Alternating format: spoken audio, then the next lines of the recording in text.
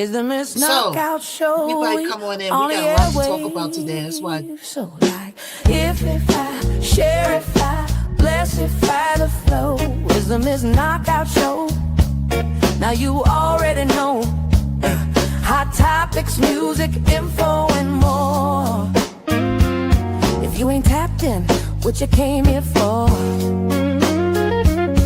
MKO got the vibe, that's a full takeover. From beats to biz talk, yeah, the queen stay in clover. Trending every lane, I'm the glow you can't block. When I drop gems, whole chat goes shock. We don't do brokeify, now we amplify. Stay blessed if I let the energy fly. Hit that tapify, keep it all in the flow. Cause it's a Miss Knockout Show. Knockout Show, hot topics, beats and the glow. You rockin' with a Miss Knockout. Let's go. If I share, if I bless, if I give, if I share, if I bless, if I share, if I bless, if I.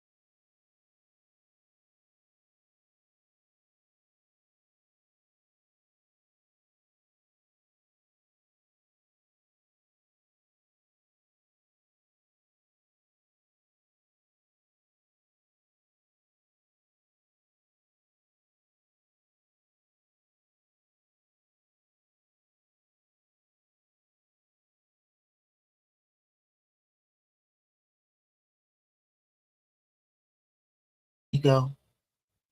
Okay, sorry about y'all. Sorry about that, y'all. Welcome to the Miss Knockout Show. Sorry about no audio. Today we're going to talk about the unalivement in Louisiana first. And then thank you for the heads up. Thank you for the heads up. You know, I always wondered why, right? What's up, Mac Life? No sound. Thank you, Mac Life. I always wondered why when I watch people's YouTube live, there will be no sound in the beginning, and then the creator will have to fumble, and then there will be sound. And that's because, and I didn't look at it when it first came on. When the StreamYard first brings you on, it mutes the mic because the theme song got to play. Right? Hey, Ra, gratitude, grand rising. Great to see you. Great to see you, Ra. Great to see you, Ra. And Ra said grand rising, and that's important that we all acknowledge the universe, that we rose up today and give praise to your God or the universe or whoever you believe in. Give praise to them for waking you up this morning, because there's many people that didn't wake up this morning. And one of them is Ashley Janae. She didn't wake up this morning with her beautiful soul and her beautiful self to go to her modeling jobs, to go do what she got to do, to call her mother and her mother to hear her voice. She didn't get waking up today. A 31-year-old, vibrant, healthy, beautiful, gorgeous woman didn't wake up today.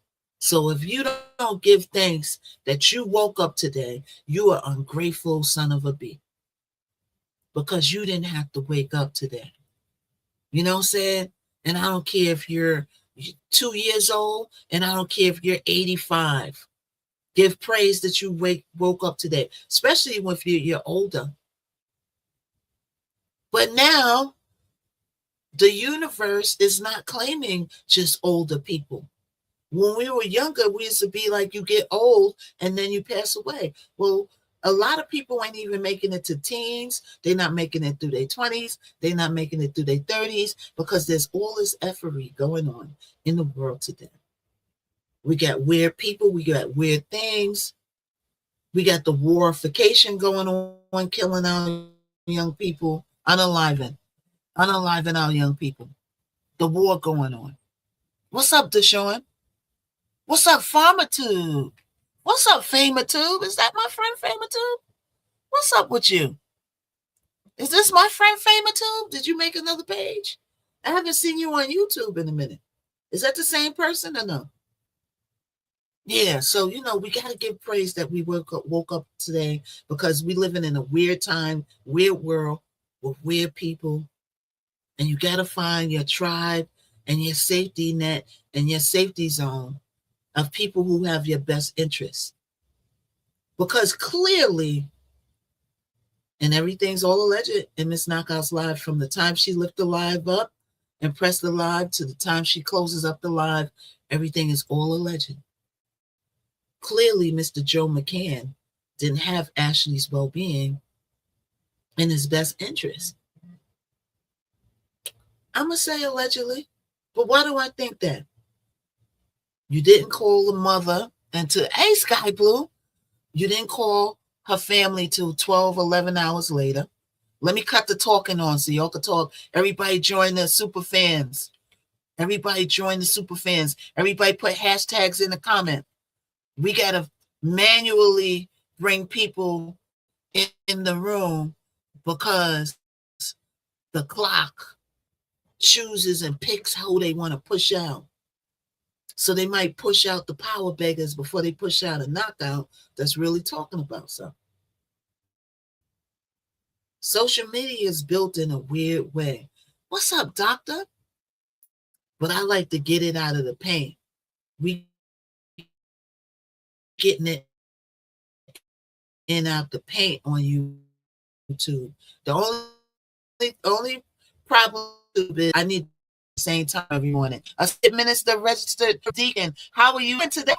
How are you? This is Reverend Terry. Tell me, how are you? I remember you from that P app. The P app was a bad app.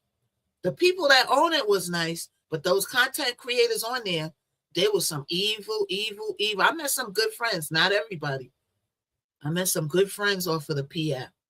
It was an app called For Culture, but that's another story for another day. I'll do a story. That was the most, the people that own the app, I feel so sorry for them, because they were beautiful people. And they invited me to another place too, but I'm not telling none of them Mother Hubbards from P. I said, I ain't telling nobody. But the P got a new app, and I'm not telling none of them, because I don't want nobody over there with me. I'll go over there myself. Right? The P app was something else. Right? I'm gonna write a book about. I'm working on several books, but one of the books is gonna blow your mind. It's gonna be like a science fiction, but it's gonna be based on my real experiences. I'm not going to give too much, but give people ideas. No, let's get back to it. The first and the thing I want you to do, though, before we get into this. Welcome and chat, follow, tap, share, repost, grab your daily things. Thank you. Mac Life, you like my new background on the Y to the Tuesday? I did a new background on the Y to the Tuesday. Good with the graphics. I'm getting good with the graphics. If you want to design for background, you want a background design, you the tubesy, right? Or even your tick to the 60s. Hit me up. I'll design it for a Lola. Give me a little $20. I'll design back get into today.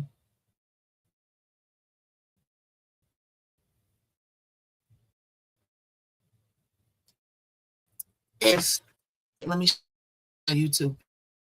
Let me show my background. I'm so proud of my plan to be self-contained and do everything myself. I'll say in the background before, right? Look at the background there. So I made it pink, yellow, and look, I made the chair. Now you can see my chair back, right? But I made a black chair in the back. So you got to be careful of the colors you use because it can wash out your background, right? Hold on. Let me turn it around. Let me turn it around. Okay, there we go. So so I did a pink, yellow, and background that still blends in, right? So if you want a background done, hit me up. Design background uniquely for you. It don't have to be like mine. You just grab what you want and I'll do it. And then you go on the StreamYard and you pop it right in. Or if you, I don't think you go to background if you go straight to YouTube. Can you? I don't think so. All right, so let's get into it. So the first thing we're going to talk about, and I want everybody to continue sharing, continue sharing, continue tapping. All right. So the first thing we're going to get into, hold on, is, and his name is, okay, let's get Jamar Elkins. Okay, Elkins. Hold on. And let's get into it. And let's get into the story behind Jamar Elkins. All right. So hold on. Okay, we're going to get into the story behind Jamar Elkins. And we're going to follow the storyline first of all. Right. Tapping is clapping. Let's run her lights up, Ted. Okay, hold Tapping on. is clapping. Let's run her lights up, Ted. Okay, so I got to find out which one it is. Okay, hold on. Okay, so I had this up too just now, and I lost it. Okay, let's see.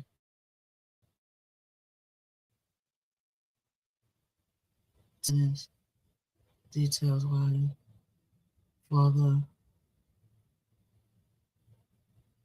Okay, yesterday. David Case, Diddy, Jaguar White.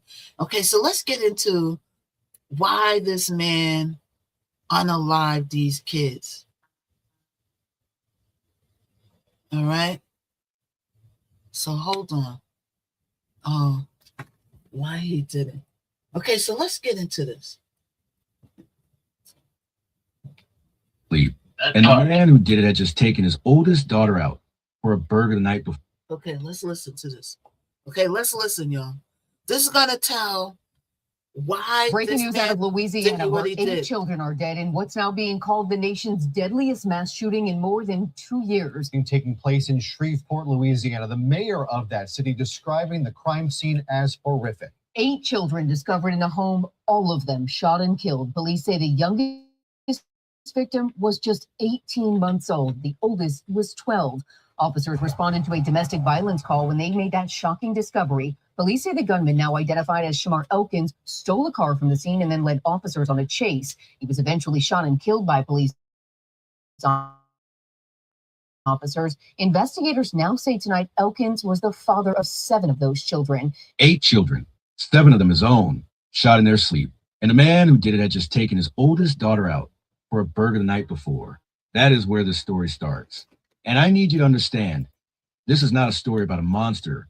Yeah, I'm in 18 and all. This is a story about a man that people around him saw falling apart. And nobody could stop it. If this is your first time, Jesus. hit that like button button, subscribe, and click the bell icon so you never miss a video. This is Crime Pop. Okay, so every coming in, I want to give a little backstory on why this man went and did what he did. Now, he unalived himself, so of course he can't speak for himself now. You know, sometimes people do these acts and they don't want to deal with the aftermath, so they unalive themselves, right? What's up, Amby? Hey, everybody come on in. We up early today. We up early. They don't want to deal with the aftermath, so they unalive themselves, right? What made this man go and unalive 7 of his kids? The other kid was a cousin, right? The other kid, so 7 of the kids was his, 8 of the kids was a cousin. We'll go through all those details. First, we'll go through the backstory on why this man did what he did. Now, often we see our relatives, family, co-workers. Survivor was accused, yes. Everything, yes, survivor was a cousin. Everything seems to be normal. You never know what's going on inside of someone. Now,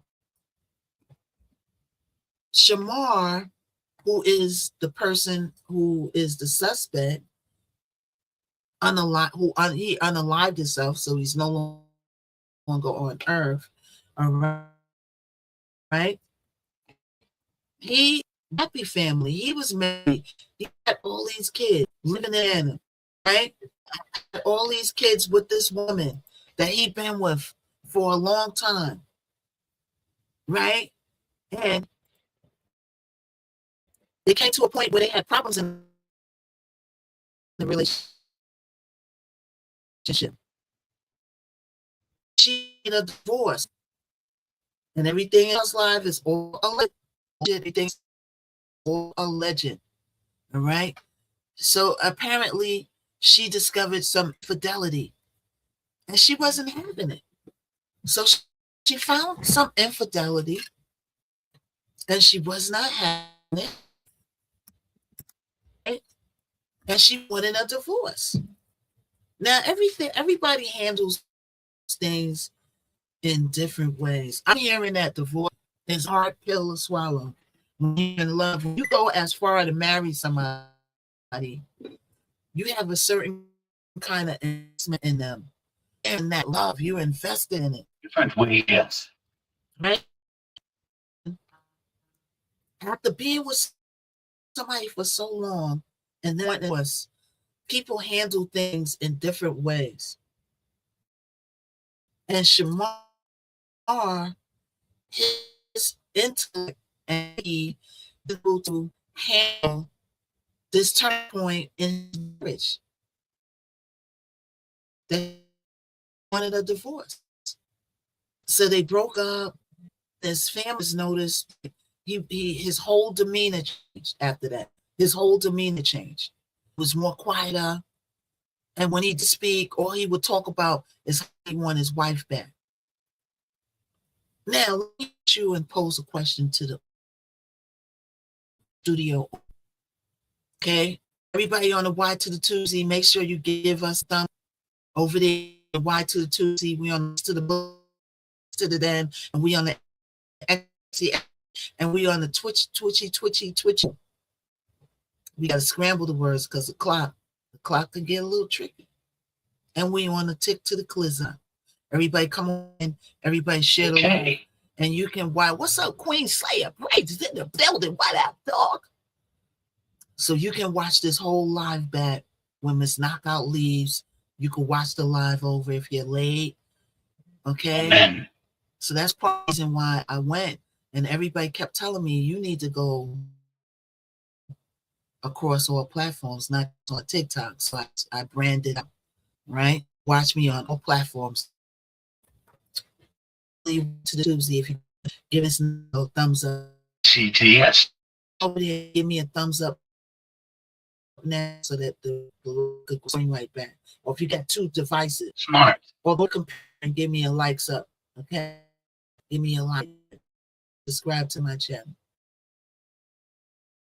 So He wasn't handling his divorce the right way. His brain couldn't handle it. Now, also for about 7 years. You know, the military is disciplined. And what else do you learn in the military? You learn how to pum somebody. Okay? What's up, Marty Books? What's up? In the military, they teach you how to pum. So he was very militant. Yes. He was very militant. Everybody come on in, switching. We pivot into Louisiana pums with Shamar Elkins. Now, what it was wrong? Mental illness, putting out children, and protecting our elders need to become a priority here in the States. Who agrees with me? We don't have enough grants for mental illness. Right? You can have somebody right next to you, seem like everything is fine.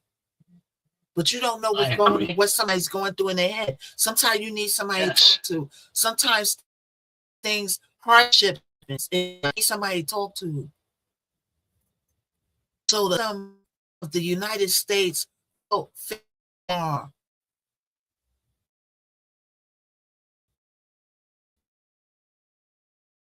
Do the people around you act wrong? Sometimes certain people don't show that something's wrong.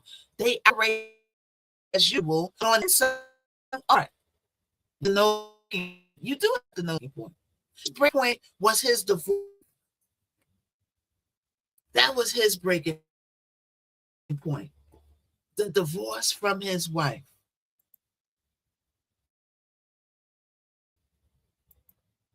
Always some sort of sign. Right?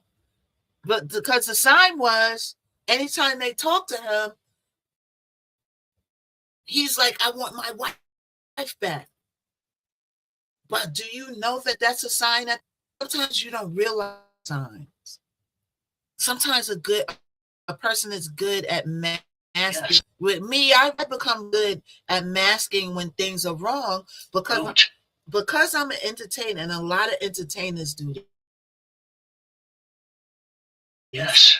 A lot of we have to mask when stuff is wrong with us and the show must go on.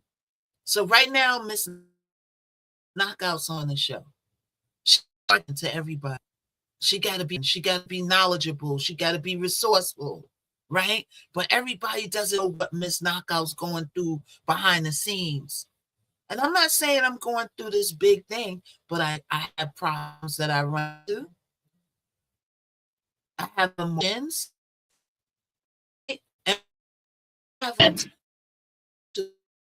Some people got nobody to turn to. Some people got people around here, right? How do we pay these things? How do we know times? How do we check on God and say that we good? Right? God, I could the verse beef with everybody because everybody got different beliefs. I refer to God as the universe because God is the universe. God is not a person. God is a thing. Humans want you to think God is a person because they want to scare you into giving them money, and scare you into training you how they want you to be and scare tactics. God is not a person. God is the universe. Everything that encompasses the earth. And here. Speak. God not saying like me, you. Jesus was a person. We in local and religion over here because I want everybody to start fighting. But I'm just explaining everything. Right. God is everything in the air. Air we can't touch. We can. But when we breathe in, we can feel it. Ain't that funny? Ain't that funny how the air you go feel it? You look, you can't see it, but when you go like this, You could feel it going in your lungs. Yeah. That universe is when you go like this. ACT, yes. You feel that coming in your lungs? You breathing in the universe oxygen. That's the universe. So don't let nobody brainwash you into thinking God is a person, because he's not. Oh, God said for you're supposed to give me money out of your paycheck every Sunday. God says God ain't a lie. See, humans, the flesh, you be very careful with the flesh. The flesh will mislead. You gotta use your own brain and gain knowledge of. Right, Queen? Yeah, that's my own church. God says you got to give me money. God says I need a diamond ring. God says I need a Fendi suit. God says I need a private plane. God says me and my wife need to live in a big house. Careful. God says we need more money. God says we need to build a church. God says we need. Are you struggling? Are you not struggling? I'll say, don't let me start my own God church with the life. Like that, when we speak and we put stuff out in the universe, that sometimes it comes in fruition. If every day, and I wake up, as soon as my foot hit the ground, I say, I'm going to be a billionaire. As a matter of fact, everybody we got 39 people in here. Let's do a challenge. Every day you get up, right? Every day you get up, feet floor. I want you to say, I'm going to be a millionaire. Be a billionaire. Go for it. A millionaire ain't nothing no more. I'm going to be a billionaire. Every day say it. I'm going to be a billionaire. I'm going to be a billionaire. Now, you can't just say it and not work towards it. That's the catch. Okay? What you putting in universe, that's right. In the universe, who are we saying that to? Who are we saying when we say, I want to be a billionaire? Who are we saying that to? We're saying that to the universe. The elements that when you breathe in, see what you feel when you breathe in? The two. And what you put in the universe, eventually the universe will end. So if you put negativity in the universe, but they went to fruition. If you put positivity in the universe, it might come into fruition. Oh, I got gagged on my own spitification. We must remember without works is that you must be in the right position to receive. That's right. You're true. That's true, Associate Minister. You can't just get up and say, I want to be a billionaire every year, and not put towards becoming a billionaire. Everybody want to be rich. Right? So Shamar Elkins, the person who unalived his 7 kids and 1 cousin, 8 kids and wounded others. Yes. The funny thing is about when he got married to his wife, and we're going to play it. We're going to go through it in just a minute. When he got married to his wife, he told her, if you ever leave me, I'm going to unalive you. But his wife went on with the marriage. Everybody wants to be rich, but nobody wants to put the work in to do what will it takes to get rich. That's right. That's right. You're right about that. Hey, Kelly, you like my hair? Yeah, I switched my hair up again. And when I switch my hair up in life, I switch it on the people. I pointed it out. They said, Naka, every time you get a new hairdo, you do yourself different on that. Yeah, I do that because I want people to come in and see it's me with the same hairstyle. Sometimes you look at a person's picture and it's so beautiful. And then you go on and run in the front and fall back, look like they're roach. You know what I'm saying? Such a catfish. You know what? People to see my picture and then come in and see the same person, kind of, sort of. I mean, we're going to look at pictures. Let's get Jamar Elkins. Is given French. It's given French. Well, oui. CATFIS8. Oui, monsieur. Okay, I want everybody share file, everybody subscribe on you to the Tubesy, everybody give this video a thumbs up. All right, I want everybody to tap that screen. Everybody to get your orange heart. I want everyone who can, if you can, to join a super. And blessed than other people, then give somebody. You can give somebody a super fan. Did you know that? Did you know that? Let me if can I get fan? Do is press the heart. Super. I can't join my own super fan, but you can give it who's left. Like there, yes, you can give somebody a super fan, just like Twitch. You can give somebody a super fan. All you gotta do is press the orange heart. I forgot exactly how to do it. Y'all want to know how to do it? I want to give people super fans too. I'll probably start next month. Next month, I'm gonna try to give my highest. Like some people brought super fans for the whole year, like Chiquita and people. What's up, LL? But there's people that's less fortunate that want to be supporters of Miss Knockout, but they really don't have the funds, right? And going forward, I really want to do stuff in here.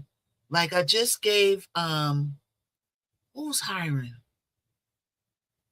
Well, hold on, y'all. I'm sharing it to some other people. There's somebody that's hiring that I sent to my friend. Who is it? Somebody that's hiring. Who is hiring? Wait, let me look at it real quick. Let me look at it. Hold on.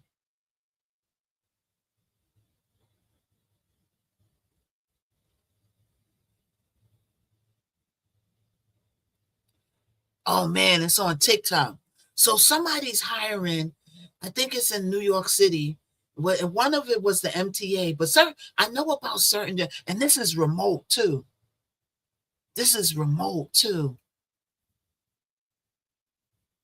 I can't look at it because it's on TikTok. It might knock me off, but I'm going to come on here one day a week, and we're going to do a business meeting, okay? Because there's a lot of people that want to grow and do streams of income, but don't know how and don't know where to turn and where to start. So I want to do a couple of things like that because I got a lot of knowledge in that. That's why you think I'm not able to, why you think that I don't go to a day job every day. It's a reason for that. It's not for the faint at heart. But let's get back to Shamar Elkins, everybody. We're talking about the man who unalived 8 kids, 7 which were his own. 1 was his cousin and injured the rest of them. Yes. So now he got married to his wife, right? Hold on, Ashley. He got married to his wife. Hold on, let's go in my notes. Give me. Hold up, y'all.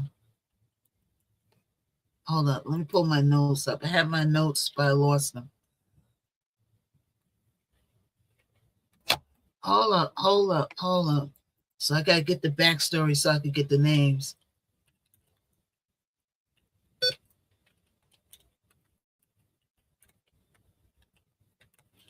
No worries. Hold on, y'all.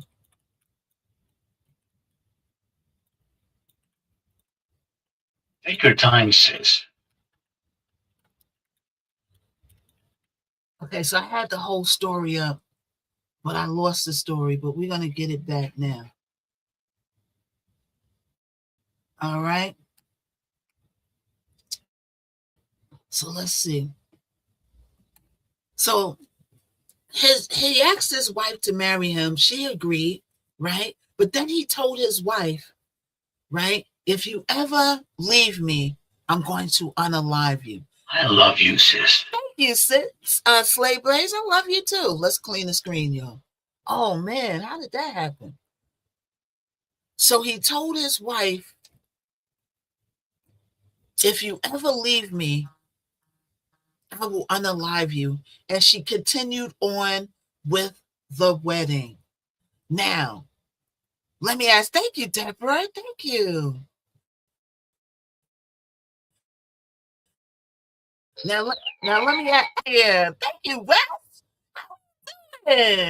I watched Wes the other night on the Rain to the Boat app. Everybody come on over. REIN, first link in my link tree. All right, make your profile real quick and come on over. It's a new app. Ray J told me about it. So I well appreciated you love. Oh, thank you so much, Wes. I went to Wes live the other night on a new application, right? And he was talking about growing the lives. And you gotta have teamwork always makes the dream work. Even if you're not a team, K or J? even if you're not, some people are not team players. They don't know how to be team players, right? Well, you better learn how to sort of be a teamwork player because it's hard to do stuff by yourself. Even a music artist. Cardi B got a team. You think she's sitting there designing all her clothes and doing this and all of that? She got a whole team, right? That's nice. I've seen him a lot. That's good. He's here. Seen who? Ray J. Yeah. Ray J is on here. He was bringing people to the app. The app gave him like almost 2 million coins, Wes. Almost 2 million coins to give out. You know what I'm saying? I won $20 in the live in the Cash App. Thank you, Wes. Thank you. So Wes is my friend. And make sure I'm orbiting you, of course. Orbit me back. The new, because you got to get down with stuff that's new.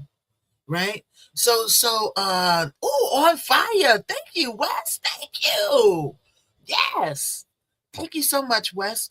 Teamwork makes the dream work. Anywhere you go, even if you're not a team player, you need to figure out how to network and work together with people to get up, right? Because here's how social media is working right now. We're going to get, right now, everybody that's coming in, Wes, I'm multitasking. So I'm on the Y to the Tube Z. I'm on the Face to the Book Z's and all of those. And I'm also on the Tick to the Clizop at the same time. And I'm on here. So I'm doing everything at one shot. Everything at one shot. So here's the thing, and we're going to get right back. So right now we're talking about Shamar Elkins and the Louisiana Unalivement.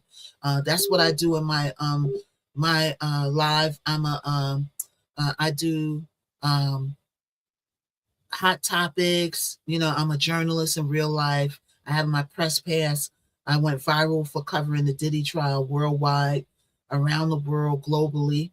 I got interviewed on NBC, Inside Edition, did interviews on me. Phenomenal. As a new media person that went global, covering a trial alongside of the machine, right? So I have an official press pass. I'm not no toy person that's saying, oh, I'm this and I'm that. No, I'm really a journalist, right? I'm also a music artist.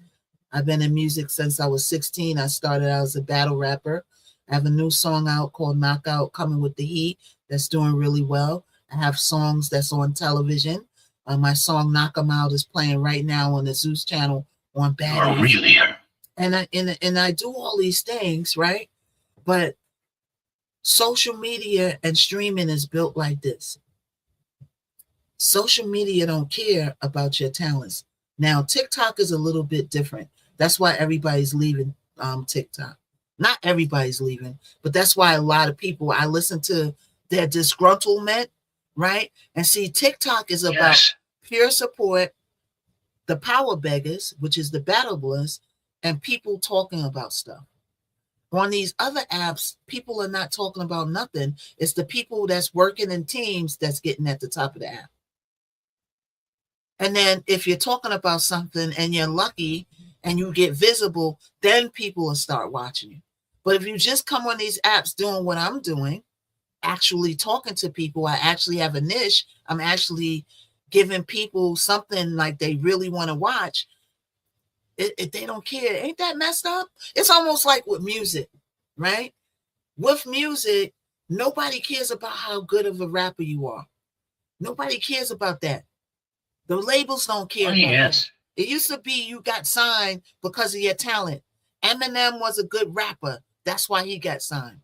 Now, not fair. People ain't getting signed because they have a talent. People are getting signed because of their numbers. Do you have 1 million views? Do you have 50 followers on TikTok, on IG? Numbers.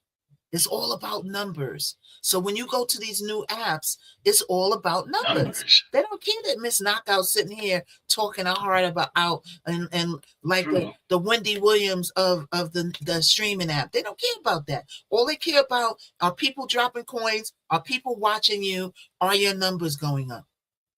So you have to learn how to work with a team regardless to how you think.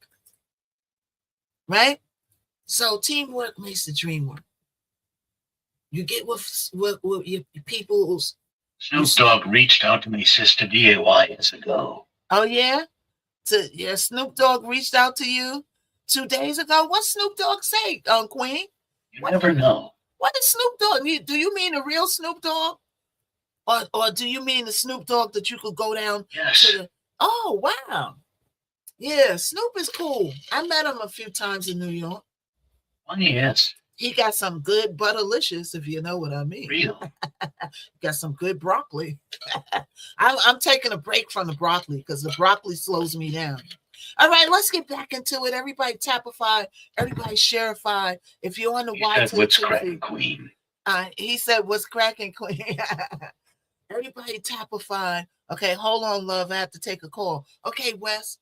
Everybody tapify, everybody shareify, and everybody likeify and blessify Miss Knockout so she won't be brokeify. There's 43 people in the room.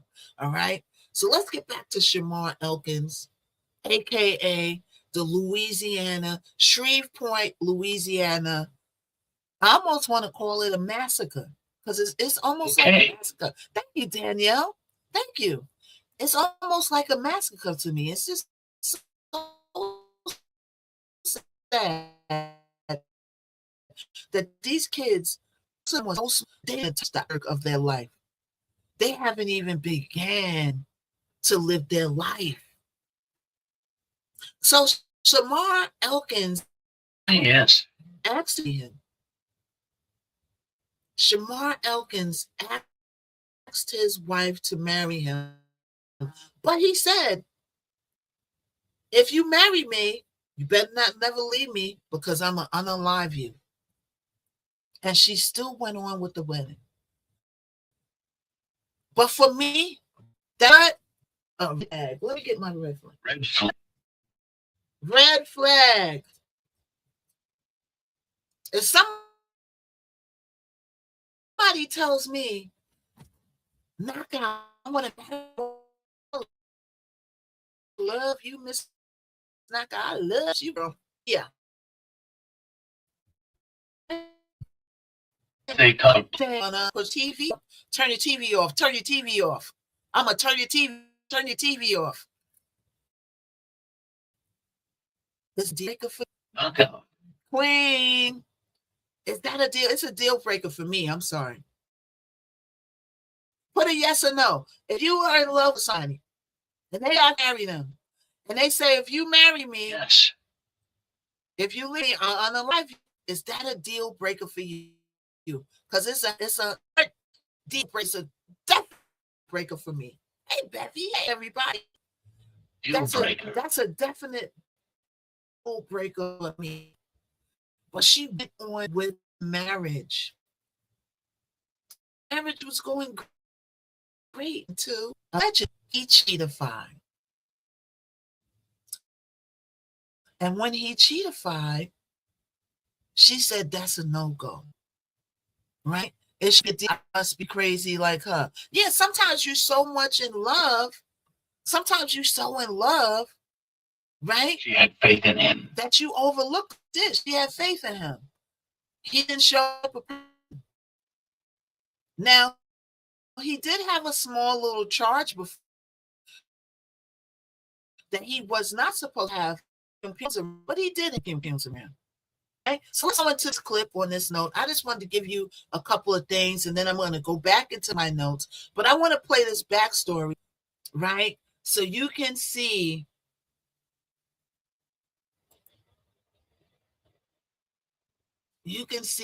what's going on there. All right, hold on. So let's pull this up.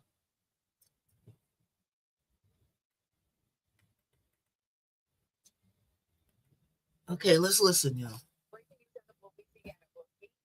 Battery Okay, hold up, y'all. 100%. Got to put it on the Bluetooth. Connected to Hey, Kim. 300 Pro. What's up with And you? May of the crime scene. All of them shot and killed. Police was just 18 months. Officers responded to a domestic violence call when they made that stolen from an office on a visit by Everybody put hashtags in the 8 comments. children, 7 of them in their sleep.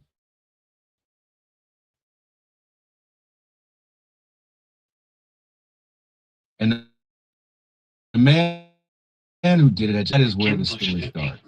This is a story about a man that people around him saw falling apart, and nobody could stop it. If this is your first time here, hit that like button, subscribe, and click the bell icon so you minds. Shamar Elkins was 31 years old. He grew up in people in the northwestern corner of the state. He was not some isolated, invisible man. He had a job at UPS.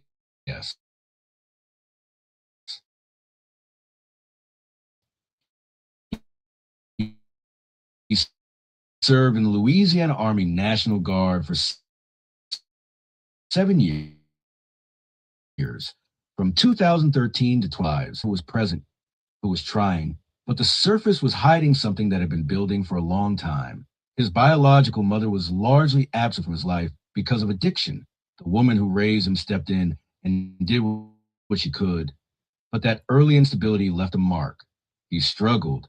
He carried things quietly. And by the time 202 arrived, he had darn part at the scene.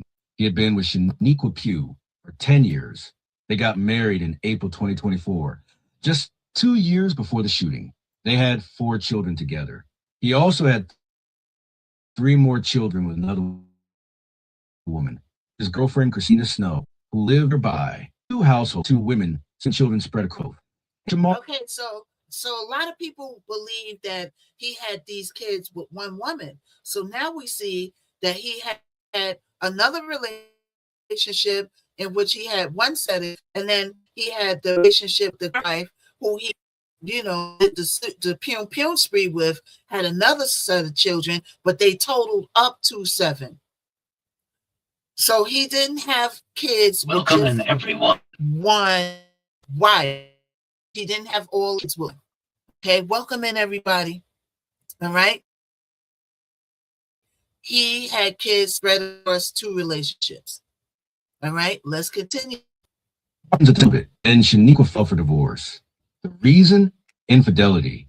And that is when, according to the people closest to him, Shamar Elkins began to unravel completely. His brother-in-law, Troy Brown, watched it happen up close. He said that after that first argument about the divorce, Shamar acted like he was losing his mind. Troy would try to reach him. Let's play dominoes. Let's go for a walk. Let's just sit outside. He said Shamar kept telling him, bro, I don't want to lose my wife. He was not angry in the way you might expect.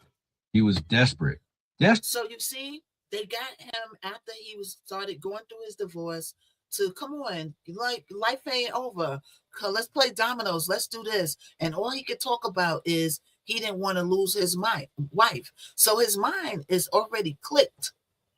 He's already clicking. Because remember what I told you before I started this. What did he say to his wife?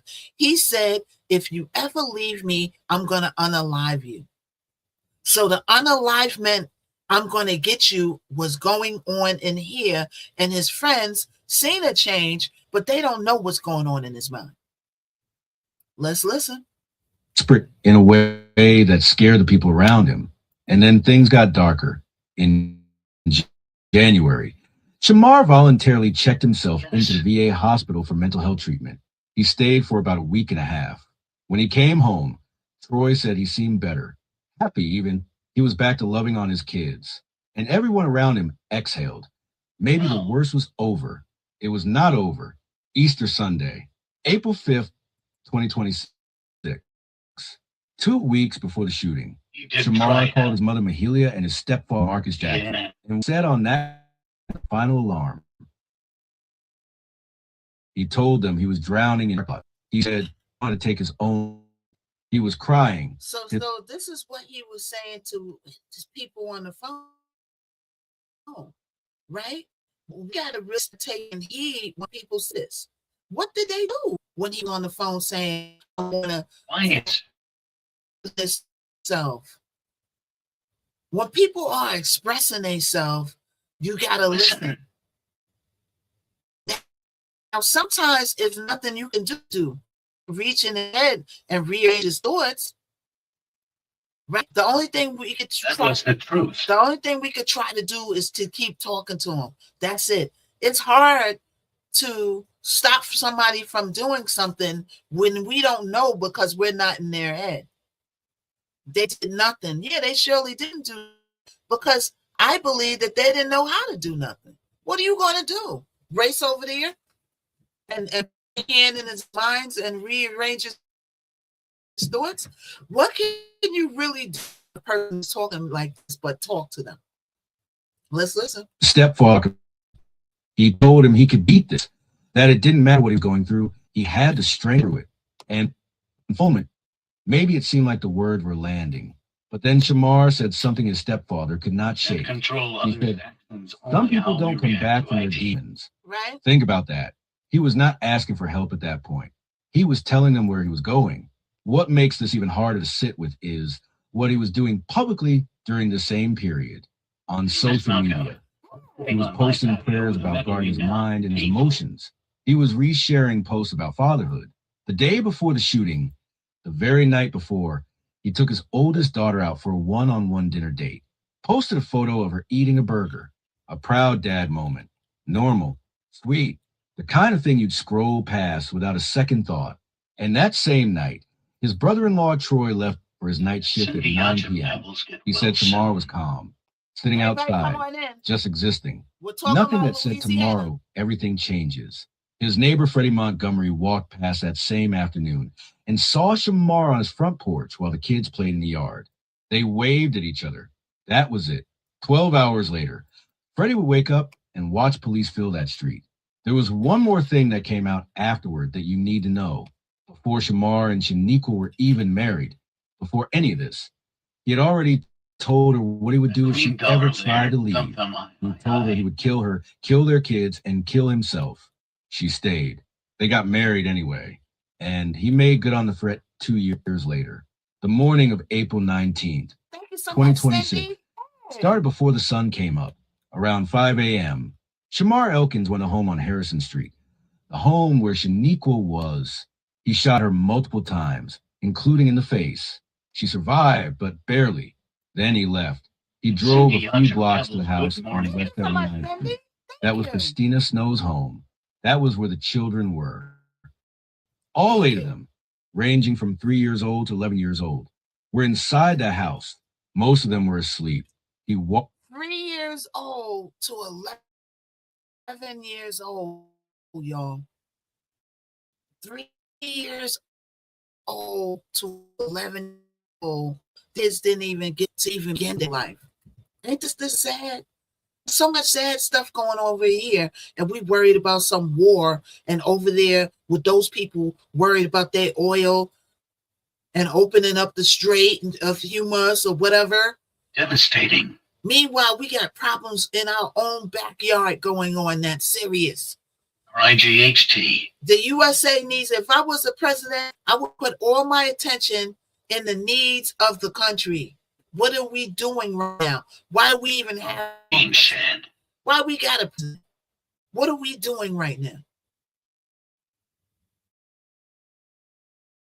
But we get ready to talk about the man that starts with T, but it's about him, about that we're gonna have to do all we can do it today. He got so much going on. That's crazy. They talking about getting need one. Now they talking about getting him up out of there. Everybody's turning on that man and saying, I told y'all. Remember, I told y'all. Everybody's going to turn on that man that starts with a T. Everybody's and everybody's going to sell him out. And some people are going to turn on him. Thank you so much for the follow. Thank you, Janice. Thank you, Genesis 58. Thank you for the follow. Thank you. Thank you, Cindy. People are going to turn on him. Thank you for the follow. Thank you, Susqueak. Thank you, Susquana. Thank you so much, WB. You know what I'm saying? People are going to turn on that man that starts with a T and not going to even tell what they turn on. They're going to keep finding out info. We need another day to him because he got so much stuff. Now, you know that we won. The Democrats won that primary in Virginia, right? That changes the whole game for the Midtown. The man that starts with a T is somewhere. He's shakes now. That changed the whole maps. But we're going to get to right now. We're talking about Louisiana. We're going to get lit for the day. We'll see if we're going to get to it today. I don't know. But my guess is, thank you, Slade. Thank you, Kim. It ain't going to be too much longer for the man that starts with a T. Everybody's turning on him. Congress is turning on him. Thank you, Kim. Thank you, Slade. The people around him is turning on him. And I hope that man, oh man, I didn't mean to do that. How you doing there? Cockeyed, the FBI, he's in trouble now. Right? And if he ever gets ousted, I hope he's the one that's rolled. Cockeyed. I'm going to tell everything. Thank you, Slave Braids. Cockeyed got those Epstein files. Cockeyed, if he goes rogue, he telling everything. He telling everything. Yeah, I'm going to be here for it with my popcorn. The colorful favorite popcorn for this. Let's get to Louisiana pow. Mr. Elkins. So Chanel Elkins was falling apart because of his divorce.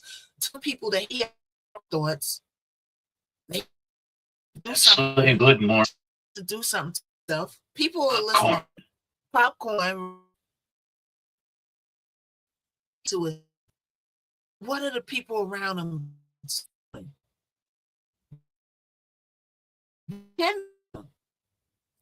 What going? Oh man, I'm having dark thoughts. I'm thinking about taking myself off the earth and putting myself on Pluto. What are you going to say to that? What are you going to do to that? I think it's too far gone. Right? Can you do too much? Talk to them. That's the only thing you could do is talk to them. Am I right? The person who can rearrange their brain is them. You could talk to them. I'm a good talker. Somebody like that, I'm a great talker. I'm a great pep talker. I'm great. Right? But when you're the strong person and you're having these thoughts, who's going to talk to you is the question. Now let's listen. So we're talking about early intervention might help sometimes. Early intervention might help sometimes. That is true. All right. So now he took his daughter out for burger. Good morning. Appearing to be fine and being fine is two different things. All right. So he's going business as usual for them power. All right. Let's listen. Let's go back a little. Why is? Okay. Let's listen.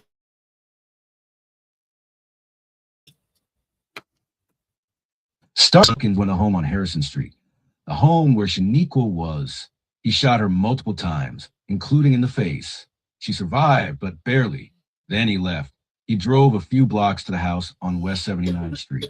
That was Christina Snow's home. That was where the children were. All 8 of them, ranging from 3 years old to 11 years old, were inside the house. Most of them were asleep. He walked in and he shot every single one of them. 7 of them were his own children. The 8th was their cousin. Police confirmed he shot them execution style. Most of them were shot in the head. One child tried to get out through a window and made it to the roof. That child. So he said most of them were pew, pew, pew, pew. What does that mean? right? Amen. Thank you, Slay. That means that he had intent to Amen. take them out of here.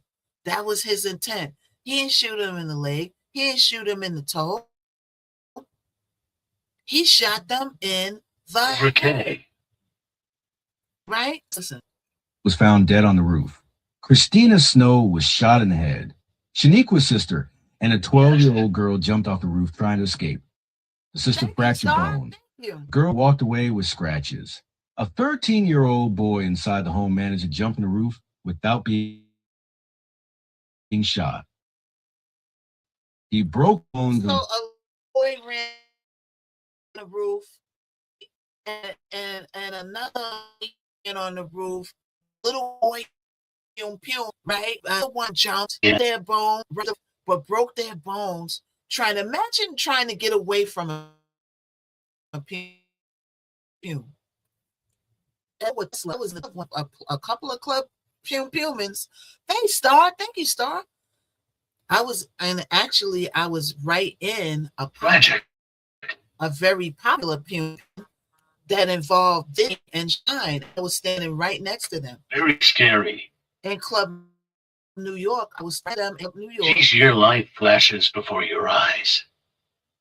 And I know who had the pume, and I know who did Shine. And your name, including that girl who got pume in the face, who got millions of dollars, who probably want more money.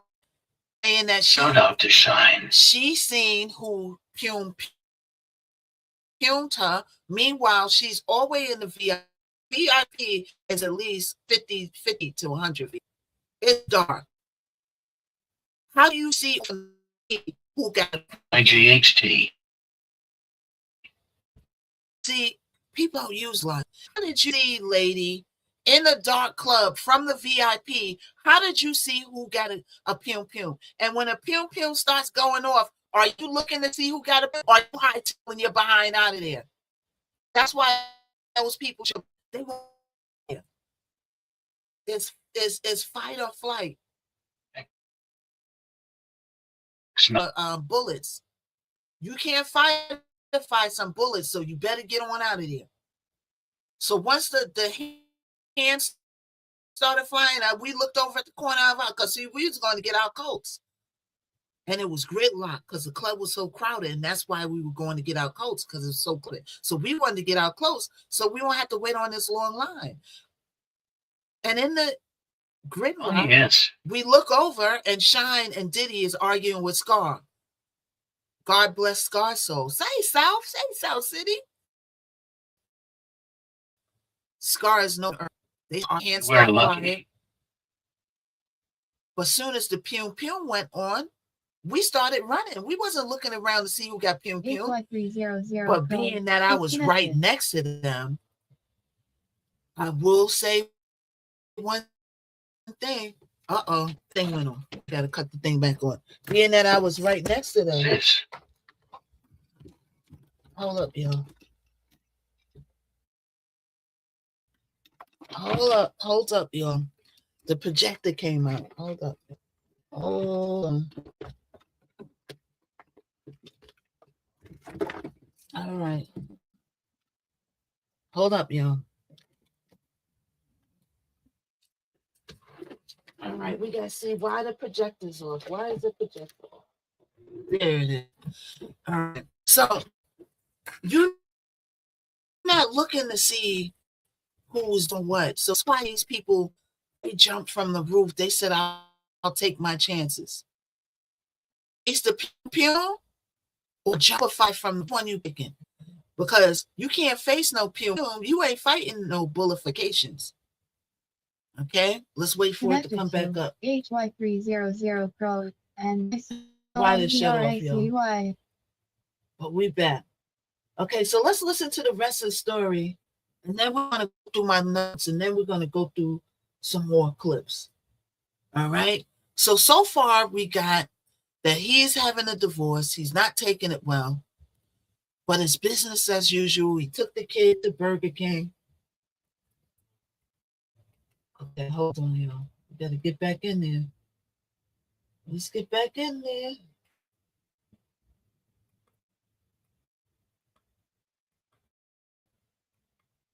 Yo, hold on.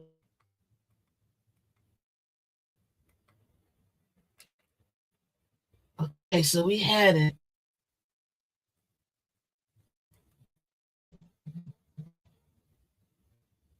Hold on, y'all. Just be patient. Let me get this back up. Okay, there it goes. All right, let's find our place. Breaking news out of Louisiana, where 8 children are dead in what's now being called the nation's deadliest mass shooting in more Okay, than so let's. Okay, so let's listen. Order out. Burger the night before. That is where the story starts. And I need you to understand, this is not a story about a monster who came out of nowhere. This is a story about a man that people around him saw falling apart, and nobody could stop it. If this is your first time here, hit that like button, subscribe, and click the bell icon so you never miss a video. This is Crime Files, and we go beyond the headlines. Shamar, 41 years old. He grew up in Shreveport, Louisiana, a city of about 180,000 people in the northwest corner of the state. He was not some isolated man. He had a job at UPS. He served in the Louisiana Army National Guard for 7 years, from 2013 to 2020. He had 7 children. He coached from the sidelines of their lives. The photos online called them all my kids. On the surface, he looked like a father who was present, who was trying. The surface was hot for a long time. His biological mother was largely absent from his life because of addiction. The woman who raised and stepped and did what she did. Early instability. He struggled quietly. And by 2-year-old. So his mother was hooked on pharmaceuticals, right? And wasn't able to contribute to his life as much. You know, I don't think the mother was that. Listen.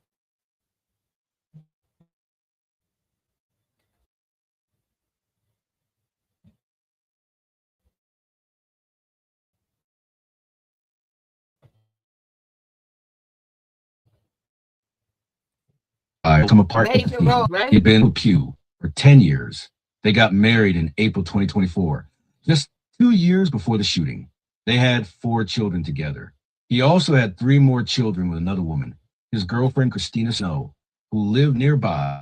So there were 2 households, 2 women, 7 children spread across both. And Shamar Elk at the center of all of it, then equal out for divorce. The reason? Infidelity. That is when, according to the people closest to him, Shamar Elke began to unravel completely. His brother-in-law, Troy Brown, watched it happen up close. He said that after that first argument about the divorce, Shamar acted like he was losing his mind. I would try to reach him. Let's play dominoes. Let's go for a walk. Let's just sit outside. He said Shamar kept telling him, bro, I don't want to lose my wife. He was angry in the way you might expect. He was desperate. That and in January, Shamar voluntarily checked himself into the VA hospital for mental health treatment. He stayed for about a week and a half. When he came home, So to check yourself into a mental health institution or hospital, right? It must be really serious on what's going. That's like checking yourself in to rehab. You know within yourself that it's something really, really serious you going, and checked himself in to a mental health facility. Wow, that says a lot right there. Let's listen. Troy said he seemed better, happy even. He was back to loving his kid. He And put around tail. I have a few. He's long enough. He stayed, I believe he stayed for like 2 weeks. Then he got out of there. You know what I'm saying? And also, you got to be careful going to these mental health institutions because a lot of them pack you with all these pharmaceuticals and they turn you into a zombie. They turn you into a zombie of sorts. You know what I'm saying? So you got to be really careful messing around with those two institutions too, because you get in there and get a zombie fight out, being there for all eternity because you can formulate your brain out of there to get back to your life. You know what I'm saying? Plus, you got your house, you got your apartment where you stay, you got your clothes. So you get up on out of here after 2 weeks. Let's listen. Maybe the worst was over. It was not over. Easter Sunday, April 5th, 2026. 2 weeks before the shooting, Shamar called his mother Mahalia and his stepfather Marcus Jackson. And what he said on that call should have been the final alarm. He told them he was drowning in dark thoughts. He said he wanted to take his own life. He was crying. His stepfather through. He told him he What's could up, beat them, everybody? See you coming that in. it didn't matter what he was going through. He had the strength to get through it. And for a moment, maybe we were landing. But then Shamar, something about that. He was not asking for help at that point. He was telling them where he was going. What makes this even harder to sit with is what he was doing publicly during the same period on social media. He was posting prayers about guarding his mind and his emotions. He was resharing posts about fatherhood. The day before the shooting, the very night before, he took his oldest daughter out for a one-on-one dinner date. Posted a photo of her eating a burger, a proud dad moment. Normal, sweet, the kind of thing you'd scroll past without a second thought. So they gave me on the clock, right? Because of what they're talking about, right? Because of what they're talking about with this, they gave me a description. But my logic is telling me to keep just going on with the restrictions, because if I restart it now, they're going to give me another restriction here, because the subject matter of the way he, did what he did to himself. I have to restart and come right back. I have to restart and come right back. Right? Should I restart and come right back now? I should restart and come right back now, right? Or should I finish? Just stop, sis. Don't mess up your. Just stop, sis. Don't mess up your platform. Okay, so I should start it over. Did we skip the story with? I don't know. Just that triggered it. It's just strict, like a warning, right? But that means that they don't push it out. Skip the story. Skip the story.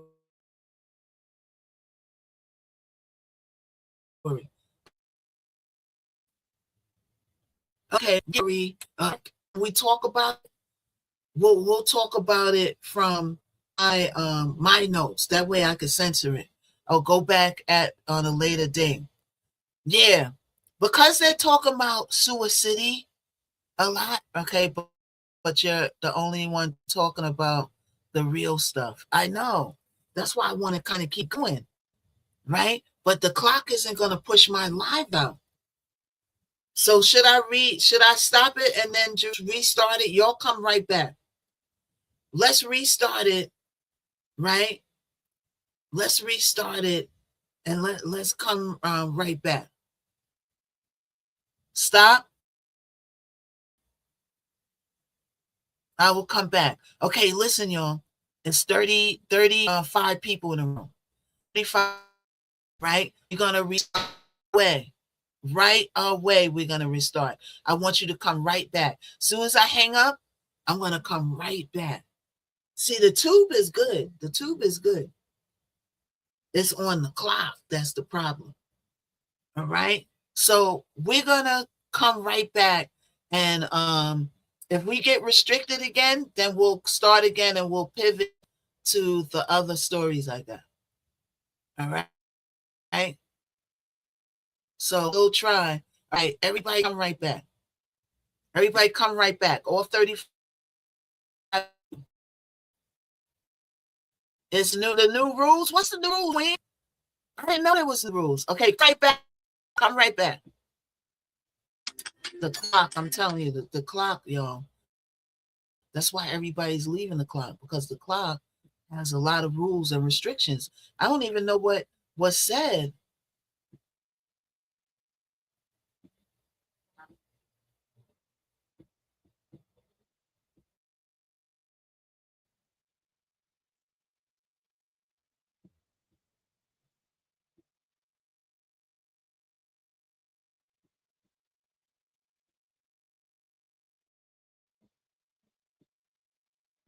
Okay, hold on, y'all. We just trying to restart on the clock.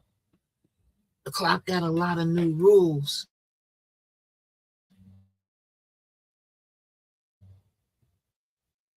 They got new rules. And that same night, his brother-in-law Troy left for his night shift at 9 p.m. He said Shamar was calm, sitting outside, just existing. Nothing that said tomorrow ever is. His neighbor Freddie Montgomery walked past that same afternoon and saw Shamar on his front porch while the kids played and waved at each other. That was it. 12 hours later, Thank you. and watch police fill the street. There was one out afterward that you need to know. Before Shamar and Shaniqua were even married, before any of this, he had already told her what he would do if she ever tried to leave. He told her he would kill her, kill their kids, and kill him. Everybody come on in. So what we're going to do is I'm going to talk about it from my notes because I could kind of switch my word around. You know what I'm saying? I could switch my word around.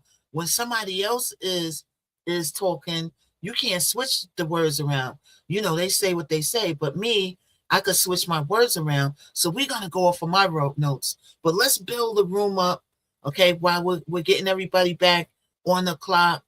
All right, let's build the room up and everybody come on in and we're going to get back to it, but we're going to go off of my notes. So anytime you're dealing with suicide and they say certain words, the clear straight about that, and it won't push it out to, strike. Is there new rules on the clock that I don't know? I got to look up the new rules now. Is there new rules? As if they didn't have enough already. Okay, Queen Slade says there's new rules. Okay, so I got to look that up, Slade Brain. I got to look that up. Yeah. So everybody come on in. Let's build the room back up. Let's shareify. Let's happify. Let's likeify. Everybody put me in your stories. Everybody repost me. Okay, you could go on your page and press repost. Share it to 10 to 15 people. And we're going to continue, but we're going to continue off of my notes. So that means everybody will come in and get their story off of my live. But who cares? You know what I'm saying? So we're going to talk about it from my notes because I basically can control what I'm talking about. Okay?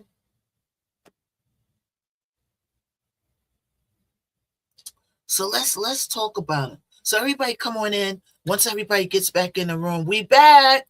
Okay? Everybody come back in. Let's get the room back up until 50, 60 people.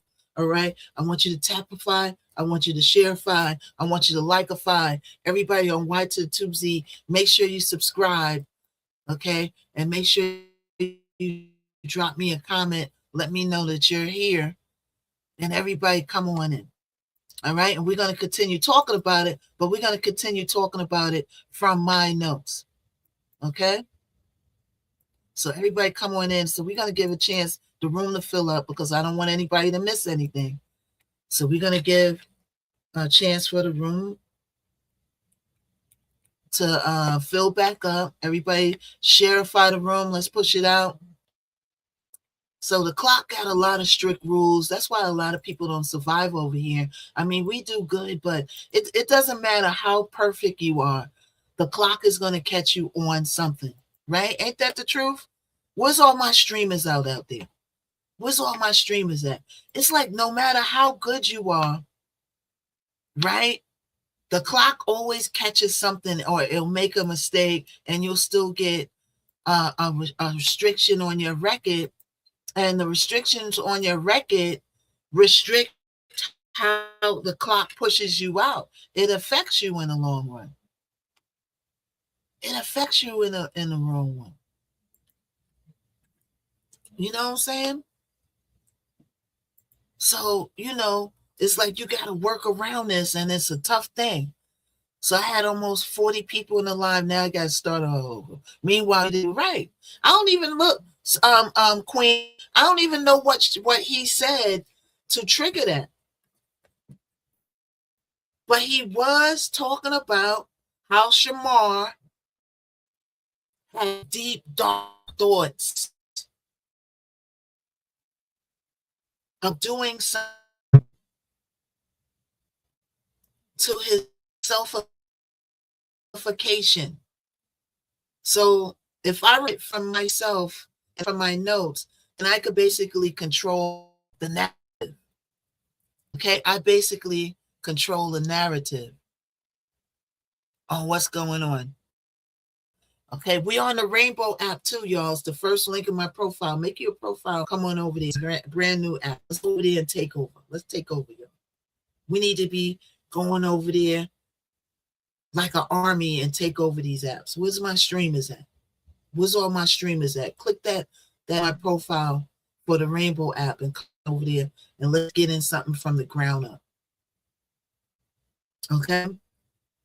So let's get back to it. We got 16 people to the live. Let's share it out. Let me put in the stories that I'm back live. Okay, we're still on the Y to the Tubesy. Y to the Tubesy, be patient.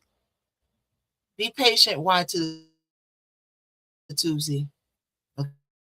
Let me build my live back, and then we're going to continue. But you're going to continue all I know. Back.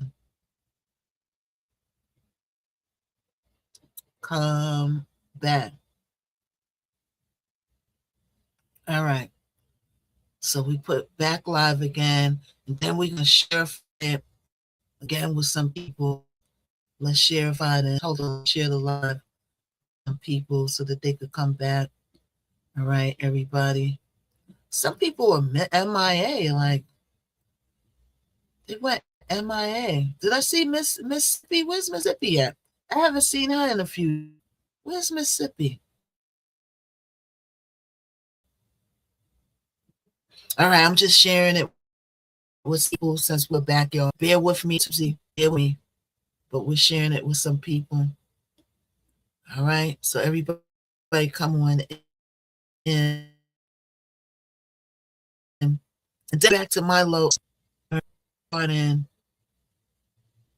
hold on, y'all. We're going to try to get this back.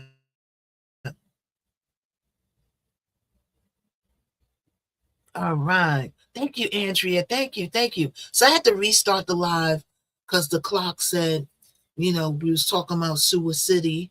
I don't know what words they call it, but I'm not going to play him again because, of course, it's because what he was saying. All right. I'm going to go off of my own notes. Okay. But we got the gist of what he was saying. All right.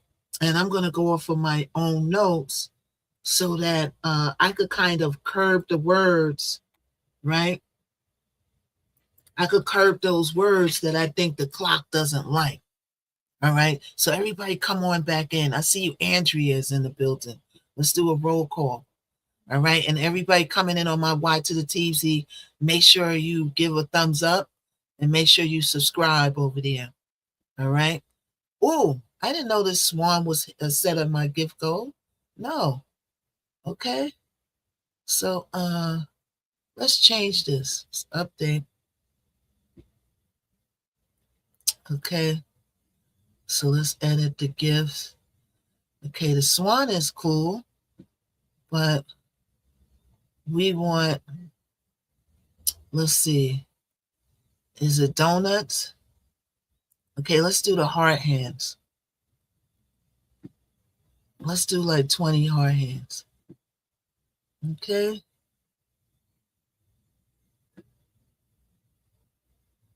Okay, let's pin the heart hands, y'all.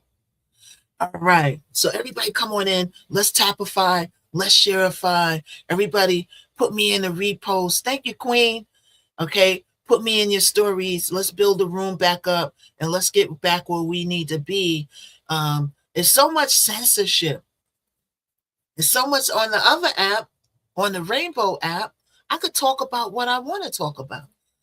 On Y to the Tubesy, the only thing you can't do is play music. And that's when they start getting their panties in a bunch. Or sometimes you say different word, you lose monetization. What's up, Charlene? Hey, what's up, Deshaun? Where's Mississippi? Am I feeling like I haven't seen Mississippi for a little while? Did we not see Mississippi? I know yesterday I wasn't on because I had to do something. Looking like, and right? Let's get it started. In the jamboree. So you got to dance with me. Looking like MGJB, right? The dances that Mary J do, we doing those in the clubs all the time when we want to show out and look like we dancing, but we really ain't doing nothing. Those are the club dances Mary's doing, the hood club dances. So everybody come on in. I had to restart.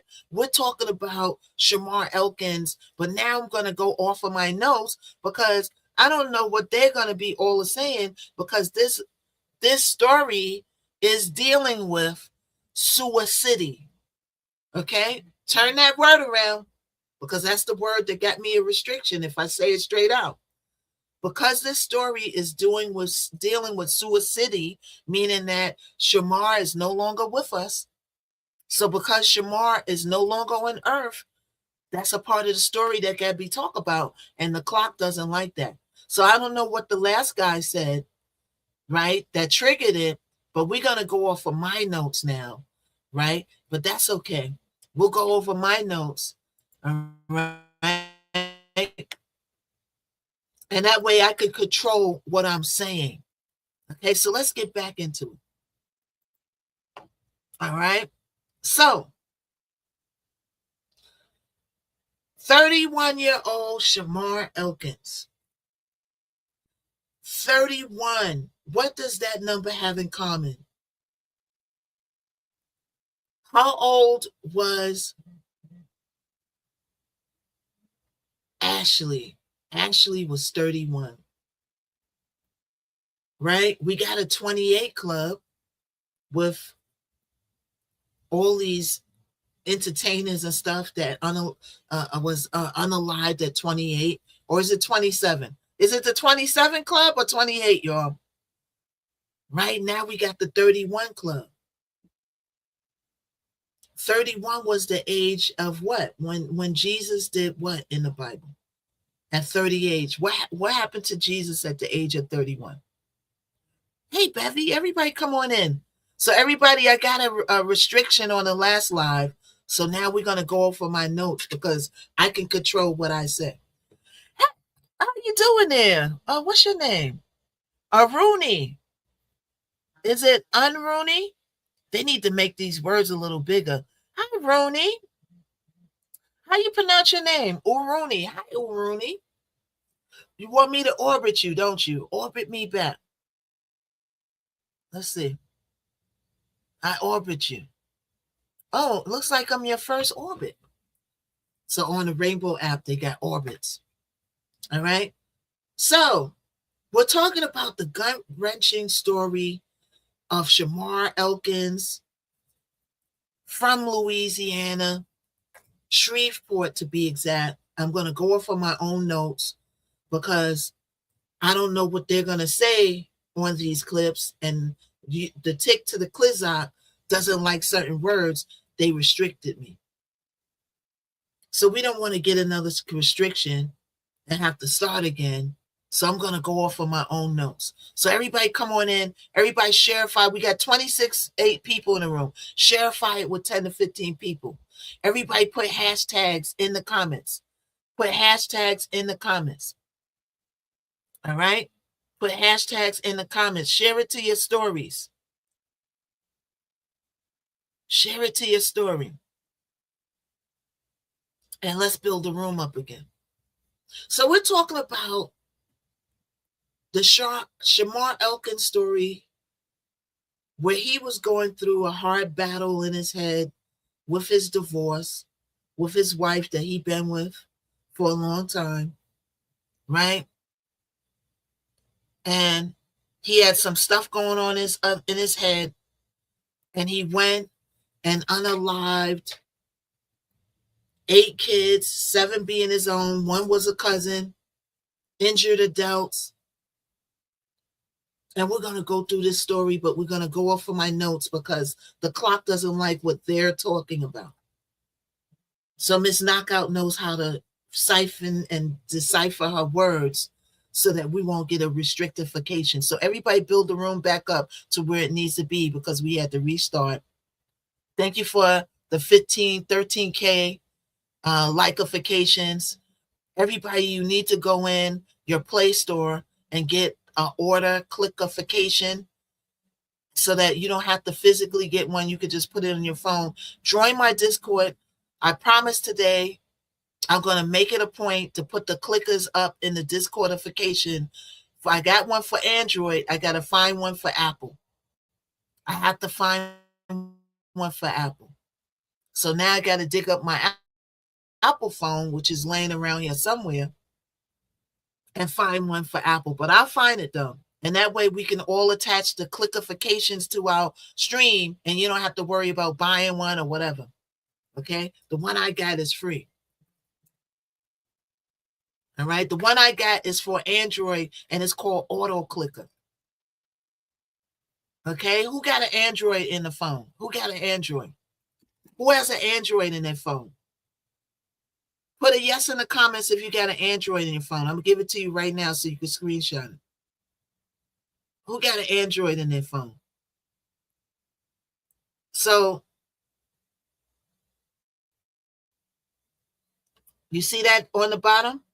You see that hand, that finger on the bottom? See that? Find that in the Play Store.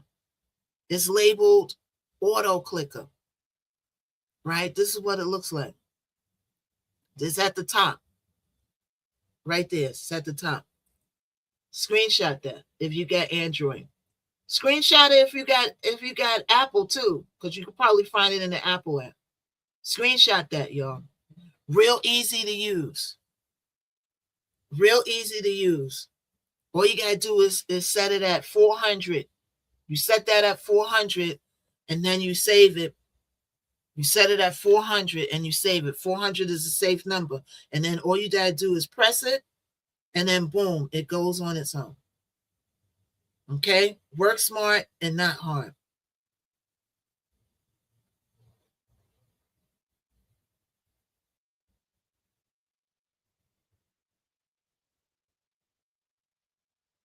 You hangry?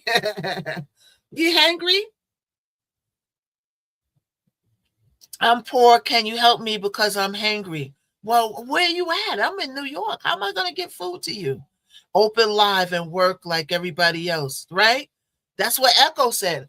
Echo said, open live and work like everybody else. Yeah, you got to put in work.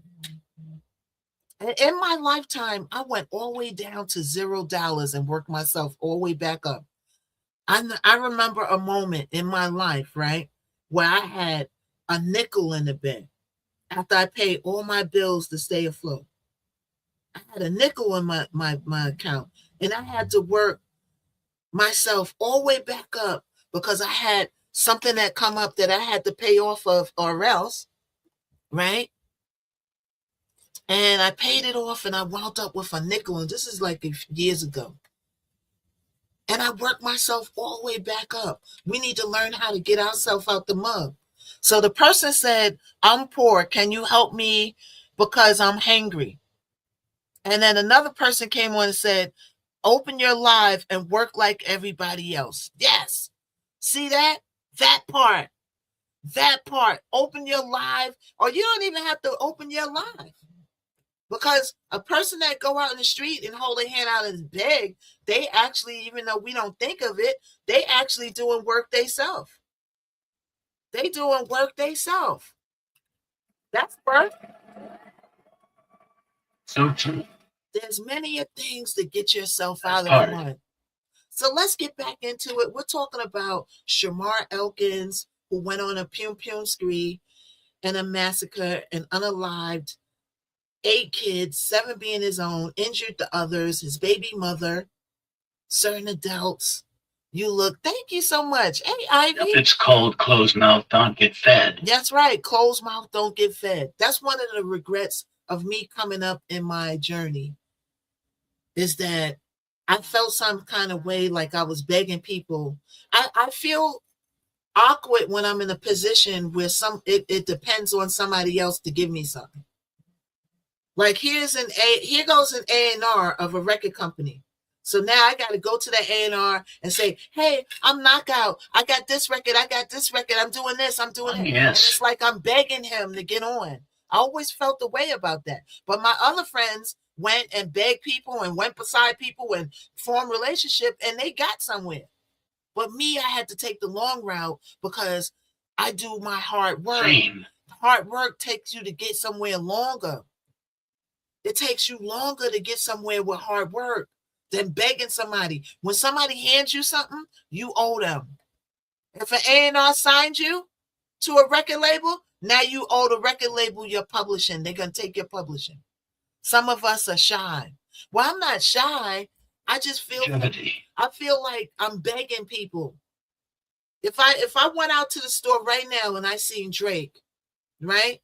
In my mind, I'm saying to myself, oh, I'm about the 100th person that asked Drake to listen to my demo that day. Hours back and says yes. What's up, CC? In all actuality, maybe I should think about that. Maybe I should do somebody like me.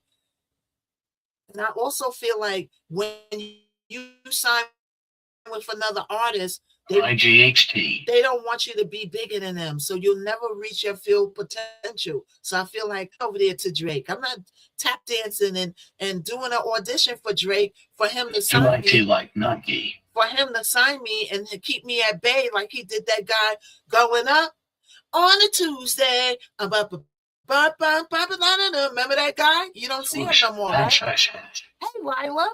Thank you, Lila. Everybody get you don't see that guy, Mohanican, that was signed to Drake. You don't see him no more. He had a good song, right? But allegedly, they're saying that Drake signed him because he was competition to keep him at bay and do all kinds of stuff to you behind the scenes so that you don't prosper. All these people out this that never let the artist supersede them. Eventually, you're welcome. Thank you, Zoe. Thank you. What happened to the Flipmo squad? I like Raw Digger. Raw Digger was doing the movies with Beyonce. Yes. She was doing a movie. She had good record. What happened to Raw Digger? What happened to Paige? We know where the guy is, the hot guy, Right. And he got good records that don't get promoted. He got a record that I really like. And a French interview. That don't get promoted. Why? Because they want him to stay the hype man. That's why. You never hear from them. We want you to stay the hype man, so I'm going to promote you. If I'm a big, I could easily on the radio station, but they don't. So you got to be very careful. Look, Finesse 2 times online crying. Signed to 2 times ain't signed to an artist. I care about this. Because Rapper Junior, Rapper Lot Senior are not ACTS. Are not music artists. They're not music artists. But Gucci Man, do you think Gucci Man is gonna let Pooh Shiesty get bigger than him? Because Pooh Shiesty was on the way. Like people don't think about this. Bigger than Gucci Man. Who agrees with that? Pooh Shiesty had a big record, a big following. All the kids like Pooh Shiesty. It was West. Yes. But he was signed to artists. Yes. What said artists? Let him get bigger than him? It depends on their mentality. Do I think Gucci Man would make somebody get bigger than himself? No. Gucci Man, for me, seems like the type that will let no man get bigger than him. He'll sign him to make some money, but he's not going to let you get bigger than him. We went back jail. So all you artists out there, who in here is a record artist, a music artist? Who's a music artist in America? We're going to get back to the story in a minute. My advice is to you, learn how to work independently. A lot of tools out here to help you grow. You need a label, get to a certain part and go for a label. Stop being an R and getting punched drunk by all these artists. Oh, I want to sign you. Only chat. You want to sign with Drake because Drake is bigger than life. But what you're not realizing is when you start to become bigger than life, Drake is not going to let you supersede him. This is longer for me to get where I got to go. But I'm going to get where I got to go. Why? Because I'm working with you guys on my team. You are the ones who are going to help me, my record knockout coming with the heat. Go. I don't have to depend on no art that's not going to get bigger than. So let's get back to this story. We're talking about Shamar Elkins and the Louisiana Shreve massacre unalivement. But we're not going to play clips with this story because it's dealing with suicide. And my last slide got a restricted, it got a restrictification, and I can control my words. I can't control what they're saying, but I can control my words. So today we are talking about the gut-wrenching backstory of Shamar Elkins, the Louisiana mass pum-puming, one of the most horrific crimes that Louisiana knows to this day. On April 19th, 2026, in the Cedar Grove neighborhood of Shreveport, that's Louisiana, 31-year-old Shamar Elkins went on a domestic violence-ificationized rampage that left 8 little people unalived.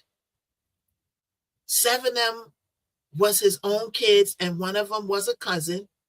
And the ages range from 3 to 11 years old.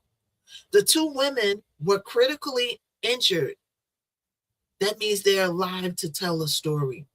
So because these women are alive, we'll be able to hear about some missing pieces of this story. All right, everybody come on in, everybody tapify, everybody shareify.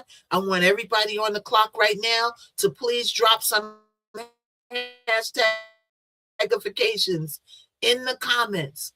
All right, drop some hashtagifications in the comments, share the live, share it with 10 to 15 people, put my live in your story, put me up my live as a repost. Okay, you need to take a chance. If it doesn't work, move accordingly. Okay, take a chance. Take a chance with the clip. I don't know about that, Charlene, because they're going to keep bringing up that he unalived himself, but they're not saying it like me. They're saying it in a way that the clock is registering it like and restricting me. So I'd rather go off my own notes, and then we'll talk about the other stories doesn't deal with too much of suicide, so I could play clips from other stuff. But for now, we're going to go off of my notes. All right. Thank you, Miss D. Miss D, put the hashtag up. You got to put the word there, Miss D. Hey, Miss D. Everybody come on in. Let's get the room out. Let's shareify the room. Let's tapify. Everybody get your orange heart. Blessify Miss Knockout so she won't be brokified. And I can keep coming here, bringing you the news, updates, crime stories, field trips. All right. And I don't have to work for the man because I got the master plan.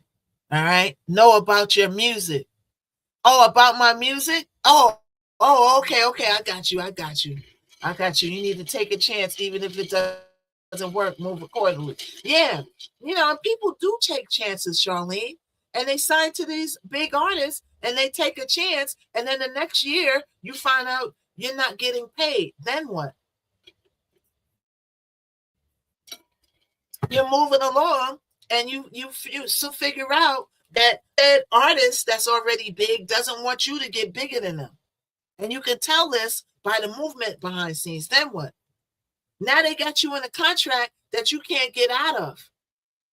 Then what? So you got to be careful. I call it the laugh now, cry later syndrome. But I'm going to do a whole post about it. All right. So let's get back to this. So the kids ranged in age from 3 to 11 years old. And 2 women were also critically wounded, one of them being his wife, right? The Pum Pum violence left 8 kids unalived, 7 of them, one his own, and 2 women critically wounded, and an entire community and country in shock because of this horrific crime that I would like to say is caused by mental illness, meaning that a change happened. Hey, Vincent, thank you. Everybody do what Vincent's doing. A change happened, which was his divorce. And a lot of people can't deal with change. A lot of people don't deal with change very good. Oh, we got a new boss coming in. The old boss is fired. Now the new boss comes in and changes this, changes that. And now we got people that go against it. I don't want to do this. I don't want to do that. They don't know how to deal with change. In life, you're going to have to know how to deal with change. Dealing with a divorce, I'm not married. I'm not going to say I had that personal experience, but when I do speak to people who had that experience, they say it's the most terriblest experience in your life. To be in love with somebody, to live with somebody, to devote your whole time and have kids with somebody, and now it's over. Divorce, over. You go your way, I go my way. Now me, I'm Aquarius, so if it's over, I'm like, bye. That's how we Aquariuses are. Us Aquariuses are very aloof. I'm like, bye, see you later. But everybody ain't like that. Some people go through these emotionals. Be careful whom you let move or love you. Yeah, especially people who date for 10 years. Yeah, that's another factor. You can't just turn on and turn off your love. Somebody that Shamar dated and was with this woman for 10 years. You can't cut this off like a water faucet, like a light switch, right? But some people deal with it better than other people, if what I'm saying. Thank you for your orange heart. Thank you, Queen Slade. Thank you, everybody coming in. Everybody come on in and join Miss Knockout on this beautiful, beautiful Thursday. It's almost Friday again. Wow. Almost Friday again. Yesterday I was going. I got booked on a job last minute. So I wasn't able to come on here yesterday. I was tied up. But I'm back today. You know, when I get a job, I got to take it because that's, you know, I got to pay my bills too, you know. That's why I tell you, blessify Miss Knockout so she won't be brokified, because I'd rather spend all my time here with you and just go on auditions and not have to do background. I'd rather spend my time with you and just do auditions. And if I get a big acting job, I could take you with me on that journey. Right? But, you know, I don't get supported enough right now to just do TikTok, to just do streaming. So once in a while, I got to disappear and I got to book a job to pay my bills. So that's why you didn't see me yesterday. But I'm back now. You know, I always come back. And when I come back, I don't come back like, boop. I come back and I'm here. I'm on here 4 or 5 hours in a day. I don't come on here. The other creators come on here 2 hours. They do YouTube for 2 hours, 1 hour, and they're going. I'm on here for 4, 5, 6 hours. So today we're talking about the Pum Pum massacration in Louisiana. Social media scene. Yes. So who was Shamar Elkins? Who was Shamar Elkins? The dad with the dark side. And that dark God side. take care of you. I knew you be on your money when you're not here. Yes, you know when I'm not here, I'm not That's just what make you so great. I'm not sticking my thumb up my behind or just saying. And some people say, oh, sometimes you knock out, you should just turn off and just take time for yourself. Right? But kicking it with you guys is lifetime for myself. This is lifetime for myself. Thanks. So who was Shamar Elkins? Shamar Elkins was a Shreveport local born December 7th, 1994, which makes him about 31 years old. He served 7 years in the Louisiana Army National Guard. 7 years he served, right? He had a steady job history, and one of those steady jobs was a UPS driver. He was the father to at least 7 kids across 2 relationships. So evidently he had a relationship besides the relationship with his wife. So in other words, whoever the mother is of the other kids had to suffer the unfortunate situation of the wife that he divorced. So the other girl in a relationship that has the kids by him, in other words, wasn't with him at the time. He was with this woman and married to this woman, and he got a divorce. So the other kids of the other relationships are a victim of circumstance. In the wrong place at the wrong time. That's sad upon sad upon sad. It's a lot of things we got going on in this world. I don't know, maybe because we were kids, but when I was young, I was, even when I was like 15, 16, I was off on a journey. I was having fun. I was doing battles. My life was a movie when I'm going to write a book eventually. Everybody keeps telling me I need to write a book. My life from young, even up to date, is like a movie. I could do chapters. My young life, the middle, and now. My life was like a movie. I wasn't watching the president doing all kinds of things. I wasn't watching all these weird stuff going on. Those kids was so precious. In those pictures, they always smile. Do it. Yes, they always smiling, right? Yeah, you see that? I was doing music. I was doing battles. I was living life. I was having fun. I was dealing with things, but it surely wasn't things that the kids that's growing up and in this world today, they got a lot of things that going on to handle. Don't you agree? The little kids that's growing up today, that's growing up, you're 10 years old, 11, 15 years old, 18, yes, growing up through life, they got a lot of things they got to deal with. And they got to pay attention because it's affecting them too. It's affecting them. My mama can't drive me to school because the gas prices are so high. Why are the gas prices high? Because that man that starts with a T went down. I know, right? I want to get with Deb Anthony. Deb Anthony says that she wants to do a lot of stories. So y'all go over there and get in Deb Anthony's inbox and say you need to do Miss Knockout story about her. She said she was interested in my story. Times has really changed. Growing up in foster care, she was very interested about that.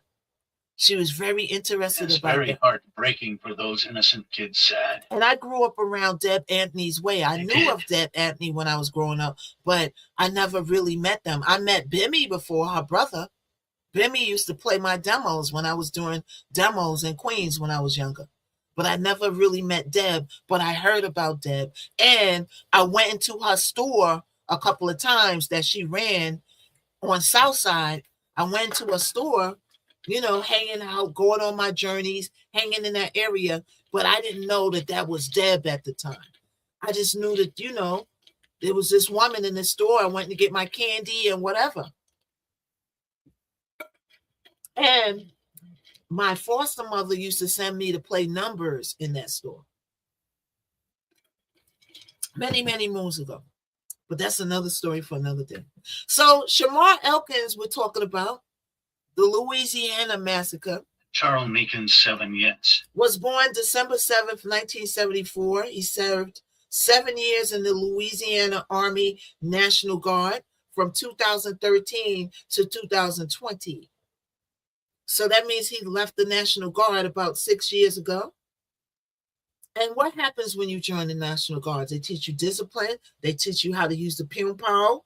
They should teach you how to pum people. As a signal support system specialist. Mother's going to need so many prayers. And a fire support specialist. So that's what he was in the Louisiana National Guard. He served as the signal support system specialist and a fire support specialist. And he was never deployed overseas. Okay. He had a steady job history, including UPS. He was a UPS driver.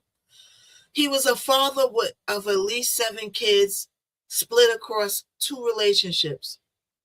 On the surface, and the family photos from Easter showed him smiling, his kids smiling, calling them all of my kids. But behind closed doors, a storm was brewing. Sometimes everything that glitters isn't gold. Sometimes we see these picture perfect marriages online. We go to people's Instagram, we look at it, we say, wow, look at this marriage. I wish I had a marriage like that. Well, be careful what you wish for, because what's going on behind those closed doors, you might not want for yourself. People have a knack for letting and making everything look beautiful on social media. Look at Ashley. Look how beautiful her social media is. It made the young girl say, "Ooh, I want to be like Ashley. Ooh, I want to pose with a couple of a bouquet of roses, getting on a private flight. I want to be going to these places like Dubai. I want to go here. Ooh, I wish I was as pretty as her. Ooh, Ashley got everything." And look where Ashley's at right now. Look where Ashley's at. Be careful what you wish for, because all that glitters is not gold. So people, hey, Sophia, Mike was looking at Shamar's life like, wow, what a beautiful family. Look at them all dressed up for Easter. Look at them all smiling. Look at them, my kids. Thank you, Sophia. Not knowing that a storm is brewing on the horizon. A storm is brewing. Yes. So you had family photos of Easter showing him smiling with his kids, calling them all my kids. But behind closed doors, a storm was brewing. Amen. Now he had a very little, not that much of a criminal record and red flags. He had a 2016 DUI conviction. And that's driving under the influence. That means he was having some happy juice and jumping in the ride and got caught out there. A lot of people do it all the time. I used to go to the club all the time, come out the club. Major red flag. Ask my friend, is you good? Can you drive? Swerving on, working. Whoever went to the club with somebody and they got lit and then they walking in zigzag to the car and you saying to yourself, maybe I should call an Uber. Sometimes you got to save yourself because you never know. You never know. I would advise you to take an Uber. I did it plenty of times. Because you always ask the person and the person to go, yes. Oh, I do this all the time. Who's ever seen a person that's lit and you go, are you good? Can you drive? And they go, I do this all the time. I'm good. I do this all the time. You may do this all the time, but this might be the time that we all leave the earth. And I'm not leaving the earth with you. I want to leave the earth on my own time and circumstances. I want to leave the earth because of you doing. So I'm going to call me an Uber. So you might get away with it 1,000,000 times, but it'll be that one time that you don't get away with it. So be careful. Time is now. Yes, call rideshare. Call a rideshare. So 2016, he got a DUI conviction. All right. Charlene, I wonder if he ever showed some craziness around his baby mother before. Well, Charlene, he did say when he was about to marry her, he did tell her, if you ever that night might be the last. If you ever left me, I'm gonna unalive you, and I'm gonna unalive somebody else. And I got to be careful saying that because that's why they gave me a restriction the last time. But you guess who else he said he was going to unalive her, and he's going to unalive who? Yes. Him to the self. Suffocation. The sad part is the kids in the crossfire. So sad. So that's a red flag. Like sis. That's a red flag right there for me, but it wasn't a red flag for her. Good morning, Kim. Everybody come on in. We had to start the live over, so let's build it back up. All right. Definitely. Let me change this. Hold on. I don't know why it keeps going back to the swan, y'all. Okay, so let's pin the hand hearts. All right, let me look at my hold on, let me look at my gift gallery. See what I need to light up. Okay, so the hand hearts aren't lined up. So we could do the hand hearts. Oh, maybe we should do the hats. Let's try the hat. Hold on, y'all. Let's change this to the hat. Okay, update. Go.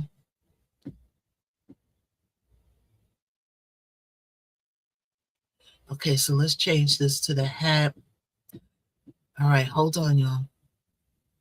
I don't see the hat. Kimberly 95, she is talking about it now. Yeah, I'm talking about it right now, y'all. Hold on, be patient. Hold on. Okay, there goes the hat. Kimberly 95, that's what she's talking about now. That's what I'm talking about right now. Okay, so let's do the hats, y'all.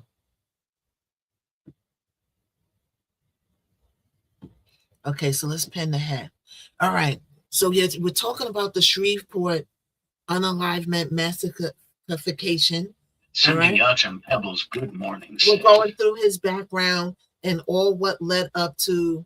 Okay, he was in the military. He called his mother and said, I see dead people. Then the next day, the last. Right. Right. He did call his mother. His mother was on pharmaceuticals all his life. So I don't know how much help she could have been.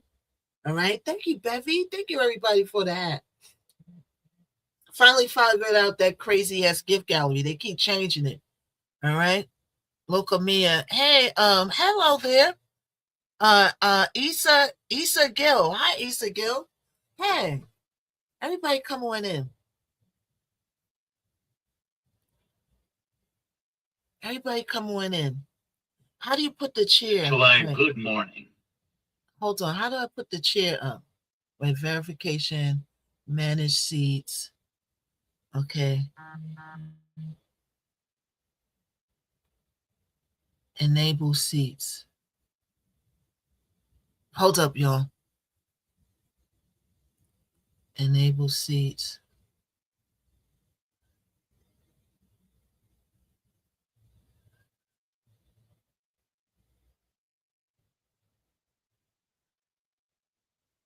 All right. So now,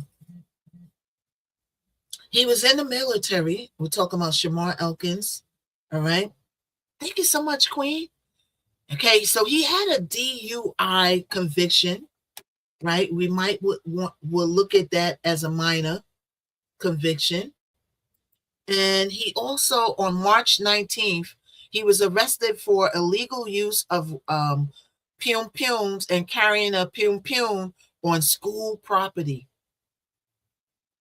Now, ordinarily, we would say to ourselves, like, he was in the military, so it's not unusual for a person who's been in the military to still have pum-pums around them because they're trained to use them, right? It's not like they're just going to, open pum-pum on everybody, right? So ACTS. So on 2019, he was arrested for illegal use of a pum-pum and carrying a pum-pum on school property, and he pum-pumed 5 rounds at a car speeding away less than 300 feet from Caddo Magnet High School, and then he pleaded guilty to the weapons charge and got 18 months probation. The school charge was dropped. This made him a prohibited person under federal law, yet he still ended up with a pum-pum. So what does that mean? That means that the system failed us once again. The system just keep failing us over and over. We're used to it by now. How did the system fail us? It's because, what did I just say? He got a charge in 2019 for pum-puming at a speeding car 300 feet away from a high school. And according to the law and his probation stipulations, he should not have been allowed to be around or have a pum-pum again until he was off probation. But he did have a pum-pum. He did have pum-pums around.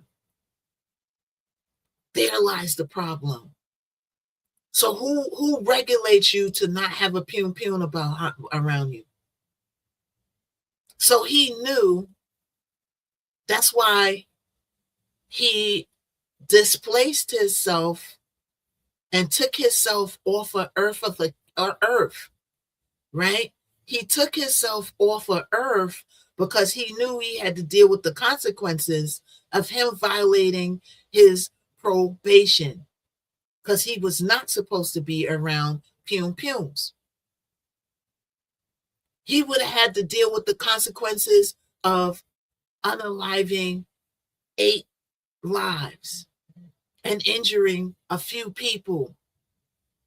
He didn't want to deal with the aftermath, so he took the easy way out. Coward, right? He took the easy way out. Mental health and family warnings ignored. So this is the part that got everybody talking about this case.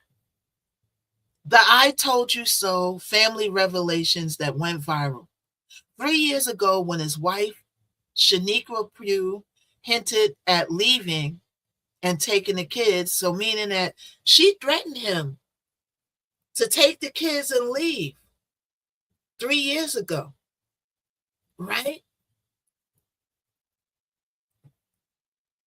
And then he started having these dark thoughts because he couldn't handle that well.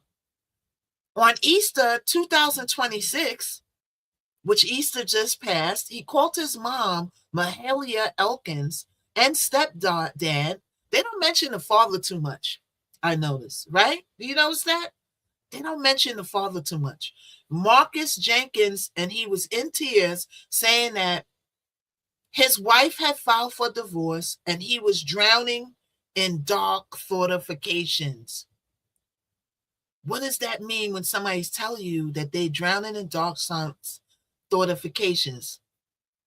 Me personally, I'm going to immediately start talking them out of this darkness. But some people and most people don't know what to say. They don't know what to do. It's not their fault. They're not a trained psychologist, psychiatrist, therapist to talk people out of dark thoughts. I'm just a mere human trying to regulate my life, right? I'm starting to think there's darkness all over the world now. I'm starting to think so too. There's a lot of darkness on the world, and you got to create your own light. You got to create your own light. You got to find what you love and occupy it. I feel like the purpose of you being here is to make you should know your child or children, so they should have called for help. Yeah, right? You would think. You got to know and find out what your purpose is here and concentrate on that so that you can leave your mark when you leave here. So he called his parents and his mother, and he said that they're getting a divorce and he's having dark thoughts. And he wanted to take himself away from earth. Read between the lines. That's the part with the clock we got to be careful about. He wanted to take himself away from the earth. And he reportedly told his stepdad that some people don't come back from their demons. In other words, when some people's minds go out there, they never come back. I know people who smokeified something bad, that people put something in their smokeification and they never came back. It could happen to any one of us, right? She should have called the crisis line. Yeah, but sometimes, Clark, people don't know to do that. This is where society should pay more attention to mental health. This is where society should pay more attention to mental health. And we need to teach each other when people are having these dark thoughts, what to say. Well, maybe we should get help. Do you want to talk to somebody? Do you want to talk to me or forward to somebody who can I talk? was asking I'm for good help. I'm very good at talking somebody out of dark thoughts. But the average person is doesn't have a clue on how to talk somebody out of dark thoughts. They don't know. Are you supposed to know? No, that's not in your job description, but you should know how, because we need to start paying attention to all this mental illness that's going on. So he called his mom in tears, and he called his dad, saying that his wife filed for divorce and he was drowning in dark thoughts. And he had thoughts about taking himself and placing himself off of the earth. And he said some people don't come back from their dark. They never get into a good place again. He was warning them. Some people definitely need to pay more attention and take those type of comments seriously. They do, but they don't. Because there's so much on in some people's lives. Everybody got a lot going on in their life, and then there's a lot going on in the world. July. Then that man that starts with the T is making everybody's life upside down. Then we got all these weird people. We got people that lost all their livelihood. We got people that are going down, that were making a life for themselves, but now they can't because of the man that starts with the T. Some people can't even go to work this morning because gas is too high and they don't have enough to fill up the tank. And she probably felt sorry for him. She and them kids was all he had left. Right. That's all he had left. Some people think like that. You never think when you're in a problem that life goes on. You always drown yourself in the problem. You never Exactly figure right. how you're going to come out on the other side. One thing I know about life is that a storm don't last forever. If you have a dark cloud that lands over your head, what happens when it rains and the clouds get dark? Eventually, the cloud is going to move to brighter clouds. The sun is going to come out. But sometimes the cloud comes and the cloud is real dark. Then it rains. It might storm. It might thunderstorm. But then those clouds move away because it only rains when the storm clouds is above you. And then when the storm clouds move on, then the sun comes out. Then the white clouds are there. The storm don't last forever. But when we're in the storm, we always think the storm's going to last forever. Some people don't see it inside the storm. They don't know how to get out of the storm. They don't know how to get those demons out of there. They don't know how to get those thoughts out of there. He could have got a divorce from that woman, continue working, paying her child support. I'm sure she would have worked with them. It's always a calm Maybe. before the storm. That's what we are dealing with now. And moved on and maybe got another wife or something. Maybe got another wife. Or maybe stay. Some people need to stay single. Some people need to stay single for a little while. I feel like Cardi B, and I'm not Cardi B's life. I don't know Cardi B personally. I've seen her a couple of times in passing. I've been to her stripification club when she was in there stripping. I've watched her. Didn't know exactly who she was. I would say that's the girl from Instagram who's cracking the funny jokes. That's how I knew her at that time. You know what I'm saying? But I saw her at Disneyland. You seen that at Disneyland? Oh, wow. Hey, Dee Dee, everybody come on in. Everybody tapify. Everybody sharify. We got 39 people in the room. Okay? Everybody, if you can, join the super fans. If you have extra coins, give somebody a super fans. Okay? You could give people a super fan membership, right? And everybody blessify Miss Knockout so she won't be brokified. So I can keep coming here, bringing you the news, and I don't have to go where I was at yesterday, working 12 hours to get 100 and change to pay my bills. I'd rather stay here and get supported by the community and pay my bills and do what I like, and that's kicking it with you and bringing you news, topics, knowledge, music, laughs, sometimes tears. Sometimes we need to cry. Right? So he told his stepdad that some people never come back from the darkness. He was warning everybody. Now he's talking to his mother and his father, who's probably up in age. They 9 times out of 10, they don't know how to perceive these red flags and how to act on getting him some help. Remember, they said his mother was on pharmaceuticals. She wasn't a big part of his life. She was on pharmaceuticals. The father, they don't mention that much. The father, they don't mention that much. So I don't know too much about the father, because they don't mention the father too much. But they said the mother was on pharmaceuticals. Right? She needed assistance as herself, yes.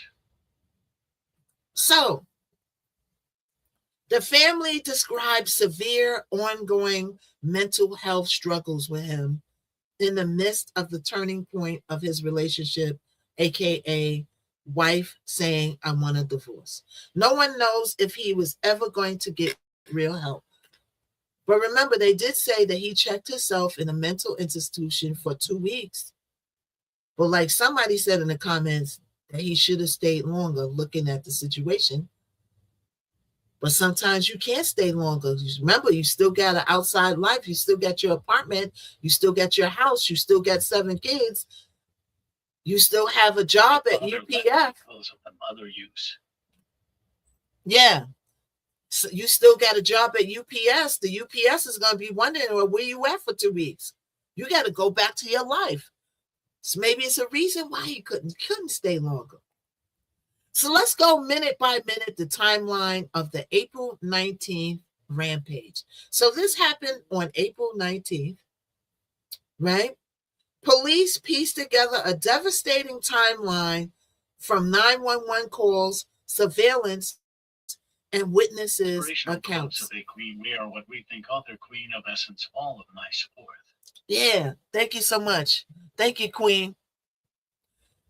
So at 6 a.m., officers responded to a domestic witness inspired by true events.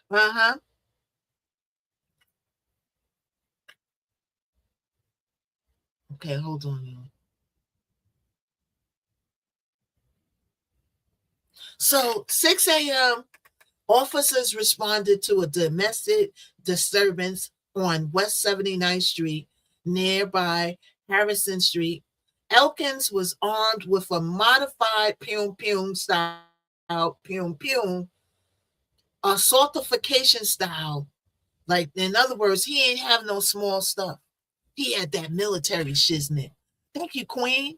Thank you so much. Everybody get your orange heart. Everybody tapify. Everybody shimmy. And everybody put hashtags in the comments. That's how we're going to get this push out. Thank you so much for the 63K in likes. Thank you. So he didn't have no small little pew, pot, pew. He had a kaboom, because why? He's a trained military. He was in the National Guard. The National Guard is big on assault piums, right? So he didn't have no 25, 22. He had the real deal, Holyfield. So at 6 a.m., the officers respond to a domestic disturbance on West 79th Street, near Harrison Street. Elkins was armed with a modified rifle-style pistol, and he piums a woman in the streetification, believed to be who? His wife, Shaniqua Pugh. She was hit multiple times in the head and in the stomach. So first he piums at a woman in the street who's believed to be his wife, Shaniqua, aka the woman that was asking for a divorce. She was hit multiple times in the head and stomach. In other words, he was aiming to take her off of this earth. He wasn't aiming at the toes, at the foot, at the knees caps. No, he was aiming at the upper part, body part, extremities. And when somebody does that, they looking to take you out of here when somebody does that. They looking to take you out of here. Right? There's a picture of the wife for the people on the white to the teepsy. That's the wife. He looks a little bit like Tyson Beckford in some pictures. Right? They got the same kind of bone structure. So he pew the wife several times in the head and the stomach. He then moves to a second nearby home where he knew the kids were at from the blended families, were staying, sleeping. So all 7 of the kids, and the cousin was probably visiting, they were a blended family from the previous kids and his kids with his current wife. They must have had a blended family relationship where they didn't keep the kids away from each other. They let the kids sleep and stay with each other. Park love, I do perfume. Yes, yes. In a house where they slept and they stayed. And he moved after he pew-pewed the wife in the head and in the stomach to this other place where the kids were staying, sleeping. And the kids actually were sleeping, if I'm not mistaken, when he moved to the other spot. And he did an execution style Pum unalivement. And he Pum 7 of his own kids and 1 cousin, and the victims are identified as the following: Jayla Elkins, who is 3 years old; Shalaya Elkins, who was 5 years old; Kayla Pugh, who was 6 years old; Kayla Pugh, who was 7 years old; Marketa Don Pugh, who was 10 years old; Soraya Snow, 11, who is the cousin, 11 years old; Kadarian Snow, which is 6 years old; and Braylon Snow, which is 5 years old. So a few of them had different last names. That's very interesting.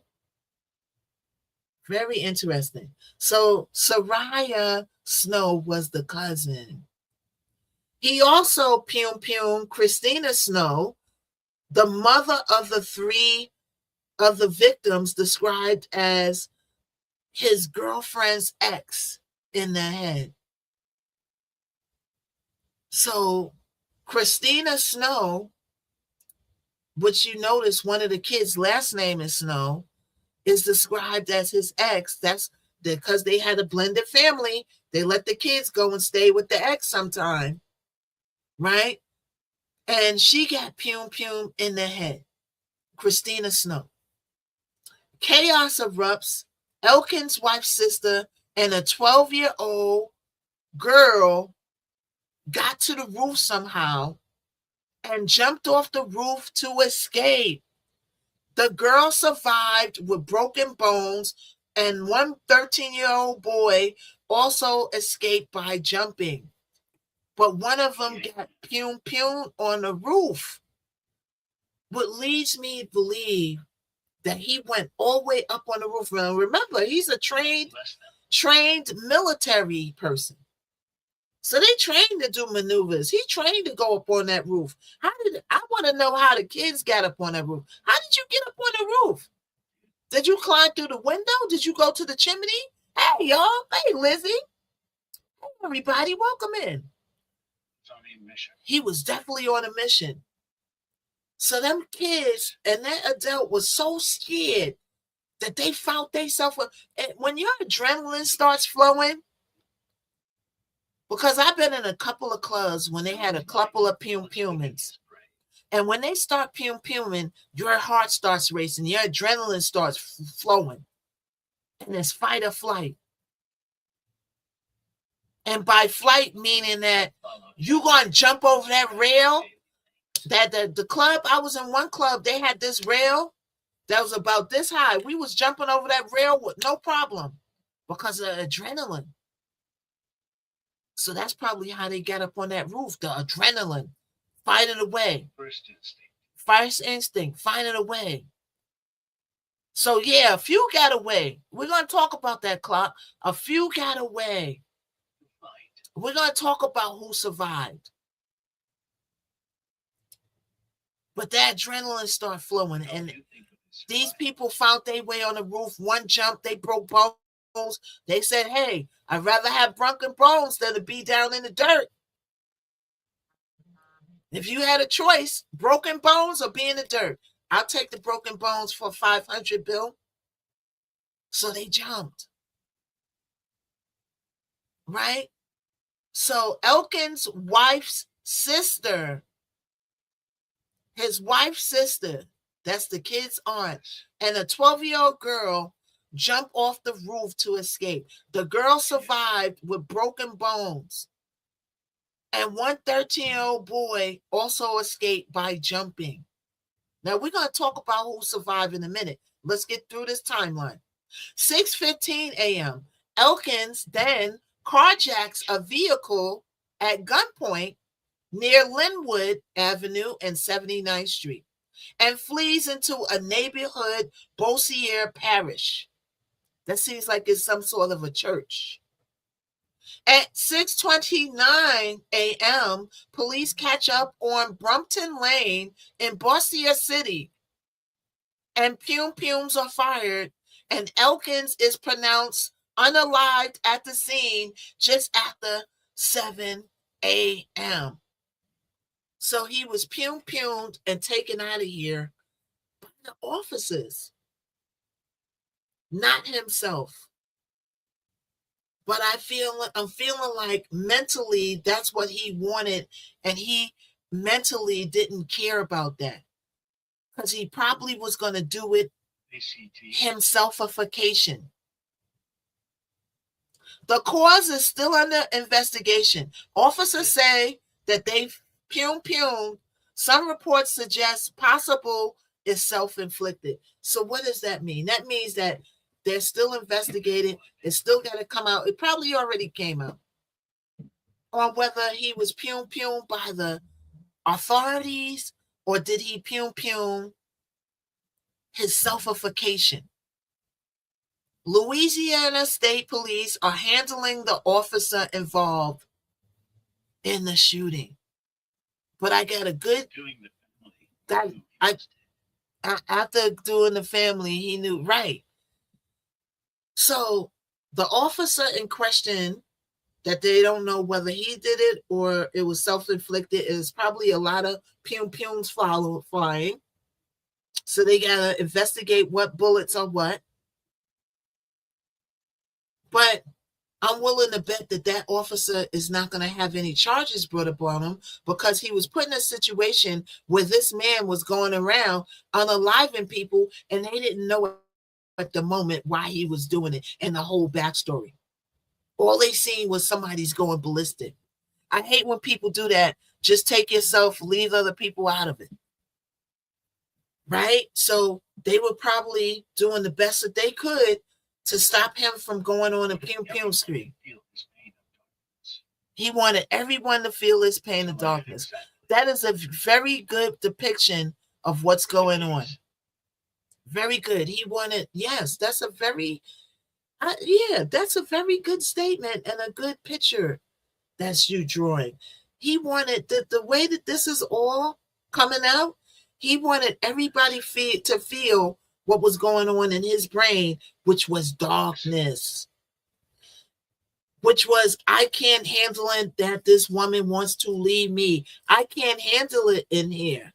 That's going on right so now, what I'm going to do the best way that I know how to make everybody remember, misery loves what? What does misery love, y'all? Put it in the comments. Finish the sentence. Finish the sentence. Misery loves what? People who are miserable, who are going through stuff. They don't mind. That's right, y'all got it. They don't mind other people going through what they're going. It's satisfying to them. Whoever got in a bad mood going to work, something rubs you the wrong way, you get in a bad mood and you like, everybody could get it. Everybody could get it right now. And then you go out and you take out all your frustrations in your head on people walking out. Get out of my way. Move. What you looking at? You're taking out your problems and what's going on in your head out on innocent people. Thank you for the follow. Thank you, Barbie. And which we shouldn't do that, but sometimes you do. Everybody has done it at one point, not to his extreme, not to his extreme. Okay, life gets rough, but never take somebody there. Life get rough, but you never should put, usually when, and it doesn't happen to me often, but usually when I'm in a funk, right? And say I got to go to a party or something like that, or event. Sometimes I'll say, well, let me stay in for the night because I don't want to mess up everybody's mood because I'm in a funk. Thank you, Trish. Hey, Trish. Everybody tapify, everybody blessify Miss Knockout. Everybody join the super fans. And if you got it like that, give other people a super fans for the month. Spread the love around. All right? Put me in your stories, repost, and blessify Miss Knockout so she won't have to go where she went yesterday doing background for 100 and change. I'd rather stay here with you. Thank you, Kimberly. Thank you, Trish. I'd rather stay here with you and do an audition and get a big part if I'm going that day. That I'm talking on television. I'd rather put all my energy in that. Background, I don't mind doing it, but I'm just doing it for extra money. So that's why I wasn't here yesterday. Because I got to do background. Because I still got to pay my bills. But I'd rather stay here with you. And that's why I want my community to get support. So I can keep coming here, bringing you the facts, the news, and everything. Right? So, the case is still developing fast. Right? And we're still digging in. Now, we did play a little clip of the backstory of what happened on why he pew his wife and them kids, but the story is still developing. Okay? Now, who survived out of all this?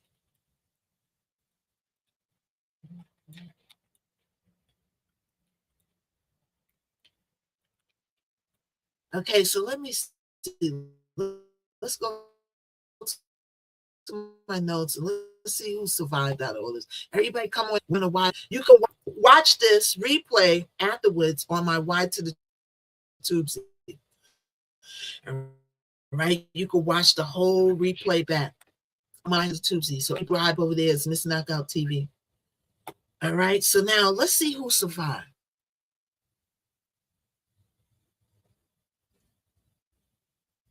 Okay, so who survived this rampage of Shamar Elkins?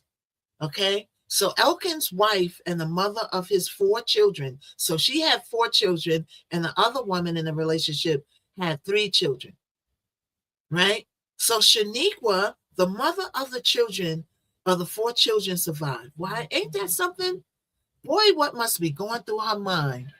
Nobody should be burying their kids. Nobody. What's up, Matt? Nobody. That must be the toughest job you ever got to do in your life, is to bury your kids before they bury you.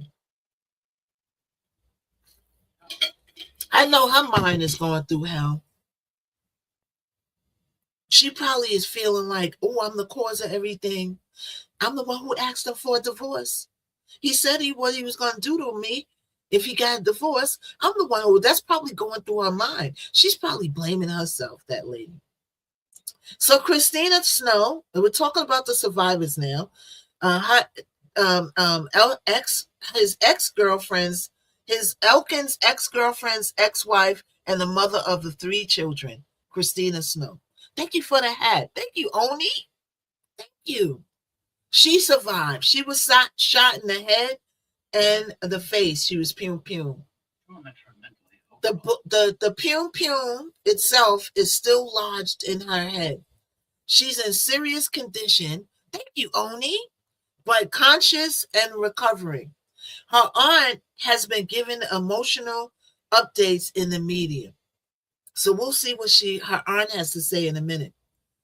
All right. Keosha Pugh. We're talking about the survivors now, y'all. Keosha Pugh, Shaniqua's sister. His mind was already made up. She wouldn't survive. He thought that she wouldn't survive, and he doesn't know if he survived because he didn't survive. So he left this earth not knowing that she would survive to tell a story. And if she lives, I'm sure she's going to do interviews telling the whole backstory and giving us a lot that we don't know, but we know a little bit. Is that the pinnacle of all of this is her asking him for divorcification and him not being able to handle it well. We do know that. So we survivors, once again, Shaniqua Poe, which is his wife, and the mothers of 4 kids, right? It was God's plan for her to be there, right? That's exactly right. Christina Snow is his ex-girlfriend and the mother of the 3 kids who was pum in the face and the bullet is still lodged. And Keosha Pugh is Shaniqua's sister, the wife's sister-in-law. She was not pum, but jumped from the roof with her daughter to escape, and she suffered broken bones and other injuries. She's going to definitely be traumatized for the rest of her life. She's hospitalized but in stable condition, but she's been vocal on social media about the guilt and the trauma. So Keosha Pugh is vocal. Christina Snow is vocal.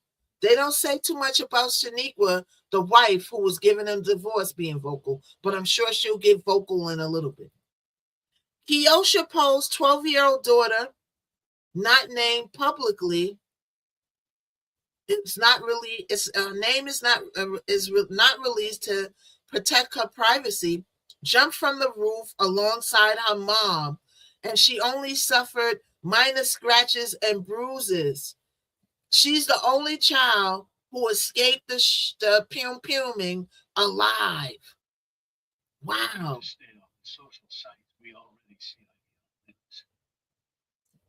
What you say? Wow, they need to stay off of social sites. We already see it on the news. So this girl, the 12-year-old girl, she jumped from the roof. God bless her soul. She only got minor scrapes and bruises, and she's the only child to escape the puming alive. Right? Now, earlier reports sometimes called this survivor a 13-year-old boy, but it's not a boy, it's a girl. That was a misreport, and it's confirmed, and she's confirmed as Keosha's daughter. Okay? And they're not giving her a name to protect her privacy because she is a minor. A 13-year-old boy was also mentioned in the initial accounts as escaping and jumping, but was updated later as a 13-year-old daughter, a girl. Because remember, the mother is vocal. No other kid survived. She's the only kid that survived. Oh, they're going to need therapy? All those. Now, remember, all these kids went to somebody's school. When you have a massacre like this, remember, all those kids got classmates. All those kids got friends who's old enough to know what unalivement is. Imagine having a little friend and you're a young kid, and all of a sudden your mom or the news is telling you that your friend got pum by their father. That's going to affect other young kids. They're going to have therapy in the school.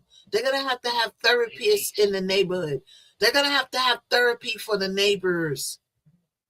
This is not a normal thing. Let's not normalize people having mental issues going on a rampage like this. Please, let's not normalize this. It's not a normal thing to deal with. It's not. Yes.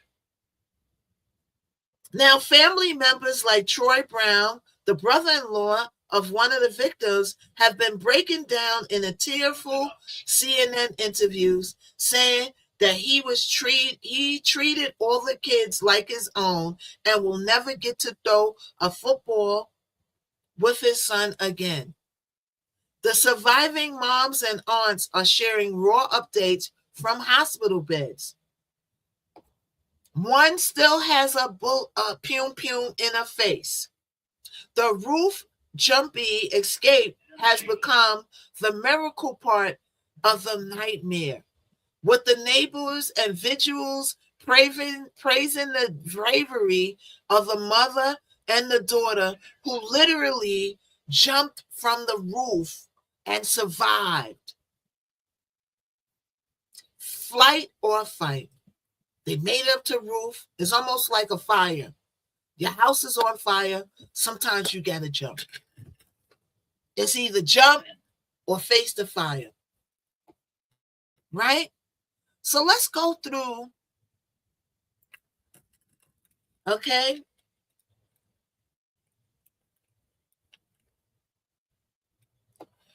Let's go through each survivor and what they're talking about.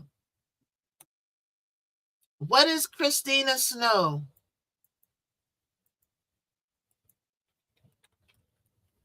I want to know what Christina Snow is talking about on social media.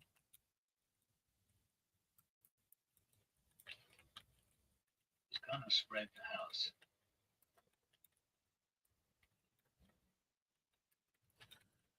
Okay, so let's take them one by one. Jesus. Okay, so we're gonna take Christina Snow, who is one of the survivors, who's been very vocal, who's been talking online. Now, actual wife who was asking for a divorce lodged in her face. And I think she has a stomach wound also. So that's what's probably making it her to be vocal. Everybody's waiting for her to speak. She's the main one. She got the whole story. She might not have what's going on in him if he was alive, but he would tell us what we want us to know, but we would still know some stuff. IT takes a village, y'all. So Christina Snow, let's start with Christina Snow. What is she talking about? She's one of the survivors, right? She is the mother of the other woman he had a relationship, not his wife, but the other three little ones that was all staying with the blended family. So she had the kids with him from a previous relationship, Christina Snow. And she's still fighting for her life in a Shreveport hospital with a bulletification lodged in her face. And it's a viral heartbreak of what she's been saying. Right? Doctors are keeping her in stable condition, monitoring the pum wound that ripped through her nose. So he pum her in the face and it went through her nose. She's probably going to have to get reconstructive surgery. But her family is speaking out, raw and unfiltered, sharing every gut-wrenching detail of her hospital bed reality. Now, I want to play clips. But I can't because of the nature of this. They're going to keep mentioning that he took himself off of the earth or had thoughts of, leaving the earth. And when they talk about that, the clock gets their panties in a bunch. So I got to control the narrative. All right. So her cousin, Christina Snow's cousin, Jamarica Snow, has been the family's voice in multiple sit-downs with NBC News and the New York Post. Yes, for educational purposes. On her memory loss and forgetting her kids are gone. So she's talking about Christina Snow, who was in the hospital fighting for her life, and she's been pum in the face, and she's experiencing memory loss. One day she'll remember that they're unalive, I heard yesterday now this is the sister talking of Christina Snow. I heard yesterday she woke up and was like, I got to get to my kids. I got to get them ready for school. She'll lose her memory. Thank you for the orange heart. Thank you, Coco. She'll lose her memory of what happened one day, and then she'll know, and then the next day she'll be thinking about her kids is still there, and then the next day she'll realize her kids is gone. So it goes in and out, in and out. Thank you so much, Coco. Everybody get your orange heart. Everybody keep tapifying, sharifying. Join the super fans. Join the Discord. Everybody put hashtags in the comments. Louisiana, Shamar Elkins. Put whatever is pertaining to this in the comments. So one Pum doctors won't remove yet is the one that went straight through her nose and is still lodged in her head and in her face. The doctors say that they didn't want to do surgery to risk it. Because if anybody knows anything about when your body is lodged and a Pum bullification is lodged in your body, some of them they could do surgery and remove in certain parts of the body, but there's certain parts of the body that a punification can be lodged in. Yeah, right? Some place in the body is dangerous to go in and do surgical because you can open it up and the pum could move around and move to other places, and then boom, it could cut your TV off. So they don't want to chance it. It's lodged there. Some people get pum and still have the bullification in their body to this day because the doctors didn't want to remove it. Right? So the doctors say they didn't want to do the surgery because they didn't want to risk moving the pum out of her face. Jamaricus also painted the bigger picture of who Christina was before the horror. A devoted single mom. So this is the girl who got a pum in the face, in the nose. A devoted single mom, all right, who lived for her baby. So this is the one who was the girlfriend with the 3 kids besides his marriage to the main one who wanted to give him a divorce. He said that she was aware that her children are no longer here at times, but the trauma and head injury keep flipping that reality on and off. The whole family is begging for tears while she recovers physically and mentally. This is a part that's ripping the hearts out nationwide because parents everywhere are imagining waking up to that same fog. The 911 call. The only direct words that we have coming from that morning from the victims. Right after Elkins pummed her in the face about 6 a.m., Christina was still coherent enough to dial 911 herself.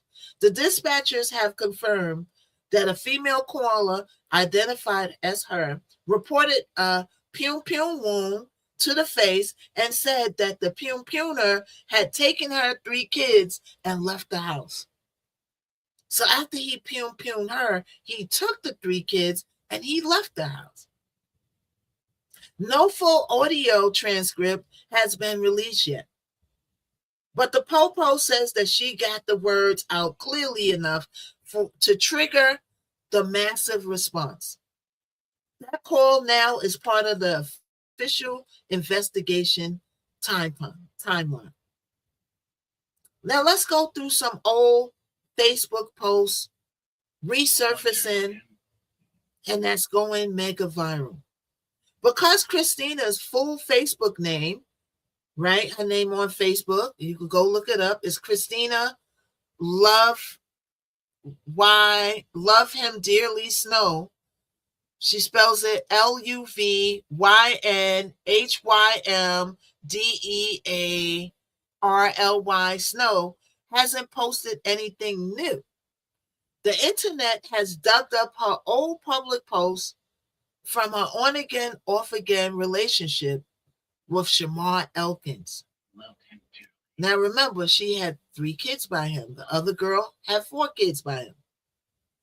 Back in 2015 to 2016. These are being screenshotted and shared and dissected nonstop on TikTok, IG, and Facebook. Here's some of the exact wording, word for word posts that are everywhere right now. December 2016 post, tagging Shamar directly. Wish I never met you, Shamar Elkins.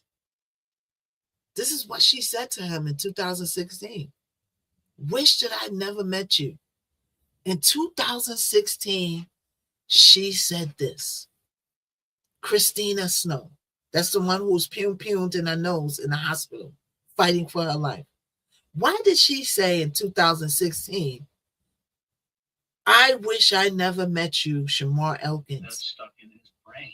And we are in 2026. And she said this all that while ago. So they must went through a time. That means she went through a time. He was sick then, but he didn't unleash his emotions yet. He probably was doing stuff, but he didn't go in dark mode until now. New Year's Eve, 2015, December 31. She also posted about feeling loved by him in the moment. So 2015, December 31st, she posted about love and Shamar. And then by December 2016, she posted about wishing she never met Shamar. So in that year span, something happened to flip that light switch off. Hey, what's up, Kate? Why? How you doing there? Yeah, right, Queen? Missed you. I missed you too, Kate. I'm here every day, though. You can always come see me. I'm on every day. Hey, Kalila. Hey. What's up, Kate? I'm here every day. So you can always find me. The only time I'm going is like yesterday if I get a little booking. Otherwise, I'm here. So you always know where to find me. All right? What's up, sexy Ida 51? How are you? He was Dr. Jekyll and Mr. Hyde. Yeah, a lot of these men or people in general got the Dr. Jekyll and Mr. Hyde. So we're going on the backstory of old posts that were surfacing. We're starting with Christina Snow. Okay. And in December 2015, New Year's Eve, she posted about feeling loved by him in a moment. It's nothing but love. But by December 2016, she posted, I wish I never met you, Shamar Elkins. So that within that year, that means Shamar Elkins was showing his behind. And they were having a time. The next day, January 1st in 2016, she wrote about being hurt and claiming that he allegedly wouldn't let her move on. So this is Christina Snow saying this. He wouldn't let her move on. Yes. So she's saying, I want to go. This isn't working. I want to live my life. And he's saying, you leave me. I'm a That's the kind of person he was. I'm a Was being forced to stay. Yeah. Yes. So the first wife, girlfriend, I don't think she was married to him, and she was able to get away from him. But the second,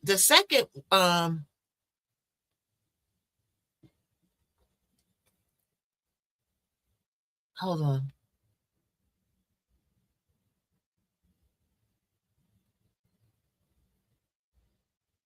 How could I switch this around?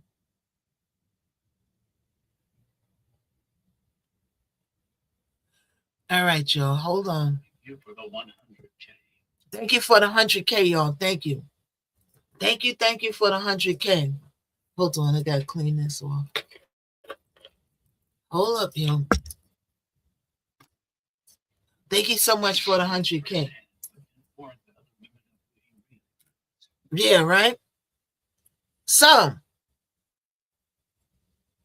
Let's keep tapping for the hot topic. she also shared, and we're talking about Christina Snow, 2013 post celebrating baby Soraya's second birthday. So these are all snapshots of the previous relationship. Now, why are these talking points in the case? So family members like Jamaricus and others close to Christina have been given emotional updates from the hospital bedside, but Christina herself remains quiet for now.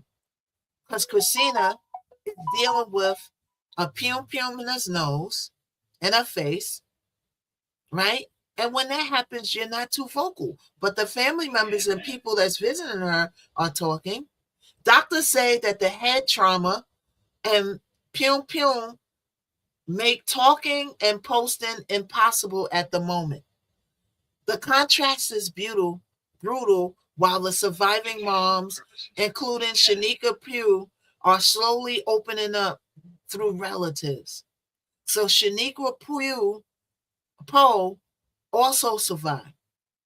Christina Snow's story is one that's dominating because of the memory loss details. One minute she remembers that her kids are gone, and next minute she thinks her kids are still here. She thinks, oh, I got to get out of here and take my kids to school. Or I get so ready for this. And then she remembers that she goes in and out of it, right? She forgets sometimes that her kids were executed.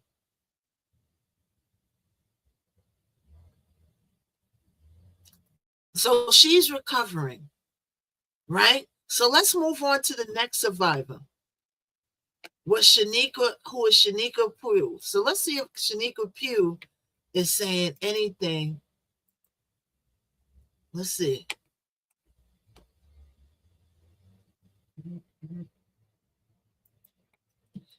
Okay, let's go to the notes. What is...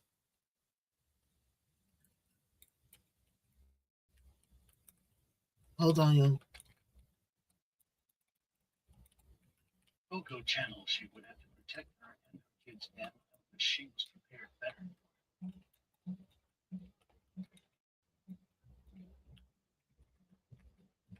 Okay, let's listen.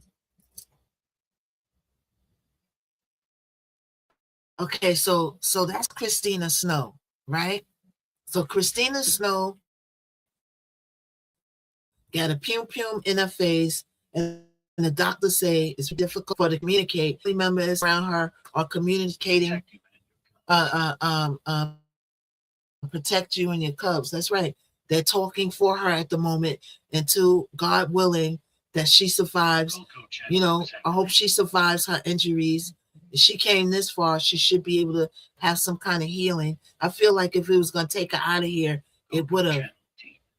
So Shanika Pugh is the wife of Shamar Elkins and the mother of 4 of the 8 kids that were unalived on April 19th in the Cedar Grove massacre, and is still fighting for her life in Shreveport Hospital with a pum wound to the face and her stomach. So both of the women got pum in the face because this man meant business. He wasn't trying to shoot her in the foot. He wasn't trying to shoot them in their kneecap. He wasn't trying to shoot them in their hand. He was shooting them in their face, in their stomach. He wanted them out of here. Is Rainbow still active? It looks like it's a little active underscore, but I noticed it's not as many people on here like before. And I'm going to talk about all these new apps popping up. Maybe I'll do a post about it, what I observed. And what I observed is these apps launch, right? People are disgruntled with the clock. Well, I love the clock. The clock works good for me because I talk about stuff. I do music. I actually have a talent. And this is not me bragging. This is me spitting facts and telling you why these apps aren't surviving. I wish I could create my own app. because I wouldn't do it like they're doing it. They're creating these apps and they're designing them for you to bring people over here to drop coins and sit in your rooms to get views and build up coins for their app. They're not designing it. See, the clock, I can sit here, open my screen, and if I'm talking about something worthwhile, the clock will push me out at some point. People will stick in and gravitate to me. In these new apps, it's all about, right? We need to create our own. When I go to these new apps, right? And I'll talk about it more. I want to stay on the subject, but I do want to talk about these. When I go on these new apps, it's all about, when I notice when I first get there is the growers. Let's grow the live. Let's grow. Let's grow. The growers and the teachers. Right? And I sit in people's live and I watch them talk about how disgruntled they are with TikTok, how disgruntled they are with YouTube. Why? Because when you're a power beggar and when you doing these teachings on TikTok, right? There's only so much you can do before you hit a wall. There's almost only so much people can learn before they're learning the same thing over and over again. In which a lot of them don't work. But people are desperate to go, so they sit there and listen and they sit there and drop coins on you. So all these people are disgruntled with TikTok. Why? Because they have no content.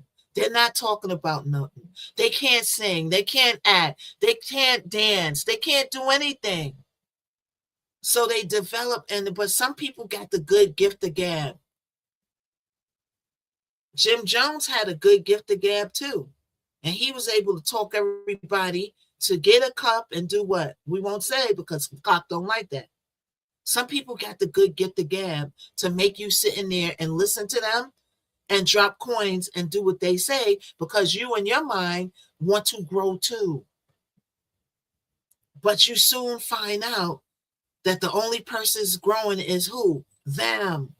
So that's what the new apps that you go in, right? Yes, we all need to get in there. We all need to try to grow. Yes, we all need to network. But it's like a Ponzi scheme and a pyramid scheme. The people that's over there teaching and doing these growth families and stuff, they grow tremendously. And by the time it's time for you to grow, stuff happens, people start fighting, they're nowhere to be found, and you're left with no growth. You need to learn how to work with a team and at the same time grow yourself. Because yes, it's a mind fuck, right? You have the gift too. I do have the gift, but I don't want to use my gift of gab to trick people into growing, and the only person grow that is me. I want to grow, and then when people get here, they see that Miss Knockout has a talent.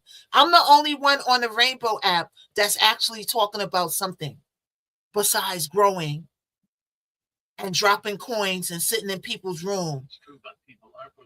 That's a whole subject, and I'm not knocking the hustle. I will never knock the hustle. If that's what you can do, do it. I'll even join in. I'll sit in people's room. But what I'm saying is these new apps ain't built and structured for a person like me who actually has a talent.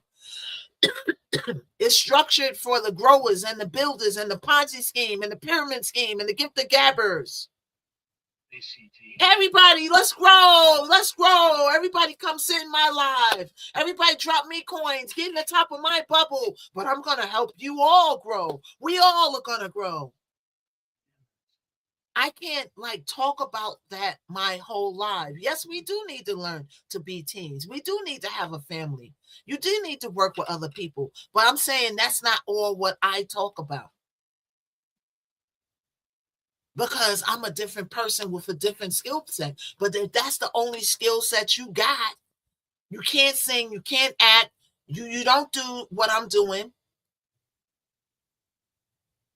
So these apps come and they go because they're not structured to last. Because these apps They're building them to make coins and to condition you to bring people. You need to bring people over here to sit in your room and drop coins on you to go up.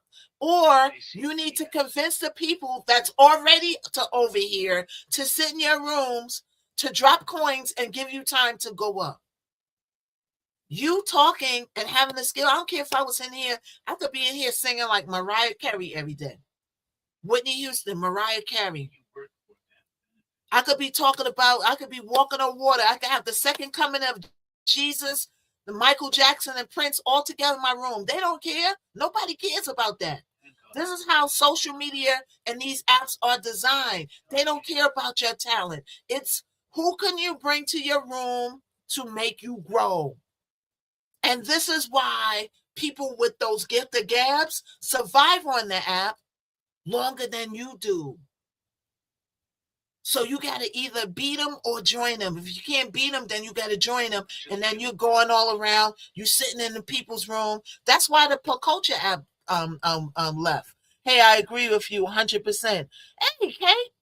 Yeah, that's why the Culture app is here no longer. And that was the Japanese app I was on.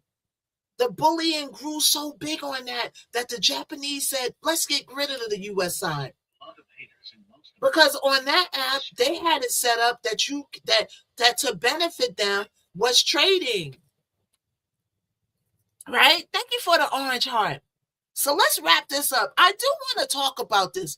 Do y'all find what I'm talking about interesting? Do y'all find what I'm interested? Because I'm going to tell you the realer, and then I'm going to tell you the real way to grow on these apps. Yes, you do need a team. Yes, you do need help, but you need to know what to do to survive on your own. Because once you work with these teams, and once you work and you network, and you do go to the top of the app from people sitting in your room, from people dropping coins, and you going around, you dropping coins in other people's room. You said, when you do get to the top of the app, you better have something to talk about.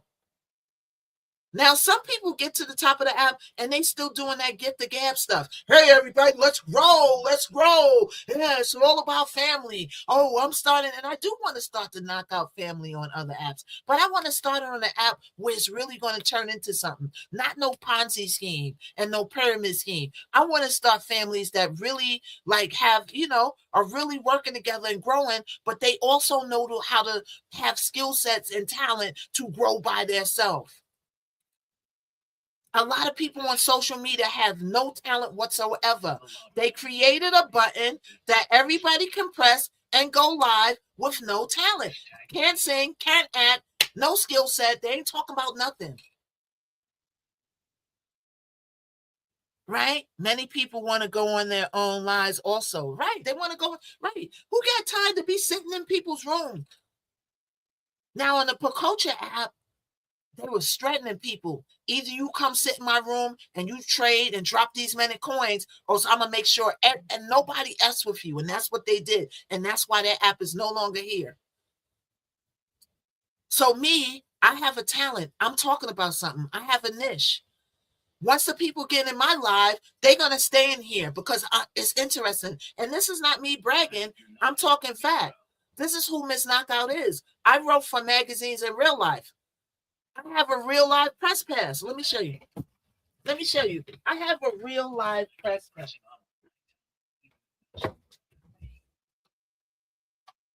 Some form, shape, or fashion.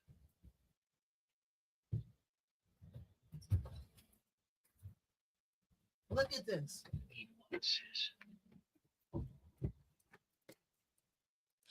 I got a real live covered up my name. I have a real live press pass. I'm a person who really does this. I'm a person who really has a skill set in journalism. And that's why I stayed when everybody left and was disgruntled with the clock. I stayed on the clock because as long as I'm consistent, right? As long as I'm consistent and I keep coming on here in the morning, my platform is going to grow. I already know it. It's been wanting block the entire thing, delete right? Start fresh on MP. Many people wants to go in their own lives also. That's right. So people Let's talk about Shamar Elkins, then we're going to come back to this because this is an interesting subject too. This is a very interesting subject because, you know, some people are watchers, but some people are streamers, and you need to know these things. So Shaniqua Pooh, so we're talking about the unalivement in Louisiana where Shamar Elkins went and unalived 8 kids, 7 of which his own. Okay, there was 3 survivors. All right. There was Christina.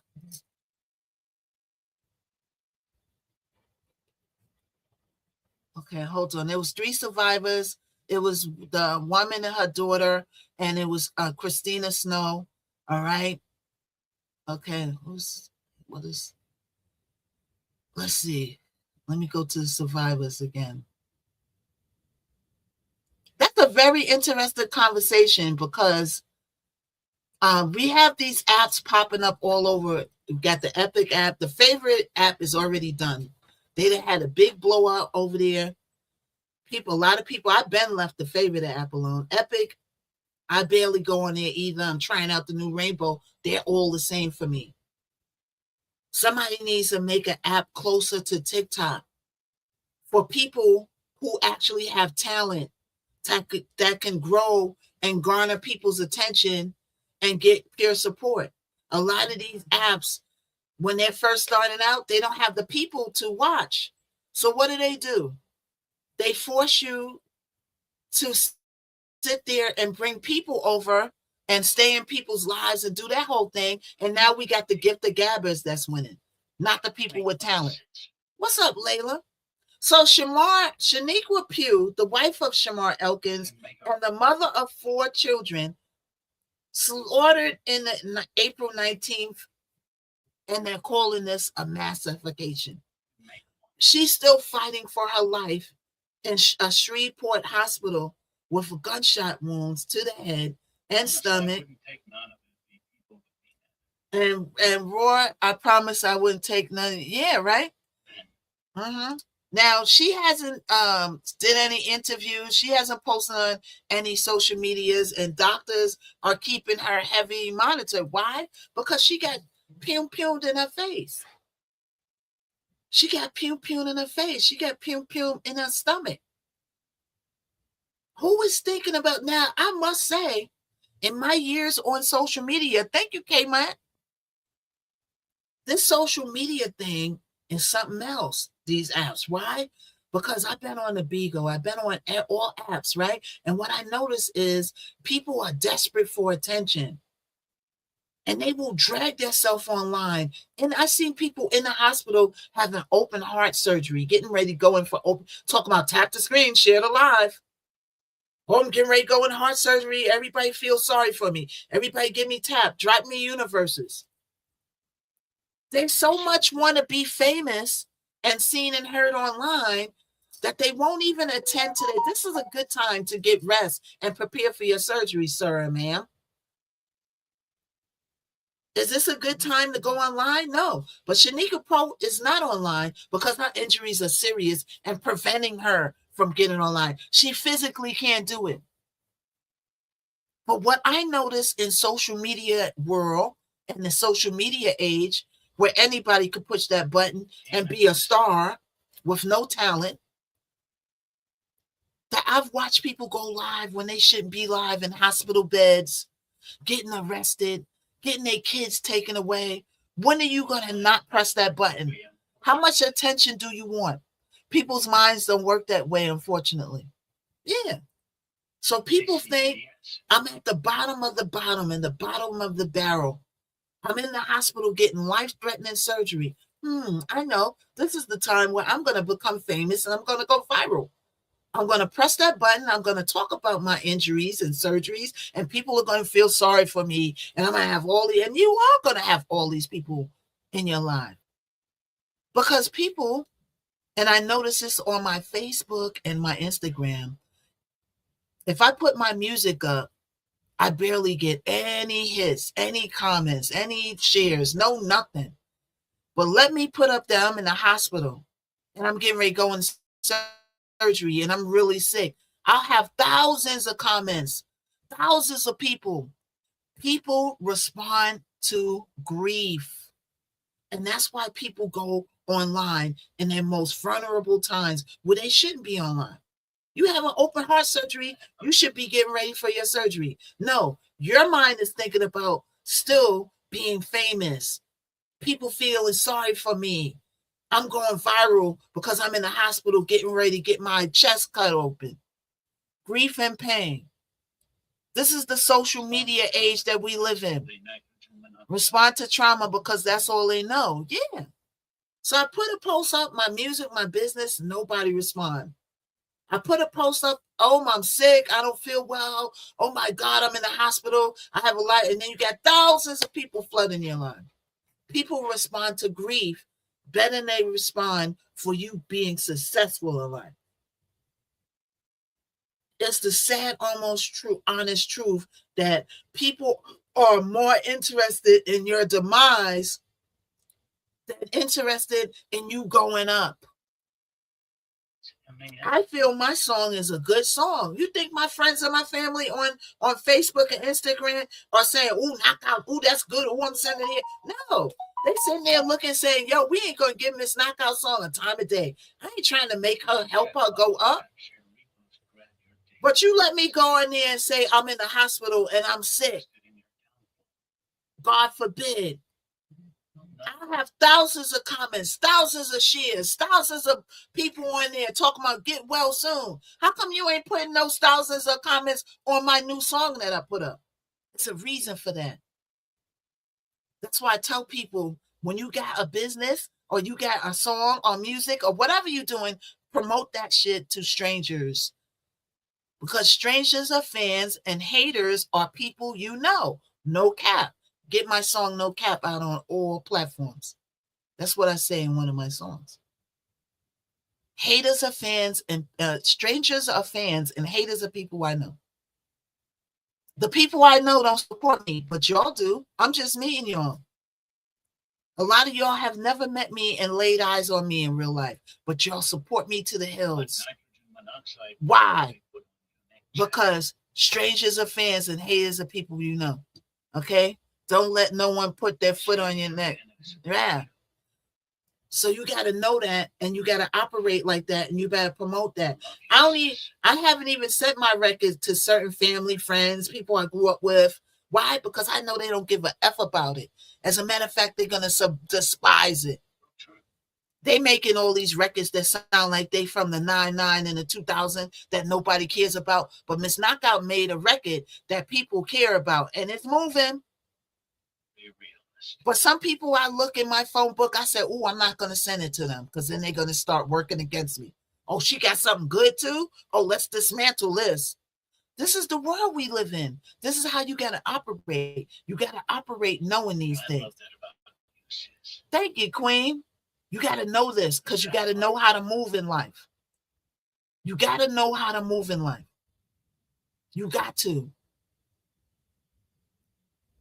Now, Shaniqua Pugh is still fighting for her life in a Shreveport hospital with a wound to her face and her stomach. She hasn't sat for any interviews because evidently she's out of it and she can't. But family members who's been by her bedside are sharing every heartbreaking update. And her 911 calls surfaced on old Facebook posts and are dominating TikTok.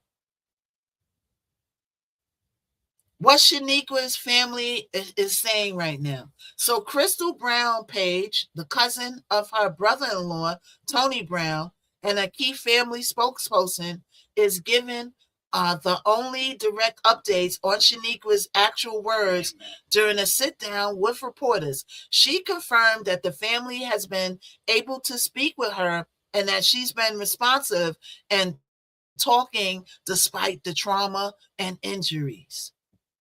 The family has been able to talk to her. Basically, she was asking about her children, who is no longer with us. Sad. That single line has gone mega viral because it's like a gut punch. Any mom is going to feel this in any situation.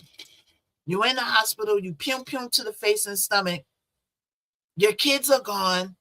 And the first thing you ask about is what? Your kids. He knows he did. Oh, she knows it. Mm-hmm.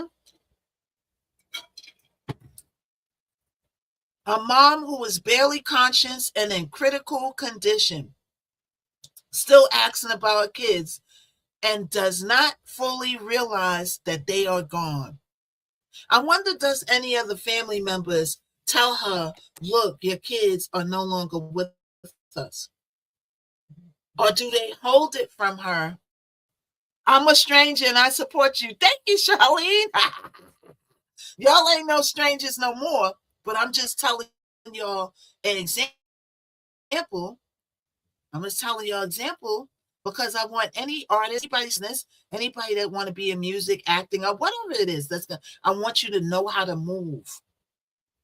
And when the people aren't supporting you, hey, don't cry over spilt milk. Go and find you some strangers. I'm telling you that from experience. To this day, the people from my hood, the people, and I got a big surprise from you, hood, because certain people that's doing certain block parties, that's not the main block party that I usually go to, are hitting me up to perform. So now the tables are turning because you're the one who only want to be on a pedestal. But in all actuality, I'm ignored in my hood. They try not to give me the time of day, but I'm getting the time of the day from the world, not you. And you got to learn not to care about that so you can forge ahead and keep going. So the other developers are asking me to perform in other hood block parties. So you are not going to be the only one on a pedestal this year. And I'm coming. As a matter of fact, in New York, if you know anybody that sings, I'm looking for backup singers. So if you know anybody or you in the New York area, we're going to have auditions soon for backup singers that can sing and start from the ground up. I don't want no prima donnas. I don't want nobody to think they Beyonce and all that. If you think all of that, then this is not for you. This is for you to work with something from the ground up. You might sing really good and just starting out, don't have no exposure. This is something for you to get exposure and move on to the next thing. Prima donnas, yeah. One girl wanted $1,000 to sing on my song. I said, I'll do it myself. $1,000? Who is you? But this is what people are. Don't nobody even know you, girl. Sing like Millie. Okay. Don't nobody even know you. You want $1,000.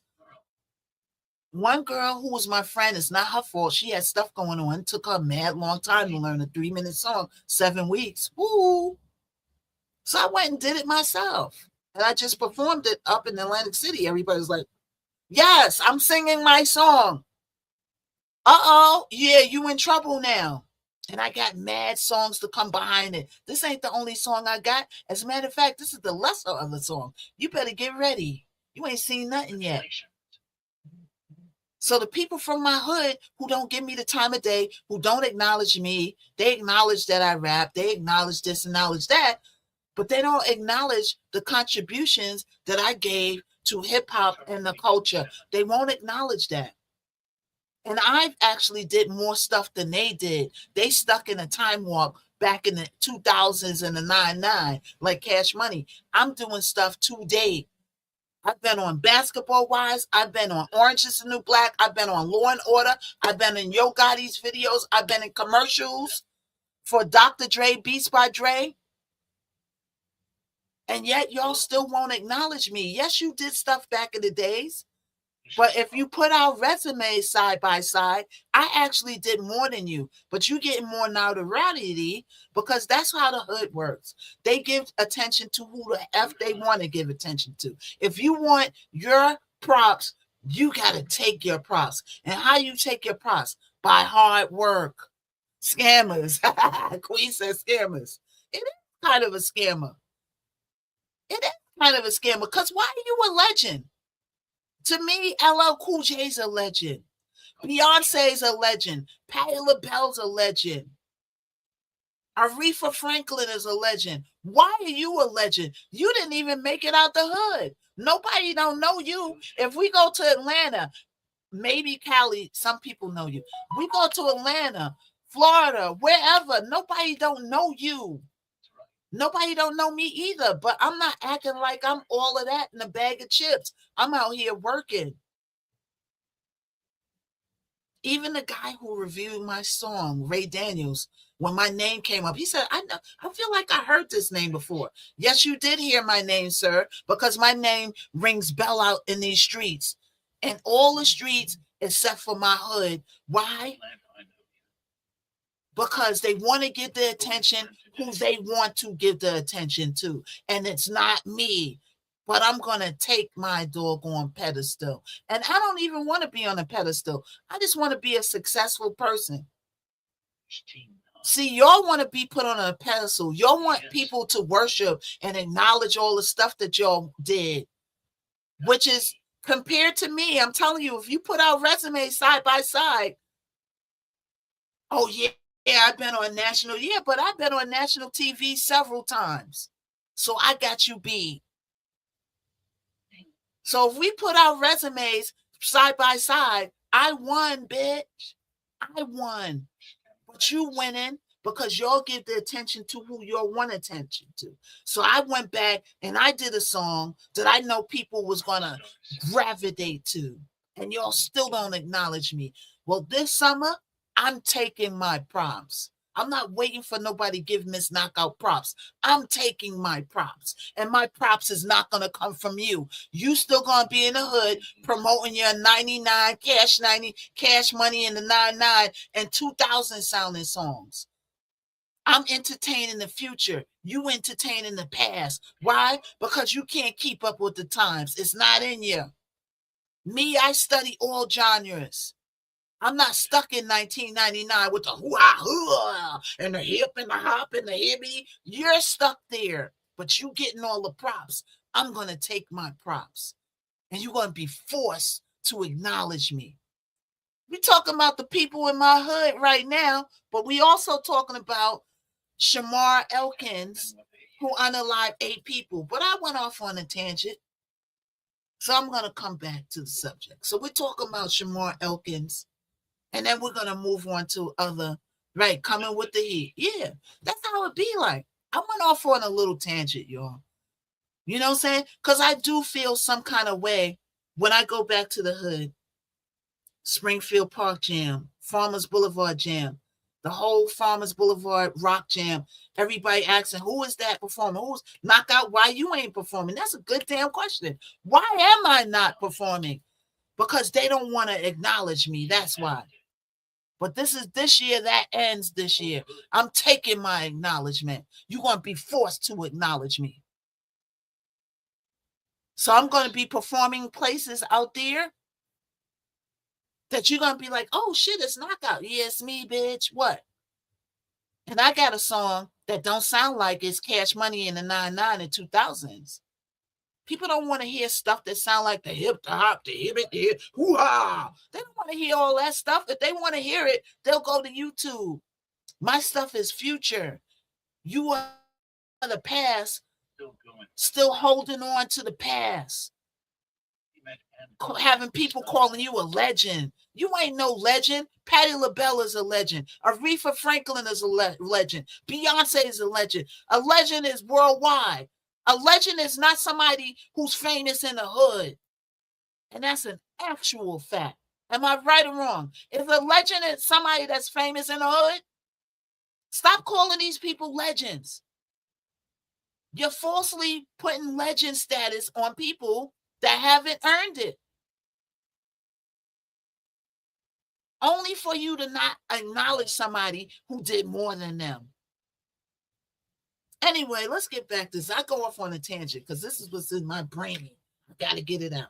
So, Shaniqua herself cannot talk to the press, that she cannot do interviews because she's injured and she's not out of the woods yet. Shaniqua herself made 2 frantic 911 calls right after Elkins pumed her in the street, and then moved on to get the other kids. Police in the dispatch log described her as coherent enough to report the horror despite the pume wound to her face. Each dispatcher relies on audio transcript that hasn't dropped yet. I think some of them dropped the audio transcript of the 911 calls. The first call, the female is saying that there's 9 subjects that live inside of the resident and that he may have pumed them all. That was the first call. Moments later, she and others tried to escape. They have a female with a pume wound to the face, and the assailant left the scene. So those are the 911 calls that they're getting. One circulating Facebook post calls it devastating and chilling. The 911 call from Shamar Elkin's wife captures her terrified screams and chaotic words as she fled with a pume wound to the face. So she's still moving around even though she got pume to the face. The screams, garbled urgency, and what's being shared in the true crime clips that you go online. We're not going to play them because TikTok keeps restrictifying me. So I don't want to play it with this case because this place is dealing with, certain subjects. Right? Because Shaniqua, whose Facebook name is listed as Shanika Elkins or Shanika Poe Elkins, hasn't posted since the tragedy. The internet has dug up her old public post, though, right? Exact wording from these resurfaced posts aren't fully transcribed in every share, but the overarching theme of the family were highlighting, her focus, her saying things like finding at peace, finding you, choosing to move forward alone for her mental health and her kid. So she was choosing to move forward for her mental being and her kids' mental being because she wasn't finding that with him. Evidently, he had certain things going on in his head, and allegedly he was unfaithful. I don't know. They don't say who he was caught messing with.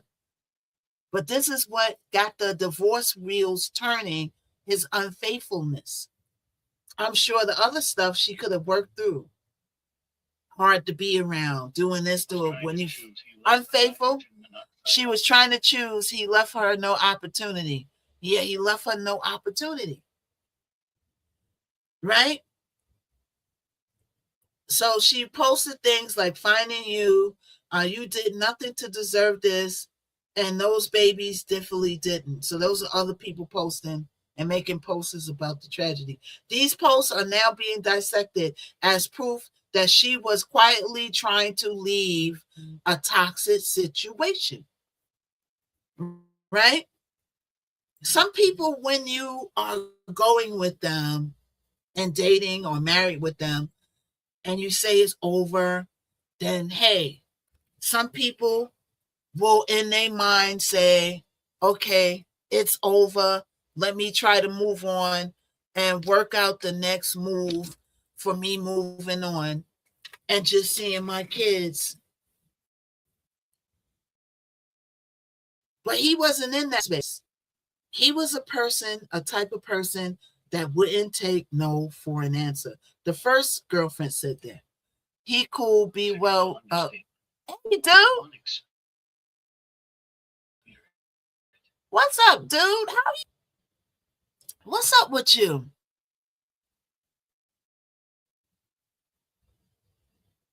How you doing?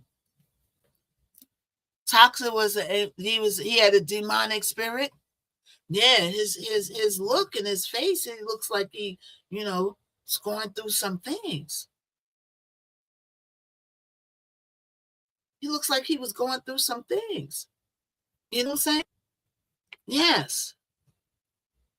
Sure.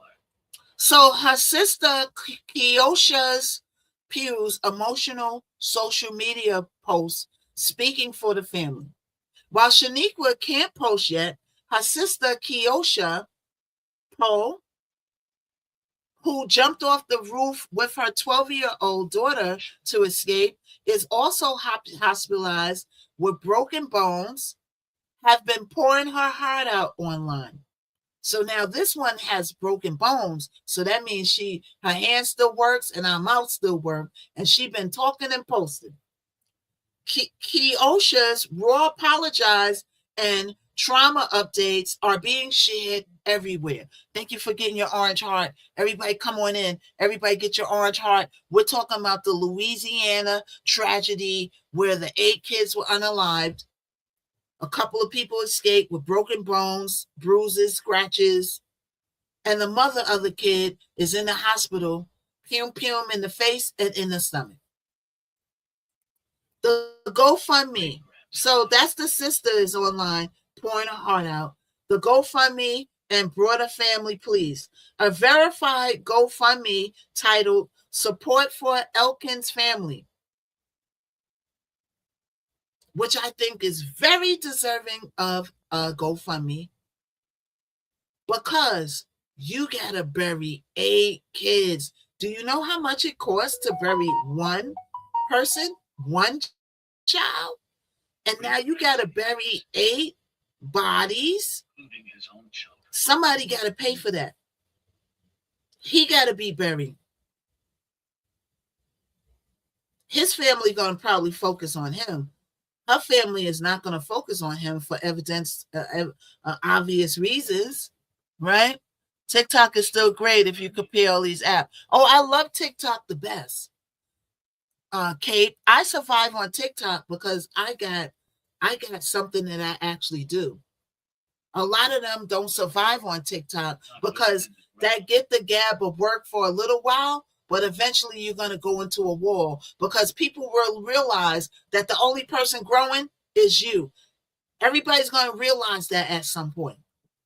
Me, I already know it before I even go in there and I'm watching them talk. I already know what they're doing. But all of them don't like TikTok because TikTok is peer support. And TikTok, it actually rewards people who actually have a talent and content. And I would say about 80% of people on social media don't do a damn thing.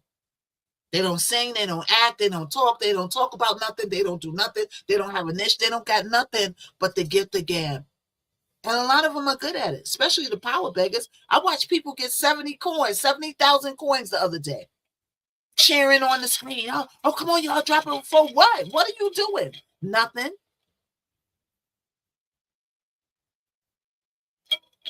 When I drop a coin on a person, I want them to be doing something. Sometimes I drop it out of GP because nobody else is dropping nothing in a lot. And I'll drop some coins out of GP. You know what I'm saying?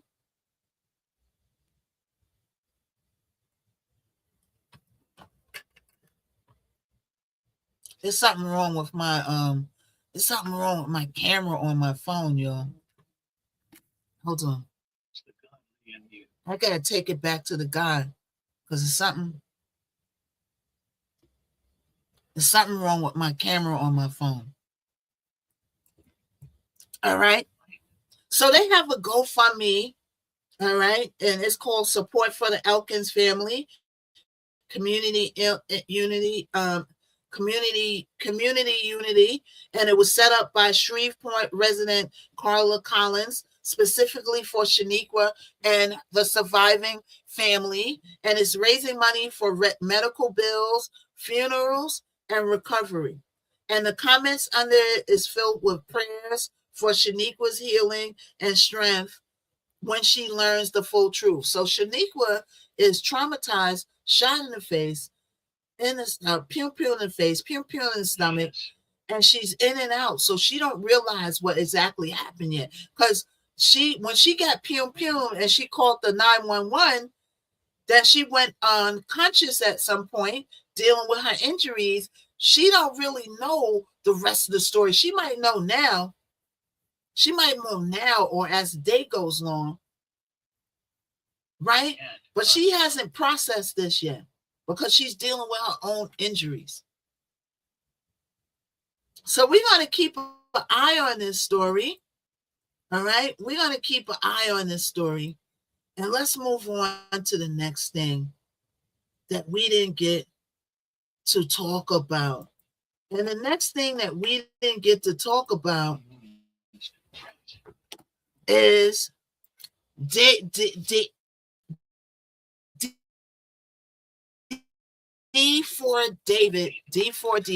who's alive in his trunk, allegedly. Everything's all alleged. Okay?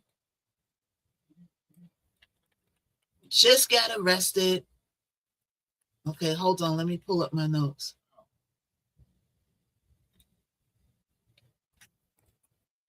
For his involvement in the unalignment of Celeste.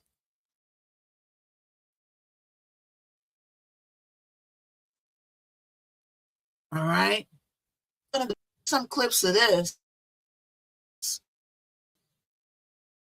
because nobody the TikTok don't like.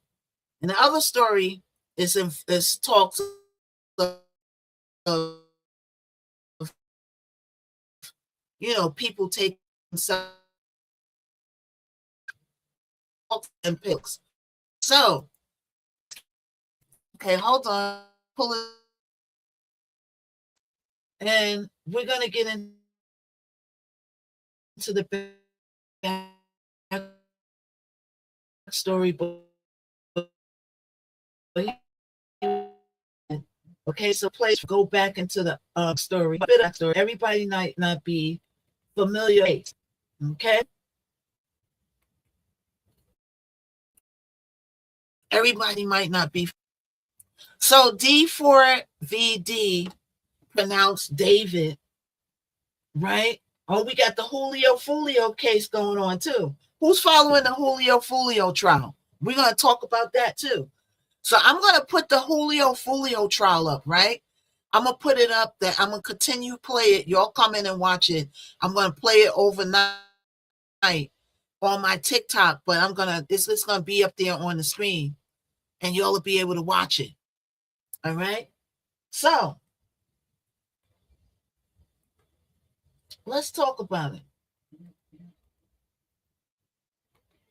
DV4D are finally arrested. Like now, people, we thought this was never going to happen. Connected to. We thought this was never going to happen. N-I-C-A-L-E-B-R-A-C-Y. This that stretches back to you. Because,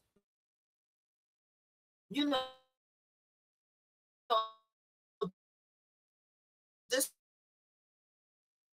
case happened and they took, but the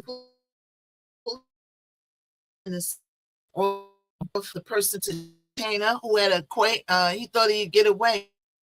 He thought he was going to get away. All the unlike way with it, they're going to get away.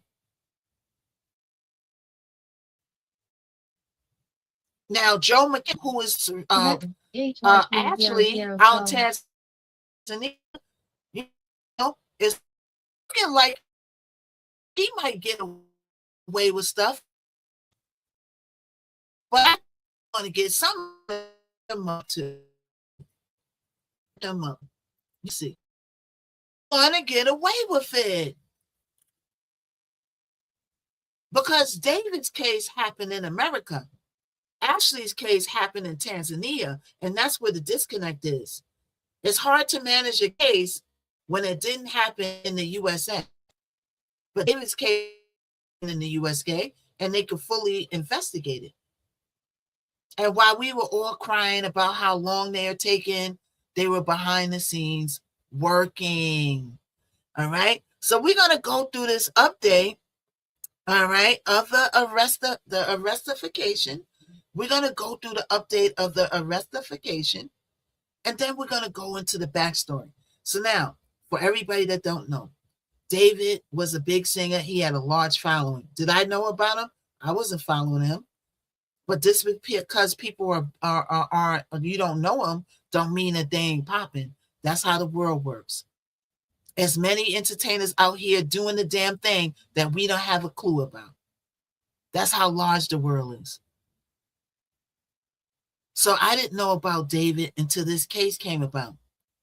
And I'm watching and looking at these David concerts, and what are they bringing in as props? Coffins.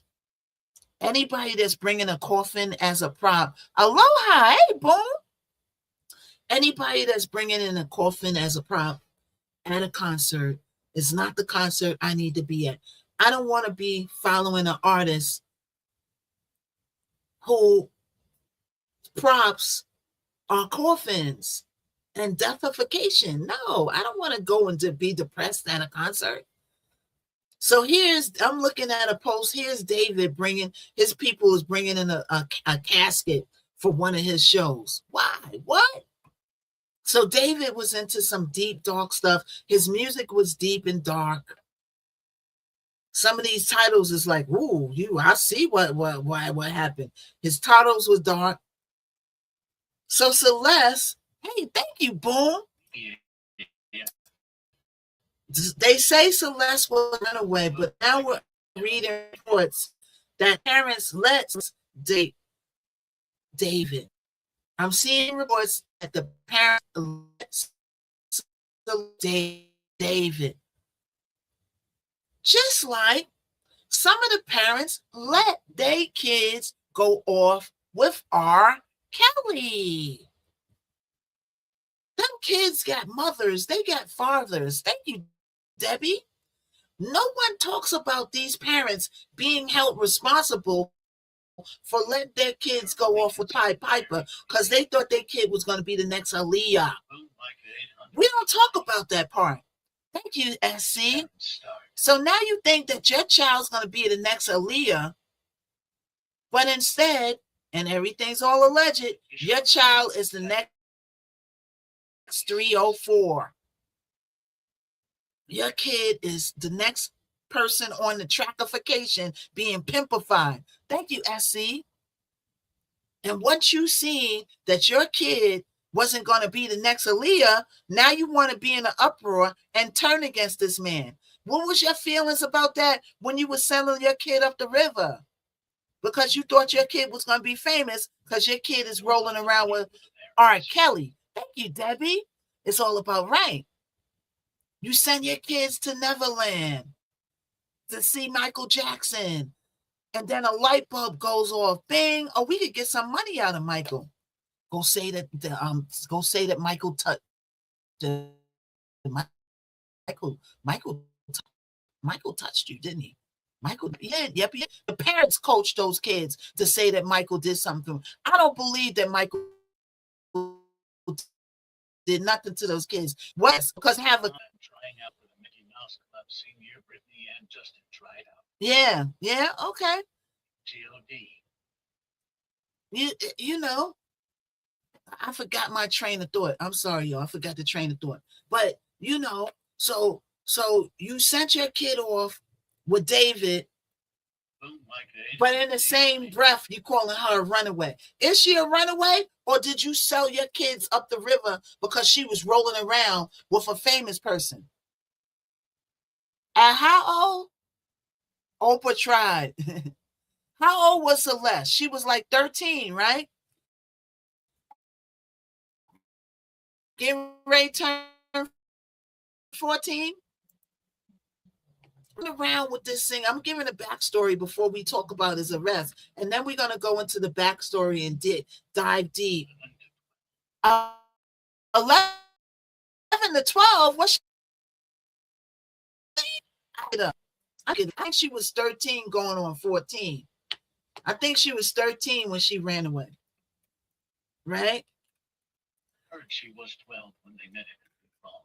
Okay, maybe 12 is believable. Maybe 12. I don't think 11. I think maybe 12. Right? So she left her town. Right? They said the parents was a certain kind of way, but we'll get to that later. You rolling around with David. You rolling around with this star. He's doing shows. You're a 13-year-old kid, but now, spoiler alert, it's coming out in the investigation that David allegedly was being investigated for messing around with Celeste. This is before anything happened. And Celeste was a witness in this. So somehow or another, it got back to somebody that David was messing around with this child, and they was coming to see about that. So this is what's coming out in this.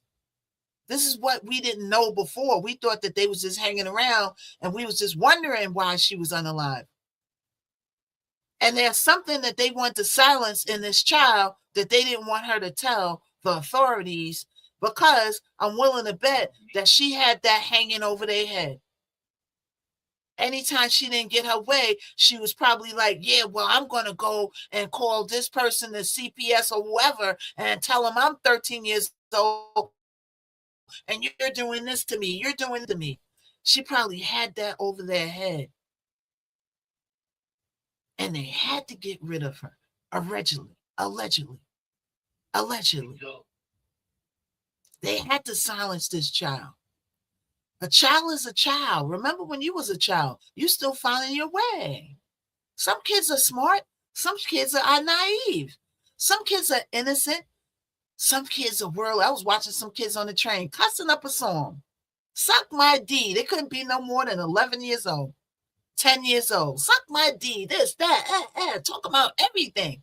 And I'm looking at them, I'm like, I wonder, do their parents know that they talk like that? I wonder when they go home, do they talk like they're little angels? And then they talk like this, and they learn all the bad things when they get out in the world. Ain't no way, mom and dad, where was that? Well, they wasn't on the train. In New York, sometimes these little kids go to school by themselves.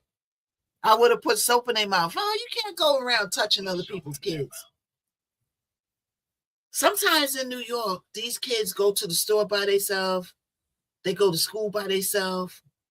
Some people take the school bus. Some people take public transportation. They give you the bus pass, the train pass. I'm talking about the girl who's gone. Oh, yeah. I understand, Coco Chanel. Okay, I don't know anything at 12 years old. It's still playing with it's still playing with Barbie. But some kids at 11 and 12 years old know too much. Look at that little kid who had the Pum that was around Finesse 2 times. What's that little kid name that rap? That little kid is like a little grown person, like a grown man. Even Finesse 2 times had to get rid of him.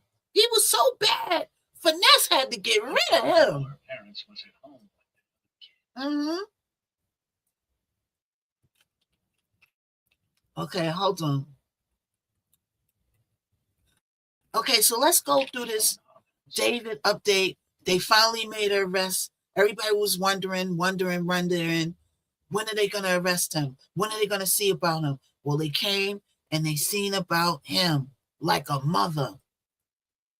My guess, and like I was saying all along, is that they were gathering evidence. They were like checking stuff out. They were dotting their T's. They were crossing their I's. They was dotting their T's. They was crossing their I's, dotting their T's. Yeah. Yeah. So let's listen to this report, yo. Let's listen.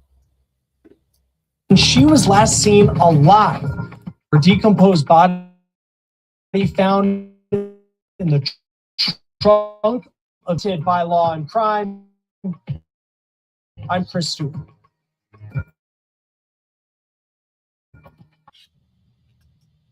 All right, let's get to this breaking news coming in right now from Los Angeles. A bombshell announcement by the LAPD. I want you to take a look right here. This is the post that was put out by the public information officer with the Los Angeles in a quote for the murder of Celeste Rivas. Now, David, his real name is David Burke. He is now being held without bond, and he hasn't been charged as of yet. The LAPD says his case will be presented to the DA on Monday filing consideration. We're going to go over the process here in just a moment. This is a case that has taken months to get this. I know so many of you have been following this, and now it seems like the next step, a major step, is still something that's going to take some time before we learn a lot of information about this case. And we'll be talking to former federal prosecutor Nima Rahmani about that here in just a moment. But it may take a long time because it was announced as a suspect in November of 2025. Now, before we get into what will happen next, I do want to get you up to speed on this case because it is one that has been going on in some ways months, in other ways years. According to the LAPD, this all started in September of 2025, and that is when officers responded to an impounded lot in Hollywood after there were reports of a foul odor coming from a vehicle, a Tesla. Now, that vehicle, it had been towed days earlier after it was found on a street, abandoned, it seemed, in Los Angeles. Now, police say that vehicle, that Tesla, it was registered to David Burke. And many people in the music community know him by just one name, David, D4VD. Now, when detectives searched that car, they found a body, and that body was later identified as a 14-year-old girl. Her name, Celeste Rivas Hernandez. Her body was in the front storage area of the Tesla. That's like the trunk of the vehicle, and it was in a state of decomposition, law enforcement said. Investigators have said that Celeste may have been dead for weeks before she was discovered. The teen's mom told investigators that she was last seen and heard from in April of 2024. So here we are in April of 2026 with David now under arrest in connection to her murder. The last time seen alive, according to her mom, all the way back roughly 2 years ago. Her mom also added another point about her daughter, and it was that she had a boyfriend named David. Now, by late 2025, sources were telling ABC News that David was being considered a suspect in the case, but no charges had been filed. Yet behind the scenes, a grand jury had been hearing evidence in the case, including Burke's reported travel to the Santa Barbara area of California during the spring of 2025, and a search of the Hollywood Hills property where he was reportedly staying, and reports of a high heat burn cage found at that location.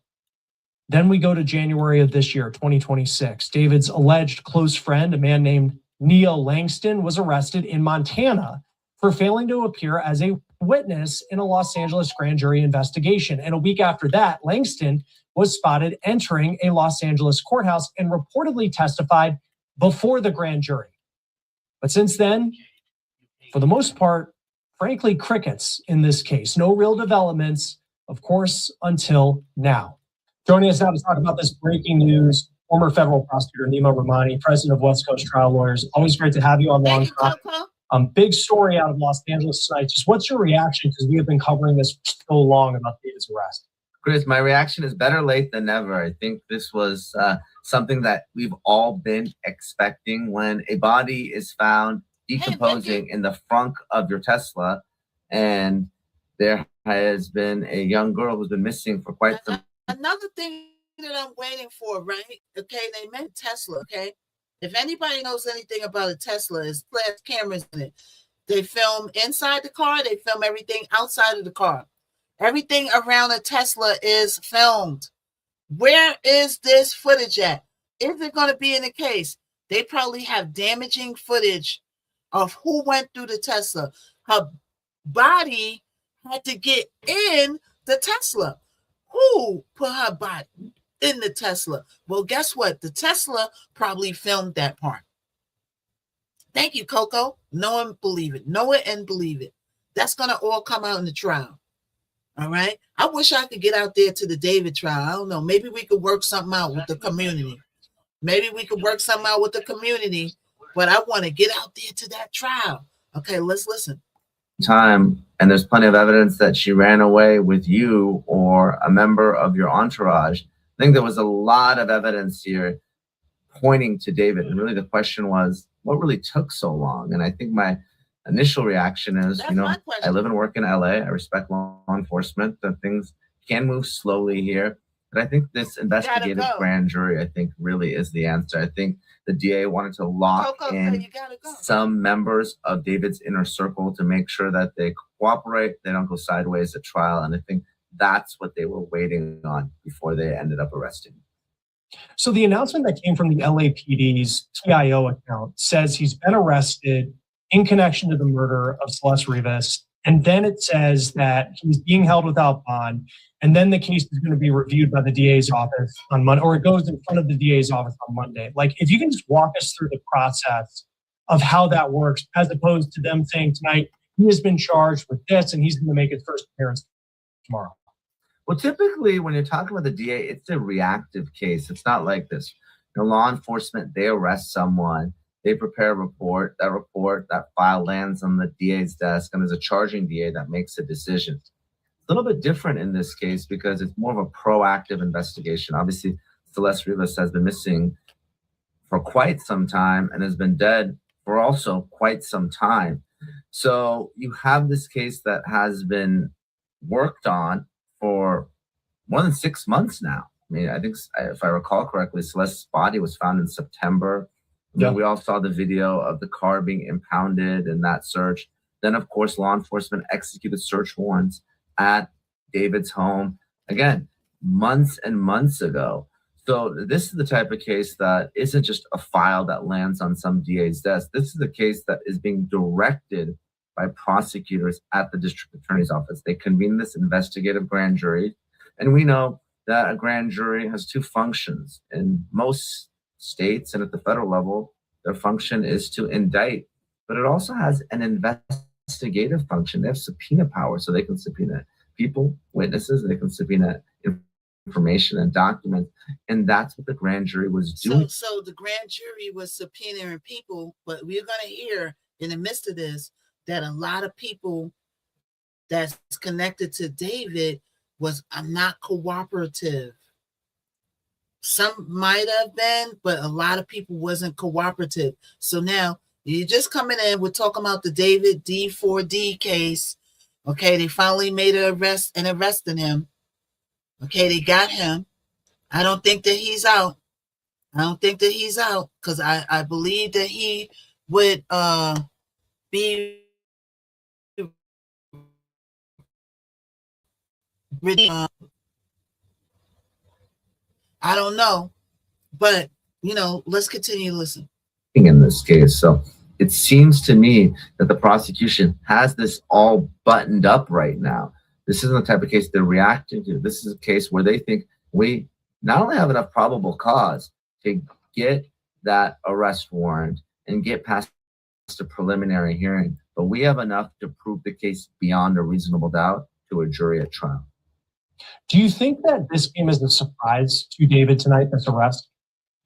I think given how long it's taken, maybe folks have forgotten about it, but obviously there's been a lot of attention on this case and frankly, a lot of negative media attention. Again, I sit here in LA and a lot of folks are asking, what is LAPD doing? How could a young girl be missing for so long? How could her teacher give an interview saying that she ran off with named David? How could her body be found in the trunk? Remember, before he even got arrested, her old teacher was talking about to his class on how Celeste ran off with a person named David. Her teacher was talking about this. I mean, even if it was an accident, that in and of itself is potentially a crime. So why haven't any arrests been made? And I think really now we're going to know the answer very soon. I think the information is going to come out. We're going to have a lot more of the evidence, whether it's witness testimony, cooperators, whether it's electronic evidence, cell phones, social media. There's a lot of people watching social media, sleuths, detectives. They've followed that digital footprint, right? And they've seen pictures, images on social media of the two seemingly. Mississippi, I haven't seen Mississippi. Where's Mississippi at? See me like early today. Mississippi up. See, she usually comes through. I know people every day. I usually see her at some point. I haven't seen her. Yeah. Let's listen. And I think all those are sort of bricks in the wall that are going to eventually be the reason that David is convicted in this case. And beyond, when you think about the LAPD, like celebrities, not a big deal for them in the way that other police departments across the country. When you look at the timeline, your case like certainly has these elements that we followed the developments along the way. But how much did the celebrity of David add to the timeline it took for him to be arrested in connection to this? And we'll see what they specifically accuse him of. Well, it's interesting. The celebrity factor, people think it helps. I don't necessarily think it helps being a celebrity in LA. It draws more attention to it. Obviously, look, the case she was just sentenced to Matthew Perry. He was involved in a drug-related death. He was the victim. But the fact that, the ketamine queen, Jasmine Song, killing Matthew Perry, and naive, then the 2019 case when she killed someone with ketamine. So, the celebrity factor draws attention to it. The reality is we're talking about the case here on Law and Crime because it's David. And, there are many young girls that go missing, and I'm not talking about it. I'm not asked to speak about it. And it doesn't make it any different. It doesn't make it any less right. There's women that are trafficked, they're sexually abused, they're victim of violence, they're even murdered, hundreds, thousands every single day. So I think the celebrity factor probably ended up drawing more attention to both law enforcement and prosecution to the case. Right. And when you think of LA, Nick Reiner, there's very different circumstances in that case. But just the amount of attention, the amount of cameras at court when he makes an appearance, it's just different than other families that have dealt with issues like that. When you look at this case going forward, I remember Neil Langston, one of David's friends, he gets arrested for not cooperating with this grand jury. What stands out to you just about the way, at least on the outside, it seems that prosecutors have been going about this? Yeah, think about that case. If I recall correctly, here's someone who refused to testify before the grand jury, and the DA's office went out of state to get an arrest warrant to bring him back to California. That's how seriously they're taking this case, if I recall correctly. So this isn't any other case. This isn't any other runaway. This isn't any other young girl who is the victim of violence. This case has been treated differently, as it should. Look, I wish LAPD had unlimited resources and time to go after these cases. All young lives matter. It's sad that this is unfortunately a tale that's all too common. Obviously, we don't know what happened here. We don't know if it was an accident. She was murdered intentionally, she overdosed, she was trafficked. There's all sorts of speculation out there. I don't know exactly what happened. But what we do know is this is a young girl that was missing for quite some time. She had run away at least once before, and it took a very long time to find her. So I think everybody on TikTok, everybody in the comments put hashtags, put David and then spell it with D4VD. Okay, put Celeste Rivas in there. Put hashtags. Let's bring people to the line. Because the clock doggone surely ain't going to push it out. They're going to push out the power beggars. Okay? We in here really told stuff that matters in life. Our autopsy is really bad. Oh, yeah. We're going to pull that up, Zoe. All right? Thank you, Charlene. Let's listen. During that time period, there's going to be a evidence. We've seen some of the video evidence of the last she was seen. Expect there to be a lot of it's going to be a strong case. Now you see how much they took and finally arrested, and everybody's wondering, is he going to get arrested? Is other people involved? And finally they arrested him. Imagine how much evidence they got. That's why I want to go out there. We're gonna get Miss Knockout out there. We got 40-something people in the room. I got 4,000 followers. We need to get Miss Knockout out to California for the David trial. I need to get an Airbnb or go stay with somebody, or probably get an Airbnb is better.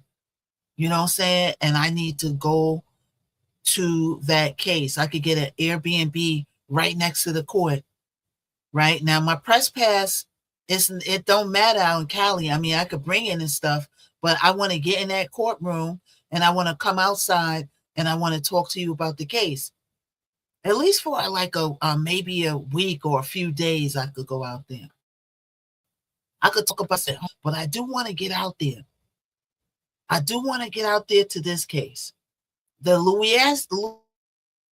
Louisiana unalive man case, because he is gone. The sick is gone. Right? He's gone. Man Guthrie missing. Right? The DVD case, right? The Julio Folio case. I wouldn't mind getting out there. Who's following the Julio Folio case? That's underway. We're going to talk about that in a little bit. But now we're talking about David because they finally arrested David's aide to the SS. Yes, I saw the people out there. They didn't have any people at the court. That the Julio Folio, Charlene? Yeah, Julio Folio is unalived. He was a rapper, right? He was doing a lot of stuff that wasn't right against the ops or whatever, but nobody should be unalive. But his unalivers are on trial right now, and that's a big trial going on. Another rap murderation trial. I wouldn't mind going there for a day or two and getting in there. You know what I'm saying? I wouldn't mind going to the Pooh Shiesty chase. Not that you know, report. I want to travel, but what is it? Hey, Miss Knockout struggling to pay her bills. That's why when I'm saying blessify Miss Knockout so she won't be broke fine, I want to keep coming here doing this. I don't want to go to a day job. But if I'm not getting supported, then I got to go get a day job because I ain't getting put out my house for nobody. I'd rather stay here with you. And so this ain't a power beggar thing. This is a keep Miss Knockout here with the community to give us information and news we can use and content that's just not power begging. I'm into that, sister. And the gift of gab. Oh, let's grow, let's get family. Let's go. Not all of that. This we really talk about stuff. We're really talking about. Okay, let's listen. When it's all said and done. And just to just kind of how the mechanics of the whole situation works out. So if he's arrested tonight, he's being held without bond. He hasn't specifically been charged with anything. And then you have, on Monday, it's going to go in front of the DA. Like, how are you able to hold him for that long a period of time, even through the weekend potentially?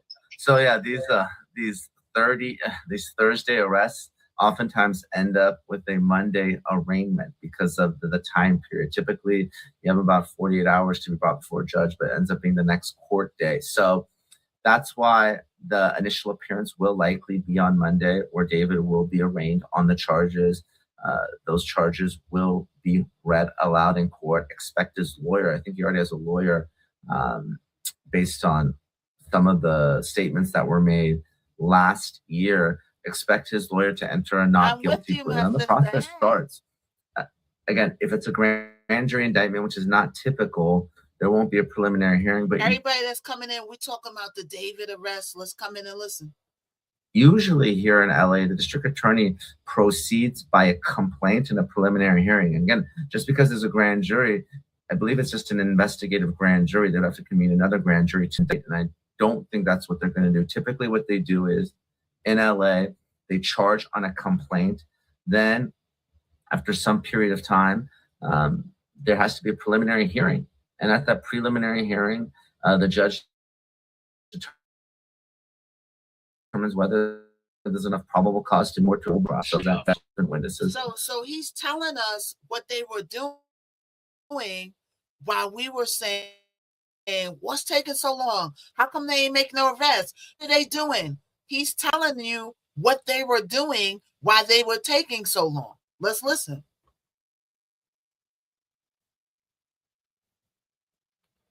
This process is going to get started. And that was kind of my next question, because we don't know specifically the cause of death. At this point, we know the state at which her body was found, sadly. But then we also don't know what the charges specifically is going to be. How much do we learn? How much in LA and in California when it comes to, I think of a state like Florida, you can find the probable cause document online. How much might we learn on Monday after we know something? Well, I think we're going to learn a lot. Obviously, the nature of the charges. So you have first-degree intentional murder, you have special circumstances, you have second-degree murder, you have manslaughter if it's an accident.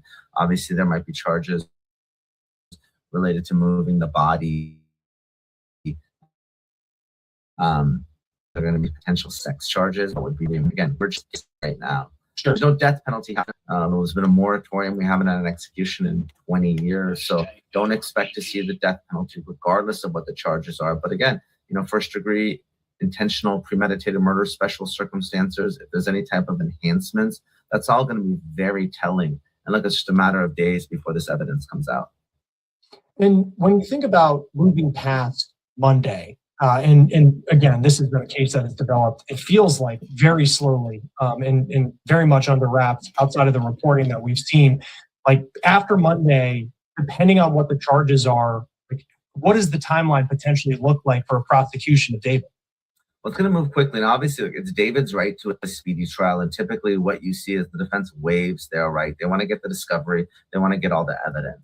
So what is typical is the defendant will waive time. That means they'll review the discovery and they'll see how they can challenge this case. Now, if you're looking at murders, and again, I'm assuming this is a murder case because he's being held without bond. I mean, typically you have three types of. So there we go. So he's being held without bond. Now, if you don't know, when they held you with no bond, that means they got some heavy duty stuff Slave braids, on GM. you.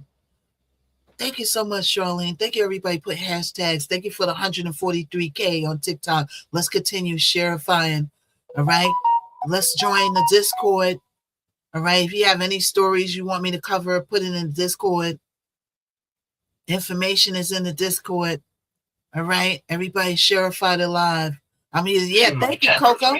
Yeah, there's one tapper that's on Android and Apple. I found a good one for Android that you don't have to buy. You could put it, it's inside the phone, so you don't have to physically have it, right? And it works like a charm. Look at my people's is right now using it, right? And then there's one for Apple and there's one for Android. I'll be putting it in the Discord. Yeah, works like a charm. Yeah. Let me show you. Well, you got Android, Coco, you got Android. You could probably find this. You could probably find this in both. You could find this in both Android or Apple. Look at you see that little Tell hand? me so I can share. See that hand in the middle? It's called auto clicker. Auto clicker, y'all. You see that thing? Take a screenshot of it. See the little hand in the middle?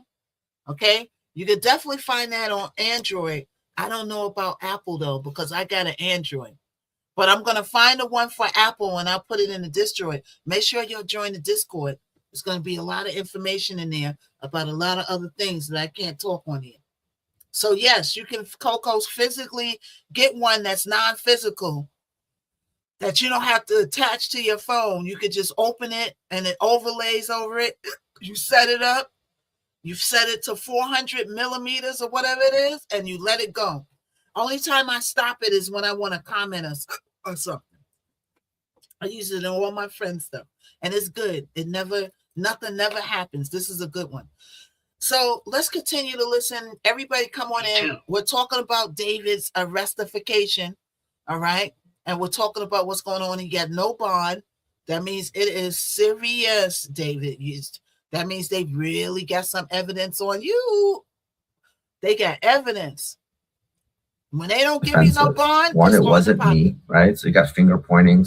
It was an accident, or I didn't intend to do it, right? So something happened that was something less than murder or some sort of self-defense. Now, obviously, Celeste Rivas, by all accounts, is a pretty small young girl. I would be surprised if there's a self-defense argument, just like Nick Reiner, right? Surprised you see self-defense in that type of case. His parents are a lot older, they're in their bedrooms. But typically, if you're seeing like, what is the defense going to argue? They either argue identity, they argue intent, wasn't premeditated, it was an accident, something along those lines. It was manslaughter, heated passion, illegal insanity. Start attacking intent, or you start putting up some legal defense like Heat with a 13-year-old is crazy. Heat of passion with 13. I come on in, everybody top 5 minutes knockout, so she won't be brokified. And I can keep coming here, bringing you all these hot topics and not go off to a background job like I did yesterday. All right? I want to stay in here with y'all and just go on audition when I need to. What's up, Boom? So everybody come on in, so we're listening. So self-defense, I can't see self-defense. This is a little 13-year-old girl. Who would he fight that? He fight, David is damn near a grown man and all the people around him. They could easily control and overpower that girl. So I doubt it was that. Self-defense, but again, very sensitive self-defense. Sorry. Short time ago, but you think about witnesses in this case and who may have already talked to enforcement, what type of information that law enforcement may have. We don't know what those conversations were like, but what are those conversations typically like in a general sense as a prosecutor when you have someone who might be a friend of David, might be a friend of someone who's now going to face some pretty serious charges about getting that person in line with what you want as a prosecutor? Well, Chris, I've got to cut my teeth on drug trafficking cases, and when you're dealing with any criminal organization, and I'm not saying David's entourage is a criminal organization, but what you want to do is you want to lean on the less culpable people in the organization. Maybe someone was, for instance, giving Celeste Rivas drugs, maybe someone wasn't involved in the murder, but they had the Tesla. It seems like a lot of people did. What you want to do is lean on them and make sure they flip against the most culpable person in the organization. What you it's want really to say again? What you want to say? And make some of these charges strong. You have a charge and to commit murder. You can really have nothing to do with actual murder, but if you're engaged in acts and furtherance of the conspiracy, it's a larger conspiracy. Let's say it's a trafficking conspiracy. Well, the next thing you know, you can. So there's a lot of potential time that other individuals. That's true. Even if you don't actually unalive somebody, you helping to put the body in the car, helping to move the body out of the apartment, around, plotting, talking. You're involved. Auto clicker. Oh, the auto clicker. Wait, let me see what you said. The clicker. Hey, love. Hey, Jay. Can I see it? Oh, okay. Hold on. They want to see the auto clicker again. Hold on, y'all. And I'm going to put it in the Discord, too. I'm going to put it in the Discord, y'all, so y'all could get it. That way you don't have to physically get it. It's called Auto Clicker Pro, right? So let me show you what the emblem look like. Hold on. So that's what the emblem. See that hand up there? See, it says Auto Clicker, and it got the little orange hand. But look at the ones with the good reviews. Or when you're getting something, and I don't care what store you're getting it out of, Amazon, Play Store, always look at the view one. I have one icon that are fake. So look at the ones with the review. Okay? Look at the ones with the review. Oui, bonjour, Jay.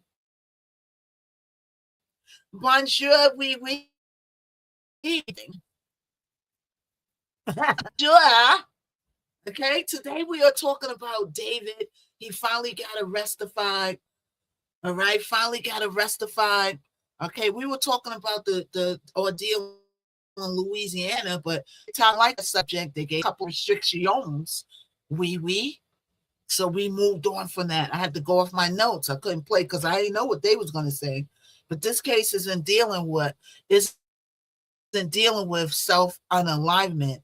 So we don't have to worry about that.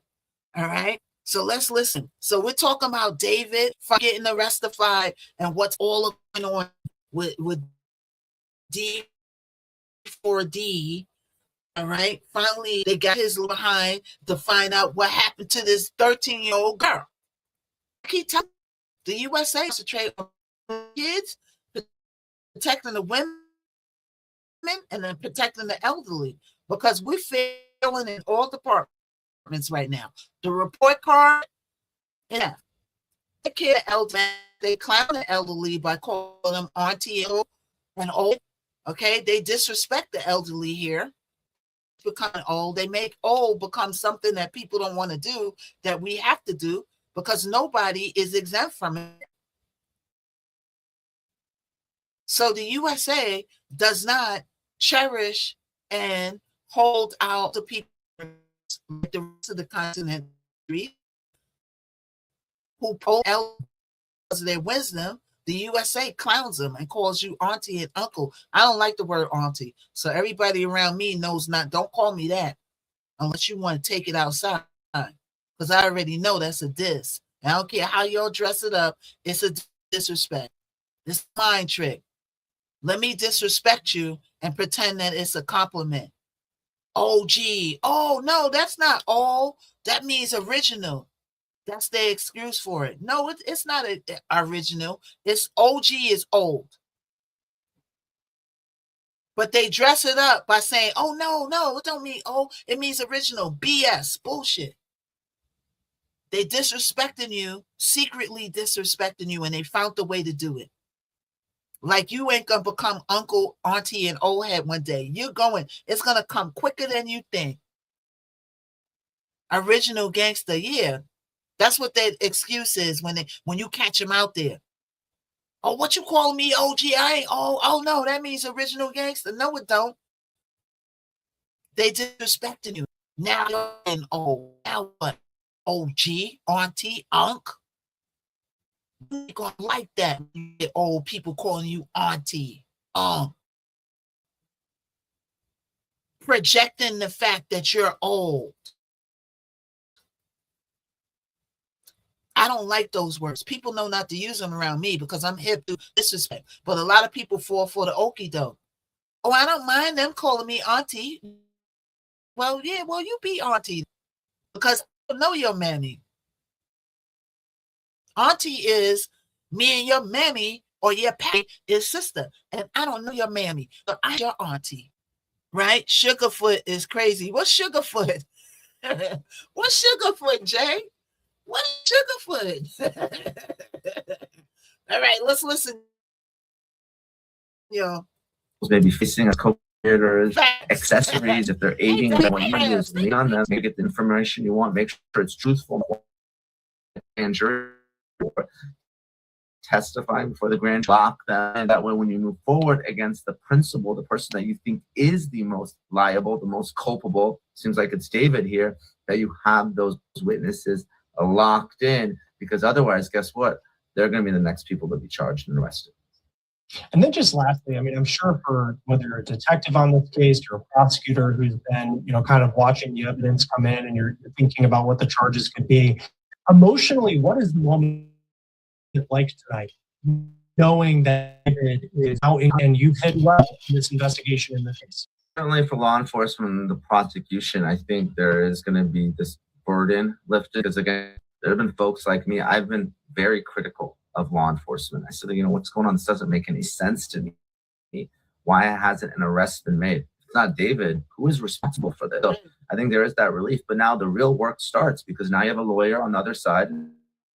David has money, already lawyered up. That's understanding going to fight this tooth and nail. And because there's no death penalty in California, and because you're not going to give a discount on this case, you're not going to give David, if he really was involved in sort of recruiting or enticing this kid, give him anything less than. So there's no real deal to be had here. There's no death penalty to take off the table. So this is the type of case that's very likely going to go all the way to jury trial. That's just the reality of it. So, but if we're talking about the people that I've been thinking of, it has to be Silas Rivas's family. I can't imagine what they've been going through all these years. Your young girl goes missing and then she's found dead, and you really don't have answers. So hopefully the family. Well, I keep bringing this up. They keep saying that the parents let her go off and date David. Did anybody else hear that? I'm seeing reports that the parents let her, knew that she was over there with David, and let her go over there. Ain't you going to get on the bus, the train, the plane, or whatever, and go and look for your child? What kind of effort did you make to bring her home? See, we got to look at both sides. Those parents want their kid to be around somebody famous until a tragedy happened. Then it's, oh. Let's listen. And finally get some answers for everything that they've suffered through. No, very well put. Former federal prosecutor Nima Rahmani, president of West Coast Trial Lawyers. Big breaking news tonight out of Los Angeles. Thank you as always for being with us on Law and Crime. Of course, Chris. Thanks for having me as always.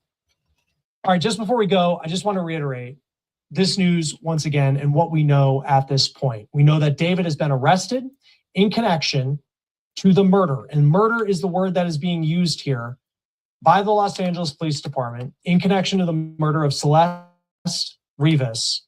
And this is key, as he's being held without bond right now. We don't know what charges he's going to face, but this case will be presented to the district attorney's office in LA on Monday. And we'll continue to follow this closely. That will do it for this episode of On the Case, presented by Law and Crime. Subscribe to us on YouTube and Spotify, and we're also streaming on Peacock. I'm Chris Stewart. We'll see you next time. All right. Everybody come on in. So we're talking about the DVD arrestification. We're talking about that. I have been an immigrant rights advocate for decades. While fighting for my community. Hold on, something that fell. I was like, what is that? What is that fell? I don't know. I'll figure out what it was. So everybody come on in.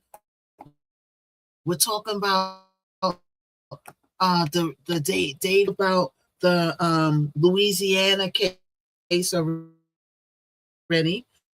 For that, because it's a lot of medication stuff being done to self, and the clock doesn't like that. All right, the clock don't like that. So let's get into some other stuff. Like, okay, so David is being arrested. We're waiting on that trial. Okay, so let's go and see if there's any Ashley Janae update. Let's see. Okay, hold. If there's any Ashley Janae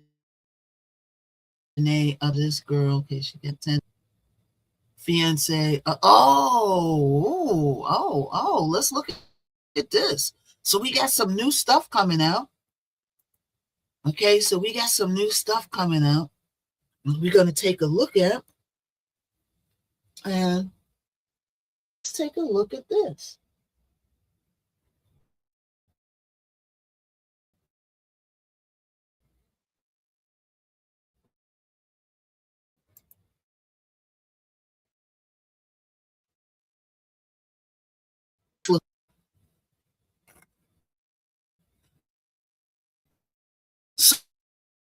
So it's reported.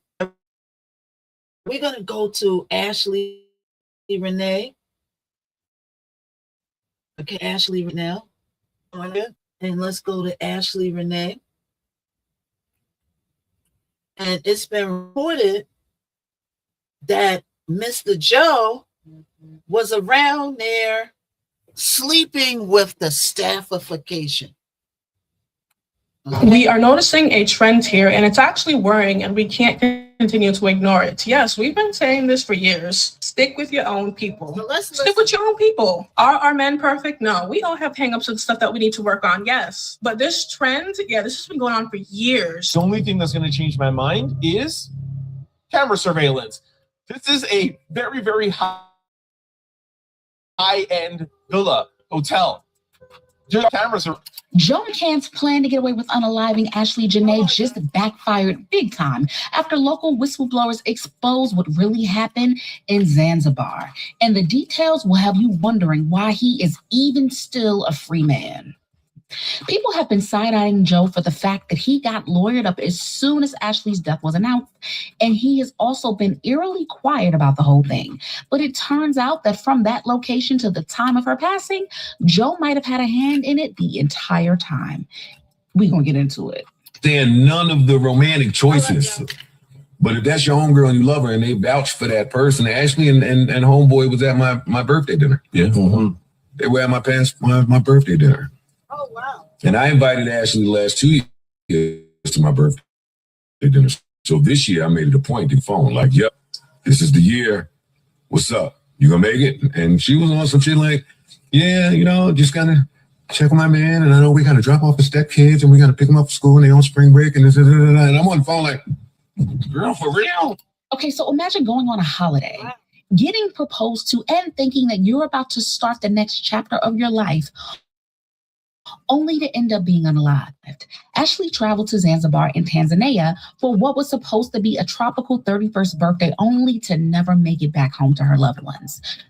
The local police initially ruled it a homicide. They claimed that her fiance, Joe McCann, found her and called the authorities, who found her in a closet with a belt around her neck. She was immediately taken to the hospital and passed away the next day. What's crazy is that even though Ashley was found like this, the police initially decided that Joe McCann was free to go, and there was nothing that indicated that he may have had a hand in her unaliving. However, fast forward to today, after the U.S. Embassy got involved, Joe's passport has been seized and he has been held for questioning because, as it turns out, more details are coming out that are not backing up what the original story was. Now, I want you to take a look at Joe's behavior really quickly, because for a man whose fiance just passed away, he is moving like nothing significant happened at all. According to insiders, staff at the hotel confirmed that Joe waited 11 hours after and her family about what was going on. And as if that wasn't suspicious enough,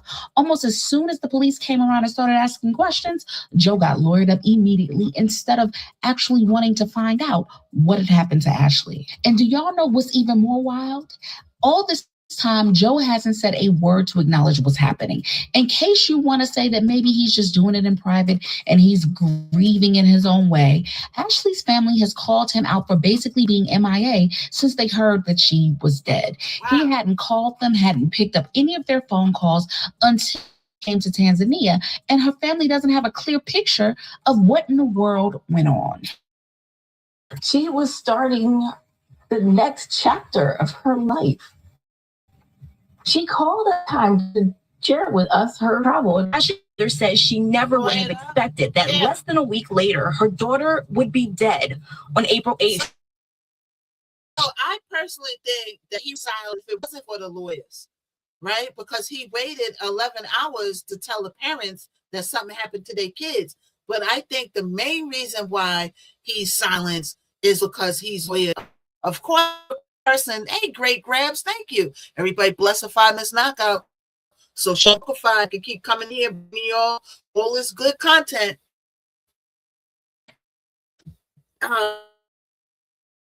So, his lawyer probably is telling him don't everything that he can be at, right? So that's the main reason I'll be talking. But I get the feeling that Joe don't want to talk. He know what happened over there. Let's listen. He says Ashley called. She got into an removed rooms. They see in the call from fiance.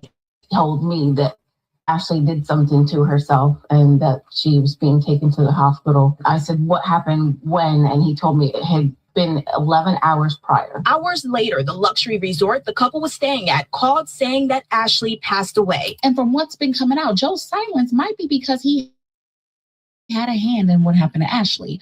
According to the director of criminal investigations, there is a detailed timeline. Joe and Ashley checked into Zuri Hotel, villa number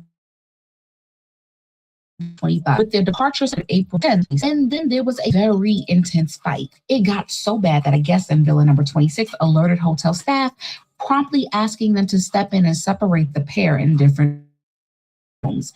Joe was then moved back, which was about an 8 to 10 minute distance from Ashley's villa. But what we don't know is why Ashley and Joe were fighting so much in the first place? Was it because of money? Did Ashley find out that Joe was married? Did Joe get angry that Ashley was seeing other men? What exactly was going on here? From what an insider revealed, thought was much darker than anything that we ever expected. Apparently, right from the time that they got to Zanzibar, the two of them had been non-stop. When they first arrived in the villa, Ashley realized that it was first that Joe was bar. In fact, he was such a visitor that he was well known by different hotels and their staff. And he is well by most and the people. So he has frequented Zanzibar, and talk said they were arguing about him cheating on her. He would leave the villa to go to other women at night. So see, all right, YouTube got the commercials. Want a professional brand website? Manus can build your online presence in that Joe McCann, click the plus icon on the left. Allegedly, we don't know this to be true, was sleeping around with even staff members. Because remember, they said that this is not his first rodeo in the end, being out there, that he was known. He knew the owner. Him and the owner were friends. The owner's into some pretty wild stuff himself. Give it a try. The owner of the hotel, shrooms and all this stuff. Did you guys see the girl who took one of those mushroom gummies and deep cleaned her whole Right at 2 a.m.? Yeah, I thought it was a joke and too, so, until I tried it. We got to get to the bottom of this. It's like they got to the bottom of the DVD case, but David is here. She's over there. It's a problem. Joe was going out almost every night. No, he's divorced. He's divorced, Kim. But whenever Ashley stopped worrying about him and allowing other men to flirt with her, oh, baby, Joe would get deeply offended. And that would lead to he and Ashley having a very nasty fight. On the day that she passed away, an insider explained that Ashley had reportedly caught Joe with yet another woman, but this time he didn't go off somewhere else to do it. Ashley found him hooking up with either a local woman or a hotel staff person and immediately went off on him. And maybe, just maybe, Joe actually planned it out like this for Ashley to catch him in this way as his way for getting back at her for flirting with other men.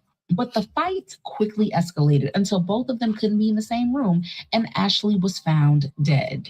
And there have been a lot of conflicting reports coming out. Some say that it was Joe who found her, and some say that it was one of the hotel staff. An attendant was making his rounds and stopped by Villa 25, where she was staying. Ashley asked for a phone charger, so he handed her over his phone and moved on to Villa 25. Who's heard that before? That some reports are saying that Joe went and found her, and some reports are saying that the staffers found her.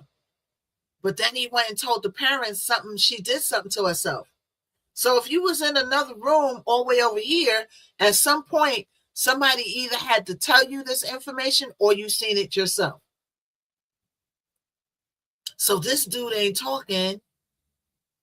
But like I said, I believe that this dude don't want to talk because he know what happened over there. And he knows once he start talking, people's going to start asking questions. They're going to start asking questions and he's going to get tripped up. Okay?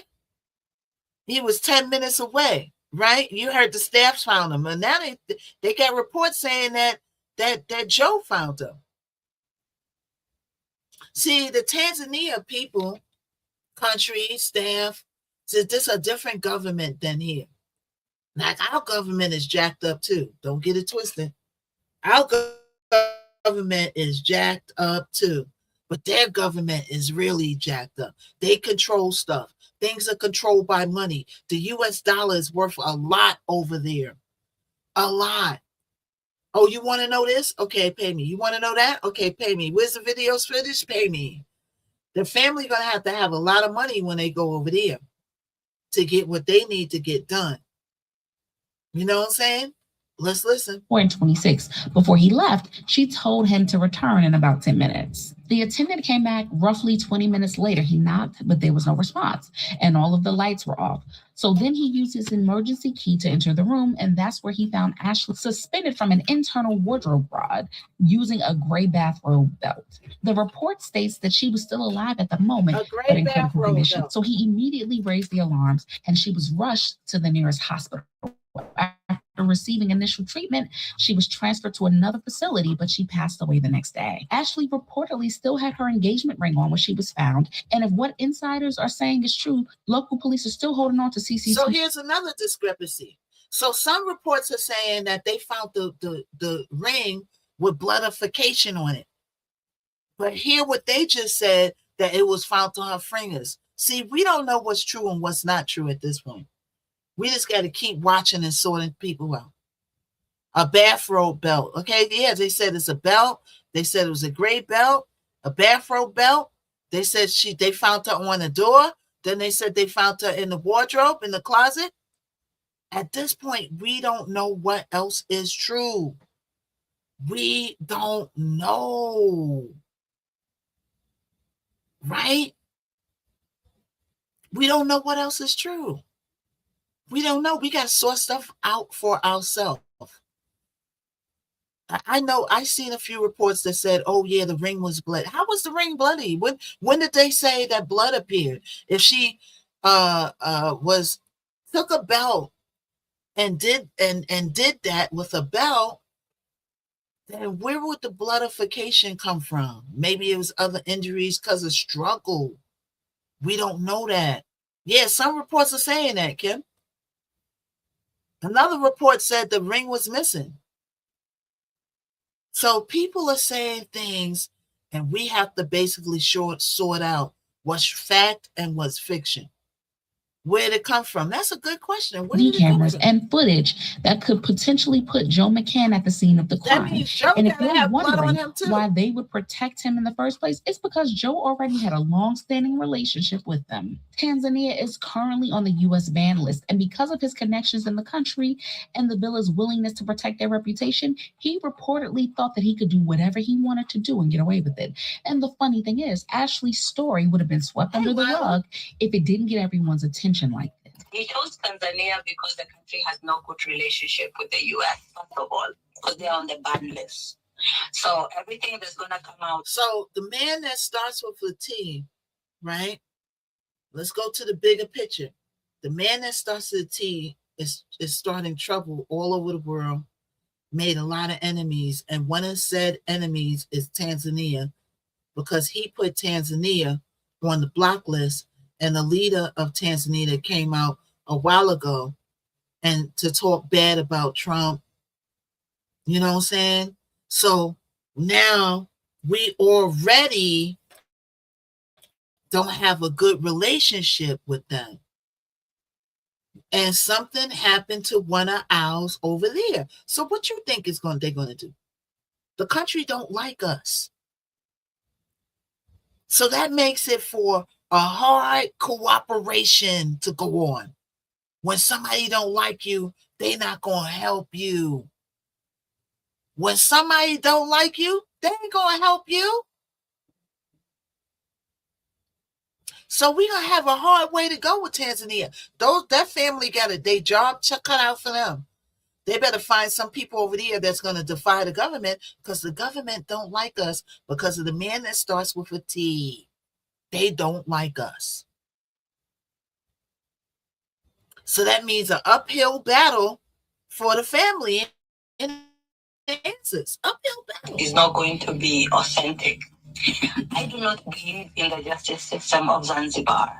Let me say that. I'm an African. I'm in Africa. You can say whatever you want about me, but I'm going to speak the truth. Y'all. And the internet is also not willing to let this case go until it is thoroughly investigated and something is done about it. She's not on trial for her past. That doesn't matter, nor does it negate the fact that she was murdered, and most likely at the hands of this man. Let's not lose the plot or the point. But what I want to know is, what do you guys think about this? Sound off in the comments and make sure you hit that like and subscribe. I'll see you in the next video. Bye, baddies. Okay, so let's go to this video. Okay, we're going to do little clips. and get some new information. So let's go to this. So evidently there's some video footage. Where is this video footage at? Where we want to know where this video footage is at. Where is it? Where is this video footage? Well, allegedly, there's video footage. It's easy to start selling on TikTok. Ashley and a fiance separated photos, and we'll take care of the rest. So let's listen.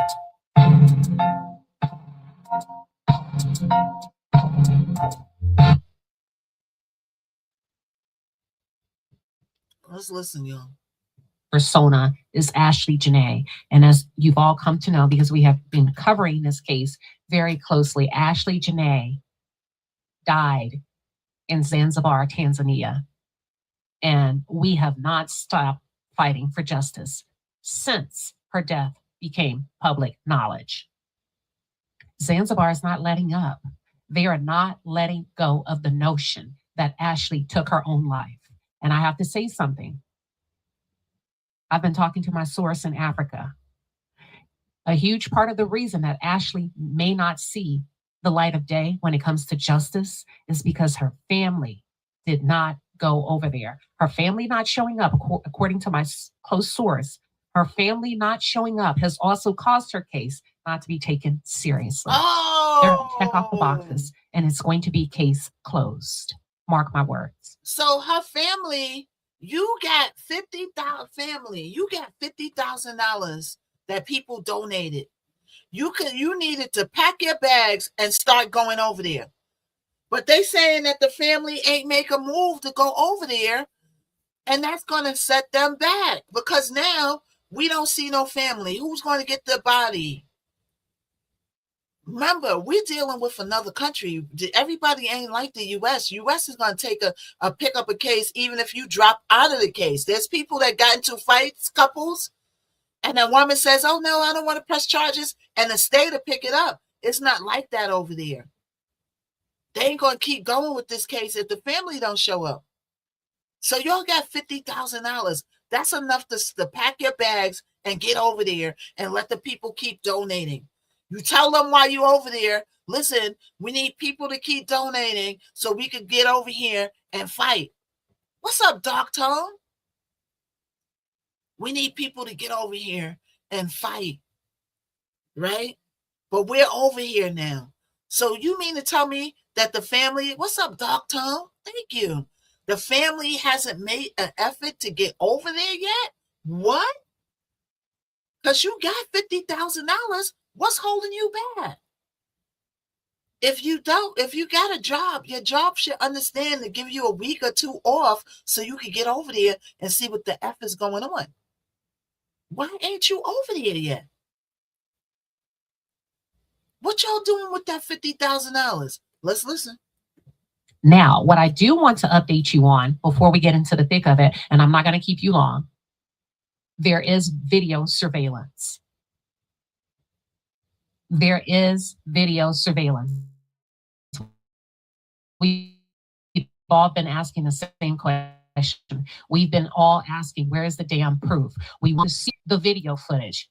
My source did confirm that surveillance footage of the separation does exist up until the police showed up in the ambulance. We're going to talk about it. For those of you if you're new to the channel,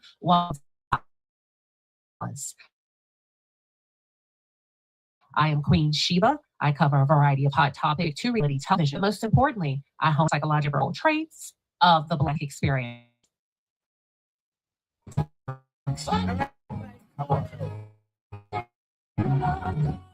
You know, YouTube commercials. Tone, why people join us on April 3rd through the 25th for the AI. So I can't believe that this family because I know you know didn't AI go over is there yet. important. Is You that might feel overwhelmed. You might just be using it like a glorified Google. Now, I But know if you got to really get learn how to use shots. it and When you go to Africa, you probably got to get shots. But you got to get your shots. You got 50K in there. Answers like For at least one person, smartest person over that's inquisitive, smart, that knows government is every government, that pay them every step of the way. And you send somebody over there that's smart enough to deal with them. And the fact that they haven't sent over, made an effort to go back over there yet is beyond me. Why is it this family yet? That's the big question in my mind. Are you still spending? So let's listen to this. Drive now. So I'm not going to hold you long. I'm going to give you the whole. We're going to have the different push back and then. But the first, that Zanzibar, this is their story, and they sticking to it. That Ashley Janae, not me. These are not my words. I'm giving you a heads up of what's more likely to come down the pipeline. This is the story. This is what they're going to stick with. That the officials in Zanzibar are now more strongly behind the scenes. They're going with the story that her death appears to be suicide. Hey, right. Thank you for the For Chicken 150K. Giggles. Thank you for the 150K, y'all. He's still, quote unquote, being questioned by the police. Now, here's the thing. Why do you need to hold him that long? That's what I said. That's what I They're said. playing in our faces over there. If y'all are saying it's suicide, then why are you questioning Joe McCann so much? Now, Joe McCann, you can't stay over in Africa forever. You're going to have to come to America and deal with the brunt of these allegations or whatever's going on with. All right? She is very big.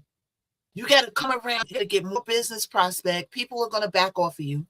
You got to run your company. People are going to be looking at you with the side eye. The U.S. might pick up the case. Now you got a person that went away,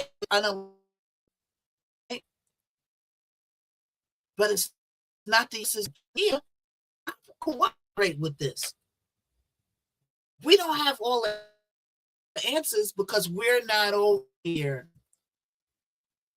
They should have been soon hit that FDK. They should have been over there getting ready to find out what happened to their daughter. The fact that they're over there is crazy to me. If that was my family, I don't know, and I had GoFundMe of the $50 as a starter for me to pack my clothes to Africa and start getting some answers. And with the embassy over there, I would partner with the embassy over there. First place business is to see, because like I said, Tanzania don't like America because he put them on the block list. Tanzania block list for coming to America. They can't come to America like that. Mr. out of America and coming in America, and the head of Tanzania talked real bad a while ago. They don't like him. Okay, they will be outnumbered. Exactly. They don't like the man that starts with a T.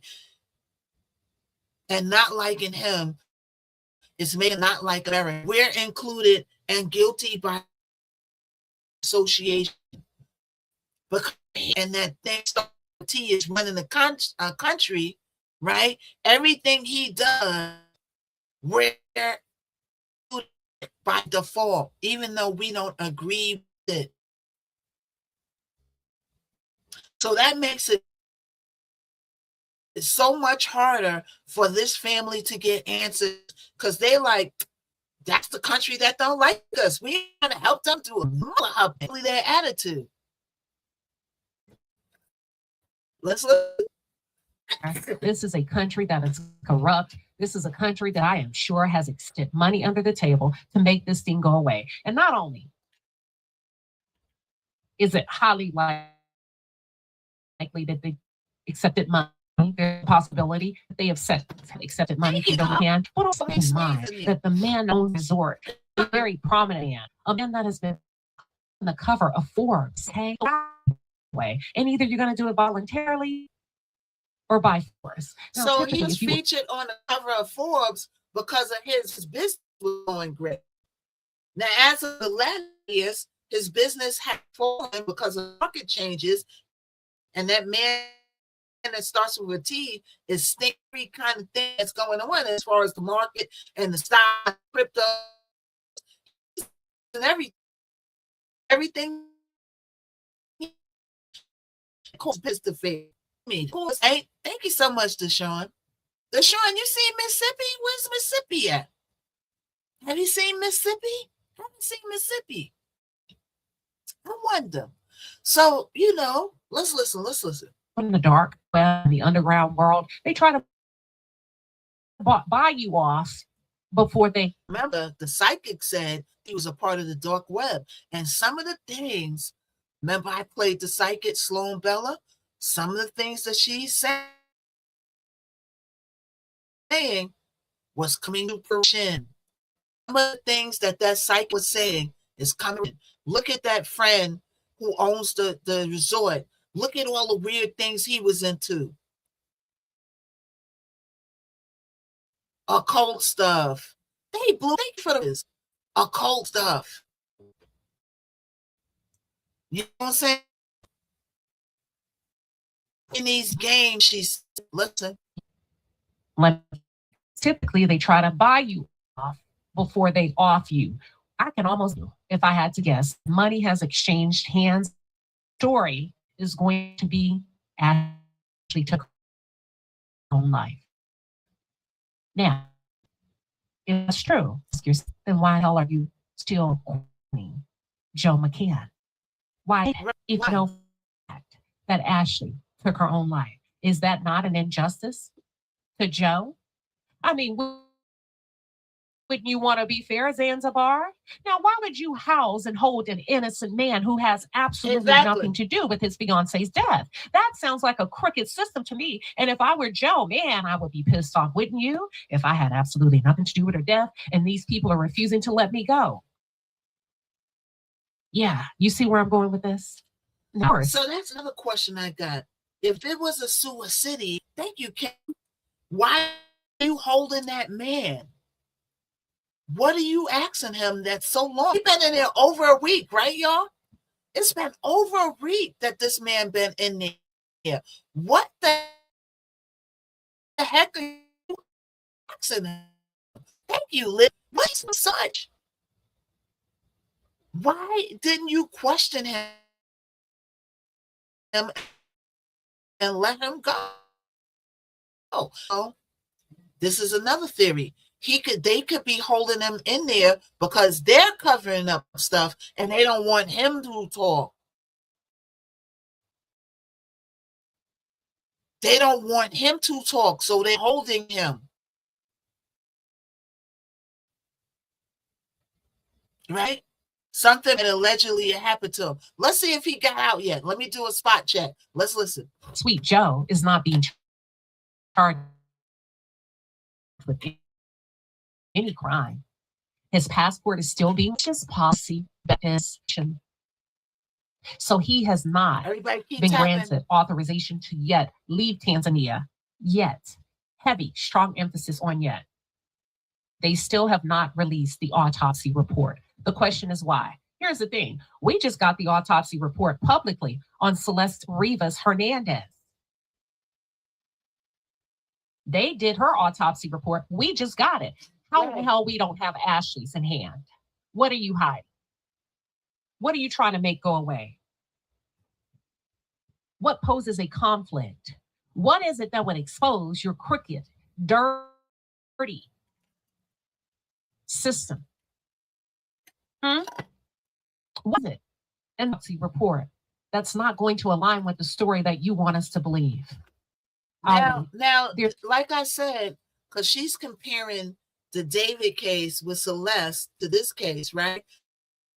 But the difference is it happened in America, so we can control all the aspects there. This case happened in Tanzania. We can't control all the conduction of the weapon.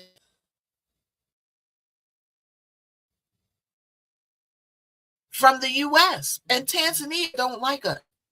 Let me iterate, don't like us. So it's an easy road to find out what happened. This guy Joe is not talking.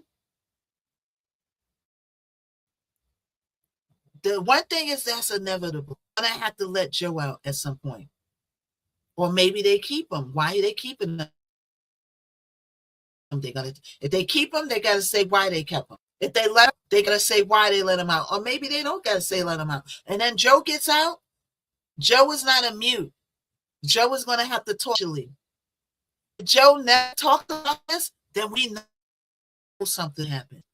Because if he was unalive, why wouldn't you want to talk about it and publicly express your grief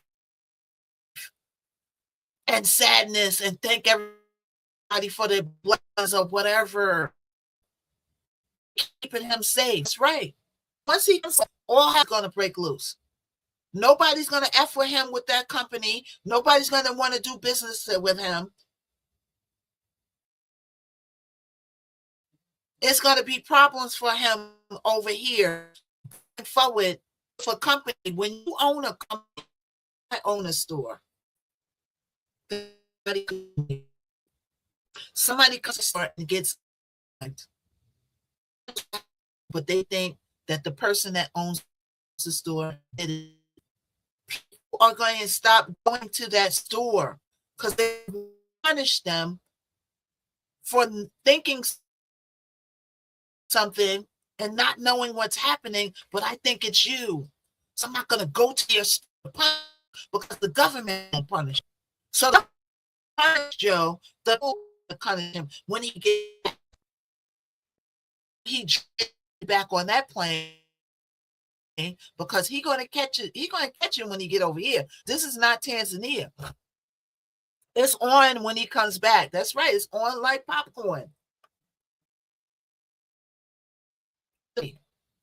Family. Are you going to talk to her mother? He comes back and he does not talk mother and saying what happened to my baby, and he doesn't know where to be. You know that happened. Person that's gone with your child. What's up, rap diva? Your child was alive, that he won't even talk to you and tell you what happened to your child. Women, why won't you talk to us? Because you know what happened over there. You know what happened. You know who did what, whether it was you or somebody else. That's why you're not talking. So Joe gets out and he still ain't talking. And see, the happened in America, right? America is going to have to go in a whole lot of loopholes to have him talk. The family is going to have to, when he comes back, the family is going to have to get the FBI involved.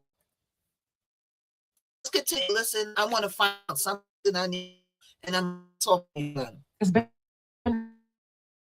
no homicide, and also they probably won't make the toxic reports public, according to my source, and no charges have been brought against Joe.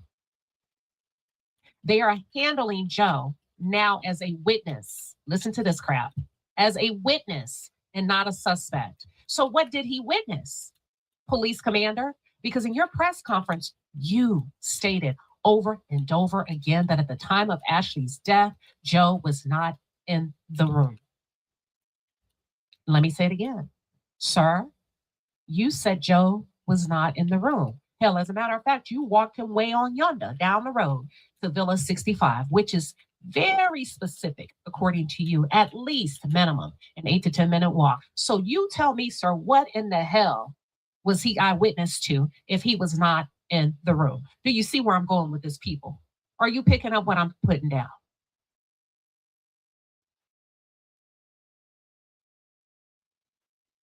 Let's continue. But the thing is, critical evidence to my what if he's not producing the camera footage? A resort got camera footage. That resort got camera footage. All those VIPs and people that's coming in here, you think that they don't got camera footage?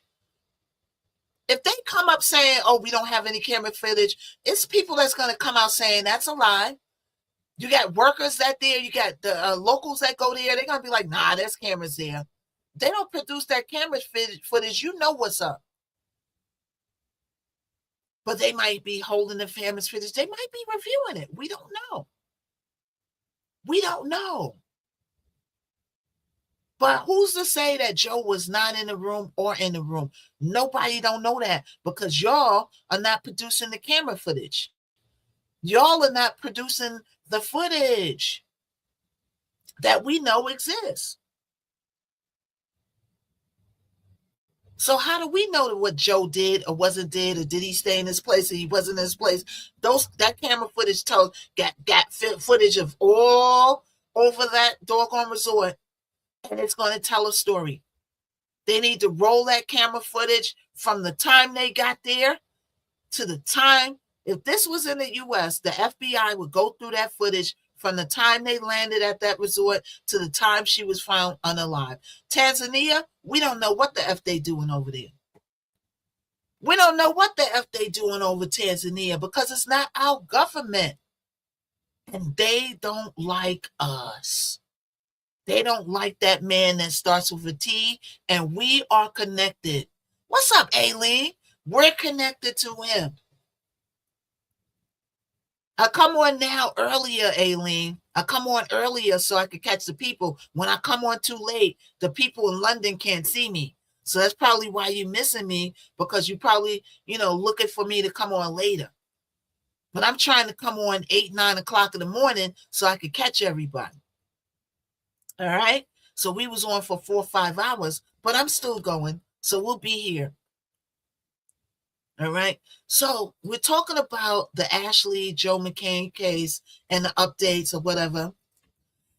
And there's a few things that stand out to me that's disturbing. Number one, why are they holding that man so long? How much questioning can you do? Number two, where's the camera footage that we know that they have? Because a resort like that, of that caliber, picking up people from the airport, VIP, paying for this VIP experience in this luxury resort, how is there not cameras? Number two, why isn't the family over there yet?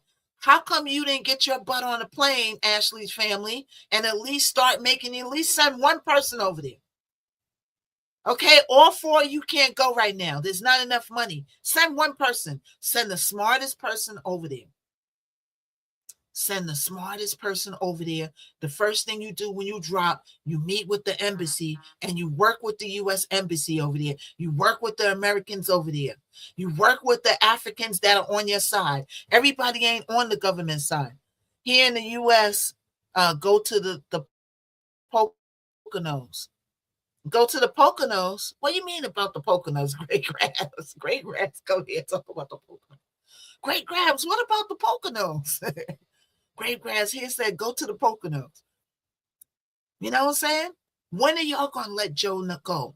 Because we need to talk to you, Joe. We need to have a conversation with you. Where were you on the night of those kind of conversations? Joe knows when he comes back to the U.S., it's on and Poppington. A message above. Message above. What you say, Great Grabs? I don't see any message above. Great Bears, they had been separated by the staff. Yeah, we seen all that in the report. Yeah, they were separated by the staff. They had a fight, and all of a sudden she did something to herself that wasn't too nice. And that's what they expect. Well, how did this happen? I didn't even touch nothing.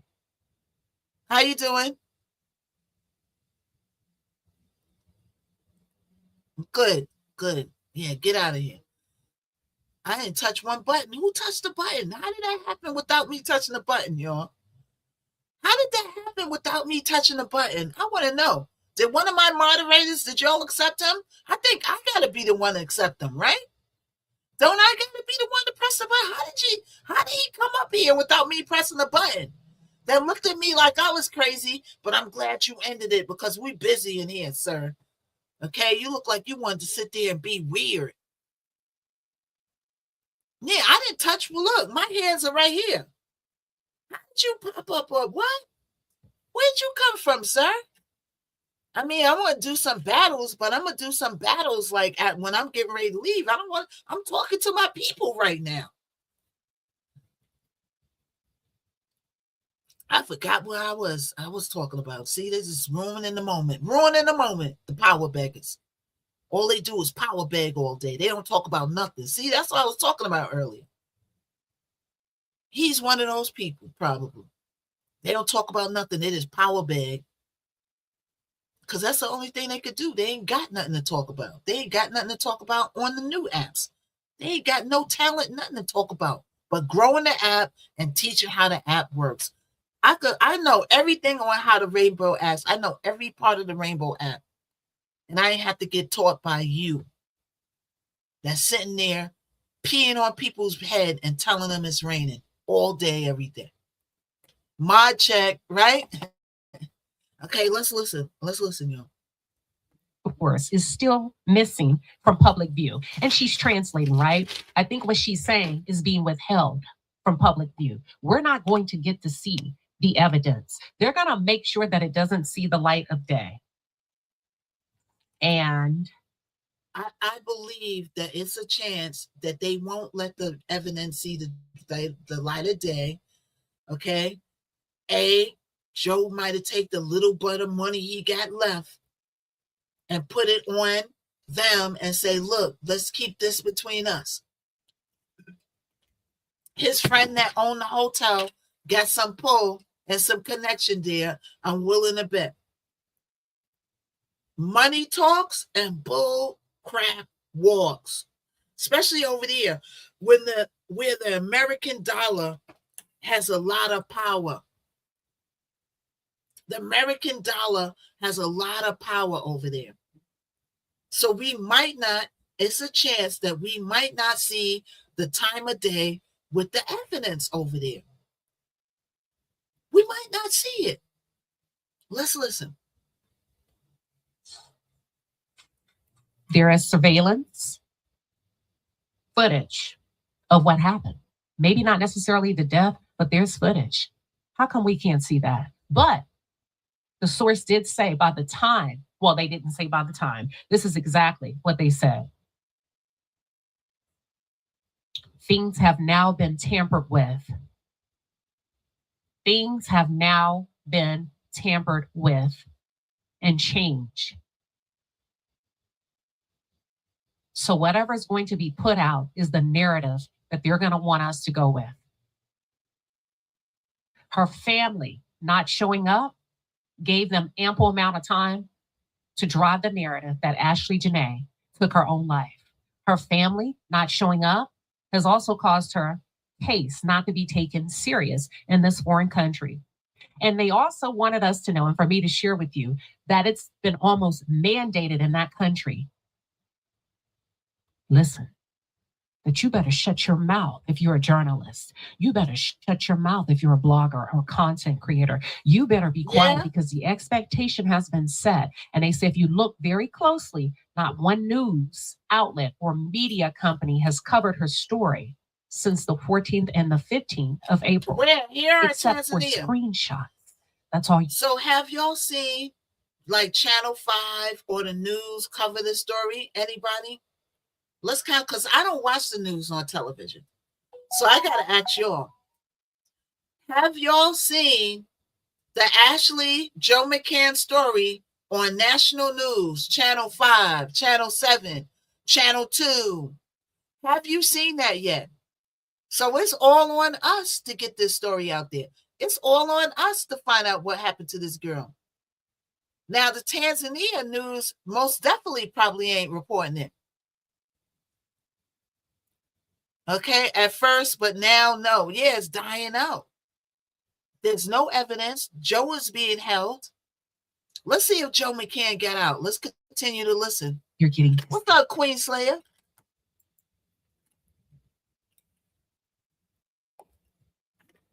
And what I meant by this, what they meant by the screenshots is the screenshot of the several Safari that came out and spoke. After that, there's been nothing. And several may have had their hand popped for releasing that statement. They're saying that the Tanzanian and Zanzibar citizens are hush-hush, even on social media platforms. Y'all, the government has put their foot down over there that you better shut your mouth or there will be consequences. No, and not only that, let me go in back. England. What's in England? Whatever What's in they England, release Essie? probably won't be the real story. What's in So England? here's what we have. We have a full autopsy that hasn't been released. They didn't release the full autopsy. They released the short version of the autopsy. Toxicology results, the CCTV footage, key card access logs. I know Joe didn't come out. Phone and communication records, the medical timeline, the hospital And plus, records. when her body does get back to the U.S., all this time they could do a lot to that body to cover up stuff. Now we got the best equipment to find out, but they could do a lot to, like, they could do something to the bodyification before it gets over here. Who's to say? Channel 5 been covering it? Okay. Channel 5. Let's listen. None of that has been released. Witness statements. Remember, not even Joe, because Joe is a witness now. A witness to what? You would think the butler would be more of a witness than Joe, but okay. If we are to go with the story that the police commander, Joe is now a witness. So Joe is now a witness. How did he become a witness? What did he go in there and say? We don't know what he said. We don't know what happened. They was holding this from us because they don't like the U.S. They don't like us, Tanzania. Hey, Kayla. Tanzania does not like us because of that man whose name that starts with a T that put them on the block list that Tanzania can't come to the U.S. So why should we help you? Why should we help you? We on your block list. You don't want us over there in your country. Why should we help you find out what happened to this girl? But we going to take your money. So you mean to tell me you were in the room when Ashley took her life, or were you not in the room? Because what the hell can you witness if you were supposed to be down the road in Villa 65?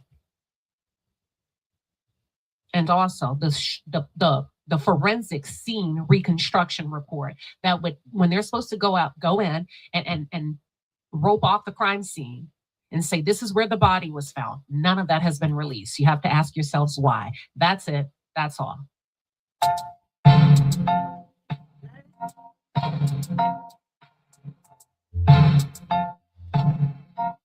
So Joe McCann is still in Zanzibar, North Ugaja region, near the Zuri Zanzibar Hotel area. Police are holding him for ongoing questioning. Not a formal arrest or jail, but a material witness hold. Material witness hold under Tanzania law. He is required to stay and cooperate. His passport is still confiscated and withheld until the full autopsy and investigation is wrapped up. No charges have been filed. Officials repeatedly say that he is a witness, not a suspect. Parentheses. Yet. David was a witness too, probably at one time. And now look where he's at. But we're not dealing with the U.S. once again. We are dealing with Tanzania. But the family and the internet detectives are screaming that the suicide ruling smells off after the reported fight and the 11-day delay in notifying them. Red flags. Red flags. Thank you for the like, Aileen. Thank you. How you doing, Aileen? Hey, everybody. Welcome on in. The latest official word from Zanzibar police statement referenced in reports as recent of April 22nd, Joseph McCain continues to be questioned by the police force and his travel document has been withheld. Investigation into this case is ongoing. So if he's not a witness and he's not a suspect, then where is Joe being held? Is he in the jail? Is he in a hotel? Is he in a residence? Where is Joe at? Now, you know Joe lawyered up because Joe is a businessman. Of course he's going to low up. Hey, what's up, Mazan Dewa? What's up, Mazan Dewa? How are you? So we can't wait for Joe McCann to start talking.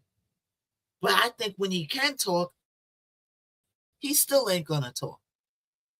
I think when Joe can talk, he still ain't going to talk. But that's just me. So he's not free to fly home to Miami or anywhere else. This has been the status since around April 13th or 14th. So how many days is that, y'all? Let's see how many days is that. Let's look at the calculator. Now let's look at the calendar. Because it is now the 23rd. So the 13th was a Monday, was last Monday, right? So we're going on a week and 4 days of Joe being held for questioning. A week and 4 days. What in the heck can they be questioning Joe for that long on? What is he being questioned on? How much are you asking him? How much are you asking him about? I believe that they are now holding Joe for his safety because they know if they release him, he's going to go to the wolves. He's going to have to come home sometime. You ain't going to be, what you going to move to Tanzania? Once Joe leaves, he might not go back home to Miami. He might go over there with Russell Simmons with the Crickets or somewhere where the U.S. can't get him right away. Now, what I want to know is, when Joe McCann comes home, can the U.S. government or FBI pick this case up? Now, this is not going to be an easy answer because this is not our jurisdiction. Charlene said no. This keeps reminding me of the Shanquilla case. It keeps reminding me of the case where Shanquilla, we never found what happened to her. We never knew what the friends are still roaming free. The friends allegedly got away with murderfication. One friend said, "Oh, I just came. I don't know what happened." They released him. Released the girl who got in the fight with her. Released her we don't know where they at right now.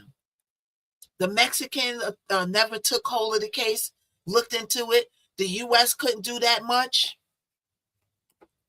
So what will happen when Joe comes back to New York?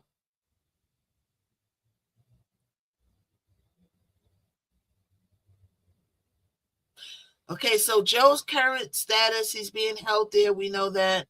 Okay, so yes, the U.S. government and the FBI, and they often do, can pick this case up. Whoever's like wondering what the answer is, they can pick this case up. Why didn't they pick Shanquilla's case up? If they could pick cases up, do they pick and choose what case they pick up? Do they pick and choose?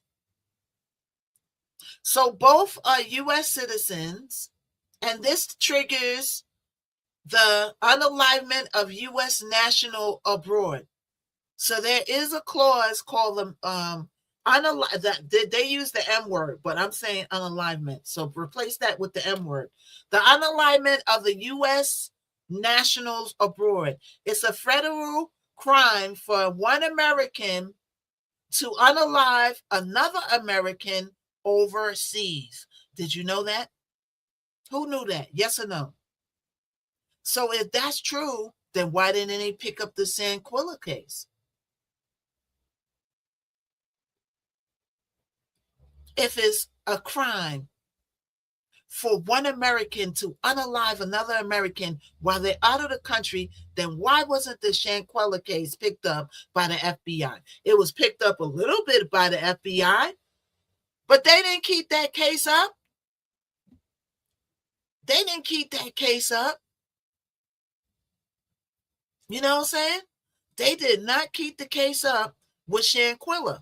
They just didn't. So if there is a crime, if it's a crime for one American to unalive another American abroad, then why didn't they pick up the case of Shanquella? Why are all those friends running free? Okay? So let's continue. Okay, hold on. So it triggers 18 U.S.C 1119 number unalignment of U.S. nationals abroad. It's a federal crime for one American to unalive another American overseas. The U.S. Department of Justice and the FBI have jurisdiction to investigate and prosecute in American courts, even if the unalivement happened in Tanzania. And that's why I feel like they're holding Joe to protect him as long as they could so that they can conceal the evidence and contain the evidence. Yes or no? What y'all think?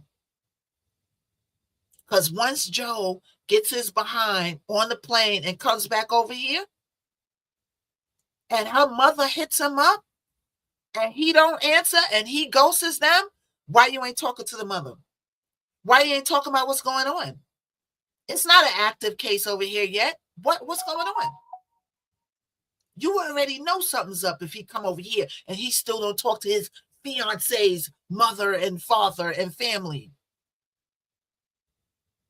The U.S. Department of Justice and the FBI have jurisdiction to investigate and prosecute in American courts, even if the unalivement happened in Tanzania. So the family, you need to be pushing not only to find out what your daughter had over there going on, you need to start pushing, opening up a case here. But here's the thing. Okay, not if he didn't do it, but they can still open a case. A case is to see if you did do it or not. Great grabs. That's what a case is. Innocent to proven guilty. So the point is, they can open the case to see what happened. And if they prove that he didn't do it, then you go ahead, son. But a case is proving whether somebody did it or not. You don't know right off the rap if he didn't do it. They don't know if he didn't do it yet. We don't know who did what. So the U.S. Department of Justice and the FBI have jurisdiction to investigate and prosecute in American courts, even if the unalignment happened in Tanzania. It requires high-level GOJ approval, but it's been used in similar high-profile cases before. Now, DOJ. The DOJ here is corrupt like a mother. They just fired Pam Bondi. All the DOJ is working for the man that starts with the T. It's up to the man that starts with the T whether he wants to pick up the case over here. And giving her appearance and skin tone, he might not want to or be interested in doing that.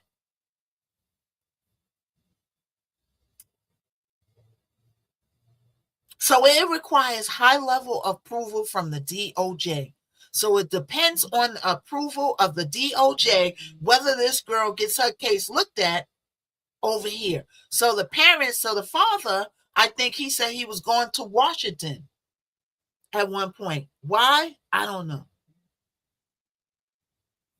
So that's been used in similar high-profile cases before where the person was unalived, not in the U.S. The FBI International Operations Division. Family, do you know about that? They have the FBI International Operations Division and Legal Department. The FBI already has people embedded in East Africa and works with the U.S. Embassy in Tanzania. See, the family needs to have somebody that knows these things, working along with them. I'm sure they got lawyers, but they're going to have to pay. But I'm sure they got lawyers. And another reason why they have lawyers is this man was with your daughter out of state. They can bring, not saying you could bring a case against anybody. You could bring a case against anybody, not saying you're going to win or lose, but you could bring a case against anybody. Wrongful death, wrongful unalivement on your clock, sir. So since you don't want to talk to us, then we're going to sue you. And then you're going to have to, that's suing him civilly is going to make him have to talk in court. But the family got to have money for that. He got money to pay lawyers. He might exhaust his money, but he got the money, some kind of, he got a little bit of money to pay for lawyers. Now, he might just settle out of court. Why? To keep all the particulars out of court. If you take it to trial, then all the evidence got to be put in the trial. You got to talk in the trial. Your lawyers got to talk in the trial. Even if you don't talk, they got to present your story. And he might not want to do that, Mr. Joe. What's up, Siri? So if I was the family, I would start opening up a wrongful unalivement case against you because you don't want to talk to us. You haven't called us. You have no relationship with us. We want to find out what happened to our daughter. You're responsible for what happened to my daughter. She was with you on your clock. And we might not win, but at least we'll have a discovery and some things that come out. Joe will pay him off right away. I'm willing to bet. Why? Because he don't want nothing to come out. When you have a case, that's why people pay people off.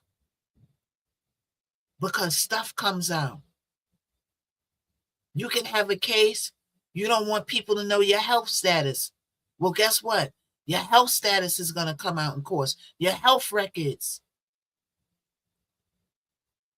I don't want to go into this because I don't like going into these things with people private, but it's coming out that one of the cases, Diddy had his medical records come out. But we're not going to go into it. You can look it up because it's not too nice. I don't even want to repeat it. It's that bad.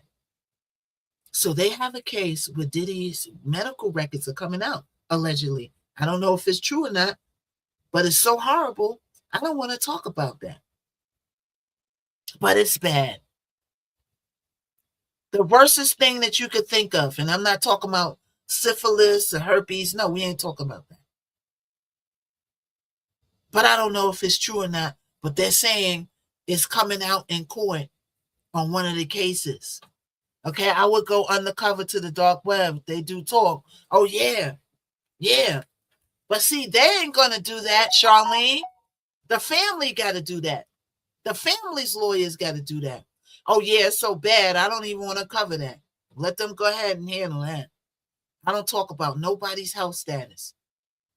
And then I don't know if it's true or not. But you can look it up on the web. One guy was talking about it. I don't see no allegedly in sight. I was like, wow, he's bold. But they're saying that health statuses is coming out in these recent cases that's going on with Diddy. So you go look it up. I don't want to get involved in it. Because it's like the terriblest out of all the diseases that you could think of. So I don't want to touch that. So the FBI already has people embedded in East Africa and works with the U.S. Embassy in Tanzania.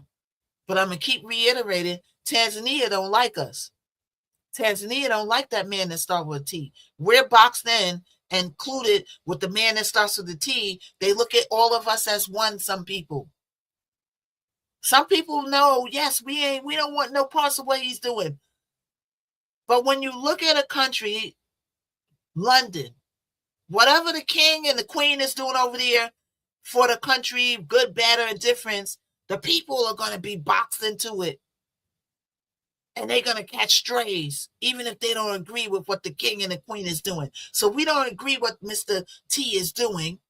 And there's a lot of craziness going on. We need a whole day to cover what's going on with Mr. T, and it's bad. It's turning bad. And it looks like, from what my research, is Mr. T's time is going to come to an end way before his term ends. But why? Because he lost that vote in Virginia. He lost that vote in Virginia. It's all downhill. Did y'all see that he lost that vote in Virginia? Remember, Mr. Obama rose up and said, everybody go vote in Virginia. He did that for a reason. They didn't have to win. Okay, TikTok, your time is up. They didn't have no choice but to win that in Virginia to start his takedown. And they won it. But we're going to go over that. Maybe tomorrow we'll talk about Mr. T, because I know day to go on with him and his T. Everybody's turning against the man that starts with a T, and he's still living in his little delusional Donnie dementia world. Donnie dementia, that's what they're calling him. Because he's getting where he's at, he's forgetting stuff. He's rambling, he's talking about stuff to do it, and he's showing signs of all the things that the word that the D start with is. Okay? You're the bad. Hey, bad girl. So we need a whole day to talk about the man that starts with a T, but we talk about him. Maybe we'll dedicate it to know all the stuff going on with that man starts with. I know some of y'all see it, but serious. They talking about impeachment now. Everything's all alleged in Miss Knockout's live. All the people around him turning on him. He's firing a lot of the people. He fired hearings, getting ready to be held in a contempt. She's not the DOJ no more, so they could bring her in for contempt. The courts are turning against him. The Congress is turning against him. Right? Right? Yeah, Cockeyed is he's over there drinking. Blue Cockeyed is over there like this, getting dry.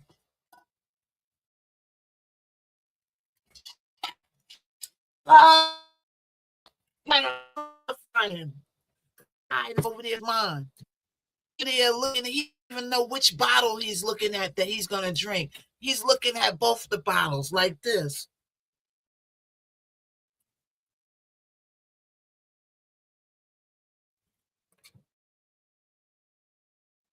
And it starts with a T.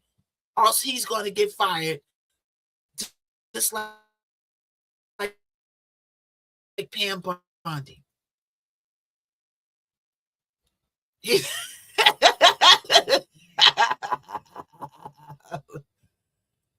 Cockeyed is one person when he gets fired, because we're hoping for it. They're already looking for his replacement. See, Blueprint says, see what Blueprint said? It's one person that I want to go rogue, and Pam Bondi. See, Marjorie went rogue, but she can only do and say but so. But Cockeyed was on the inside, not knowing what he's looking at. He was on the inside. Bondi's on the inside. We want people on the inside that's looking at stuff or not. Cockeyed over there having a. Who told that Cockeyed is having a drink occasion? Hold on, Cockeyed, y'all. Who's over there? See, and that's another thing. How do we know that Cockeyed? Well, we could go. Let's go into it right now. Let's. We got to know about Ashley. Joe is over there. He's being questioned. I want to talk about Cockeyed now. I want to talk about Cockeyed because there's a lot of stuff going on with the man that starts with T. So let's talk about that a little bit. Okay, hold on, you. Enough about Joe McCann and Ashley. We'll come back to that. Okay.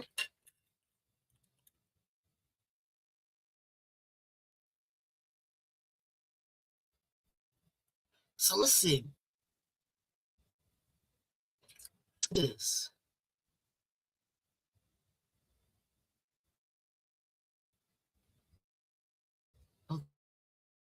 Okay, hold on.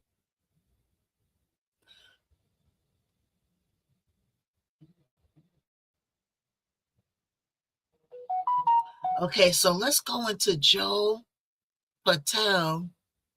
Allegedly, we don't know, right? But how would we know? I'm calling him Joe Patel. I know his last name is Patel. What's his first name? How do we know? How would we know that? Because people are leaking. So the Cash Patel suifies the Atlantic over story of alleged drinking. So we're going to say alleged because we don't know if Patel is drinking or not drinking. So he's suifying the Atlantic that made a story about him drinkifying, right?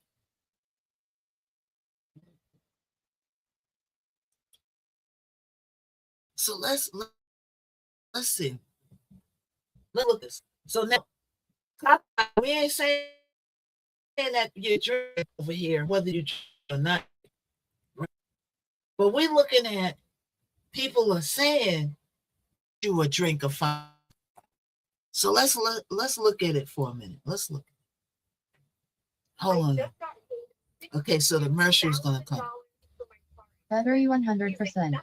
Connected to HY300 Pro and MICH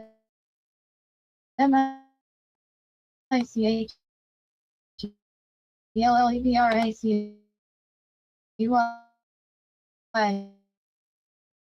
The large car. Accusing him of excessive drinking and regular absences. More than 2 sources, including current and former FBI officials, spoke with the Atlantic about Patel. See, so more than 2 dozen people, more than 12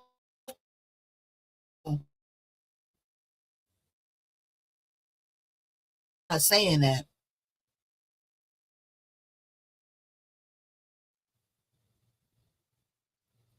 But how would they be telling people that you drinkifying and you're not drinkifying? That's why I told y'all the inside school, because every day somebody is turning on the man that starts with it and his crimies. They're turning on them. So what they're doing is they're staying friends with them and they're leaking stuff to us and the news. And that's what's happening until they take him down. He got a lot of moles in there. Why do you think 12 people told them? Do you think they all got together and say, look, this is what we're going to do? If you got one person saying you did something, you defend yourself, okay.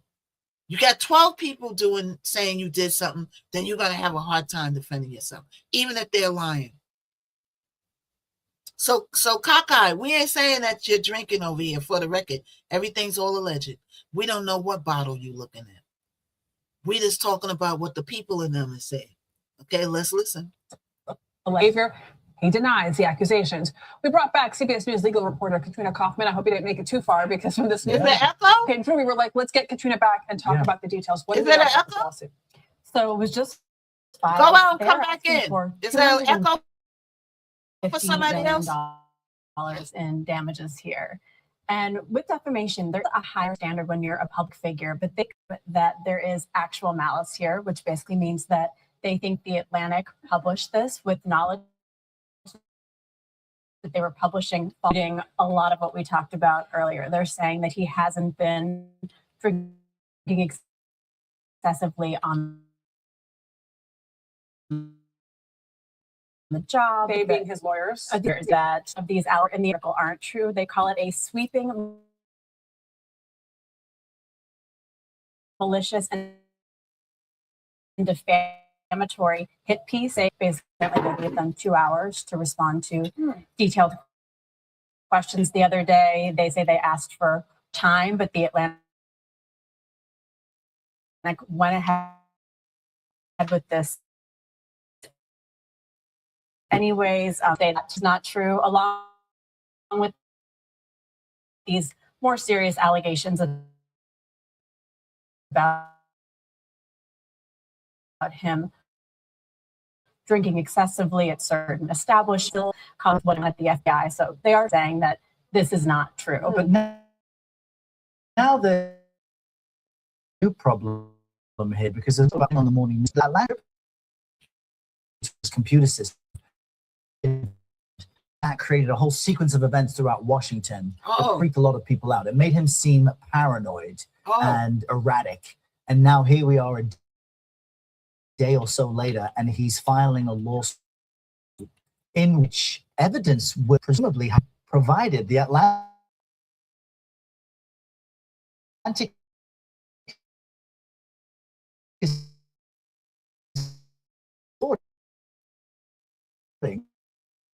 people, I believe. What are the risks from Patel saying, I actually want to... Absolutely. It means that going to his will to really stand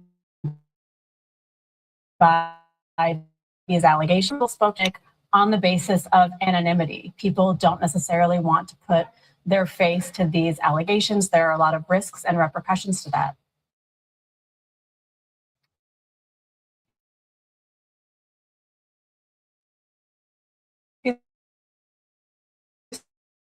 Spinning this on that because I'm doing it should be doing no amount of this you write will ever deter this FBI from making America safe again and taking down the criminals you love. That's a quote.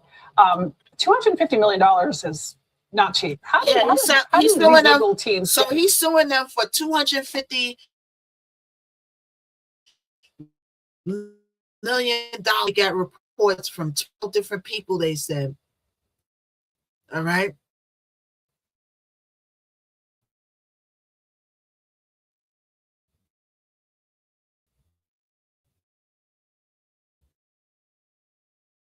So who's gonna something or seen something? Oh yeah, you can get alcohol out your body quick. Okay, so now Trump, we're gonna I know for 5 hours. That's been a little bit of a long time. All right, so we're not gonna be on here much longer. I'm gonna decide on whether I want to come back on here today. Eventually, I'm gonna come on twice a day, but I'm gonna start like I did today. I started earlier, like 9 o'clock. Right, we're going on let's see, 5 hours, almost 6 hours. So 2, 1, 11, 10, 9, 8. It's 8 o'clock in the morning, y'all. All right, so if you got here late, don't bite me. When we finish, you could go right to the Y2Z and watch the whole thing again. All right, my U to the 2Z is in my link tree, and it's every Miss Knockout. It's Knockout TV. U// Miss Knock TV. Okay. So yeah, I'm not going nowhere yet, but I'm just saying we're going on 6 hours. So eventually, I can't stay. One day I'm on for twice. I maybe will stay on. I don't know. I might try it. We'll try to get a lot of sleep. Now, did you hear that they are hiding? Now, this is scary. They are hiding the nuclear codes from a man that starts with a T. Now, that's a scary thing that we don't even want to think about. A man like this getting hold of the codes. So the military allegedly hid everything in Miss Knockout's live, right? All alleged.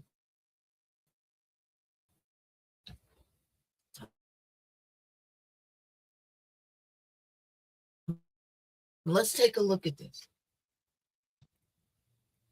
Mr. T and nuclear codes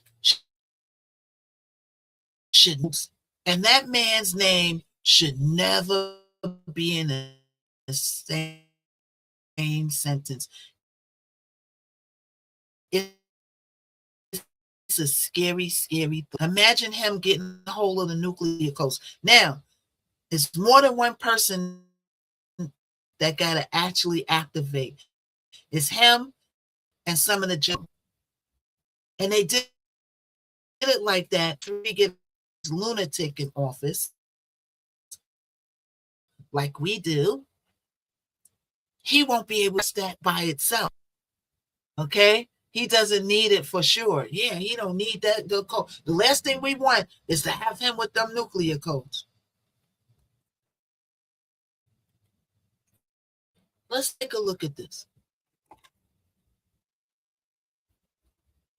Funny how New York juvenile detention centers claim to reform kids, but are quietly causing irreversible harm. Now families are seeking compensation. New York juvenile detention properly protect youth from abuse,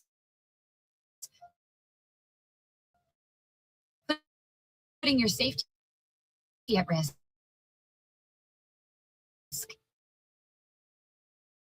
And now a landmark lawsuit is for them to this. Okay, so let's listen to. What about you?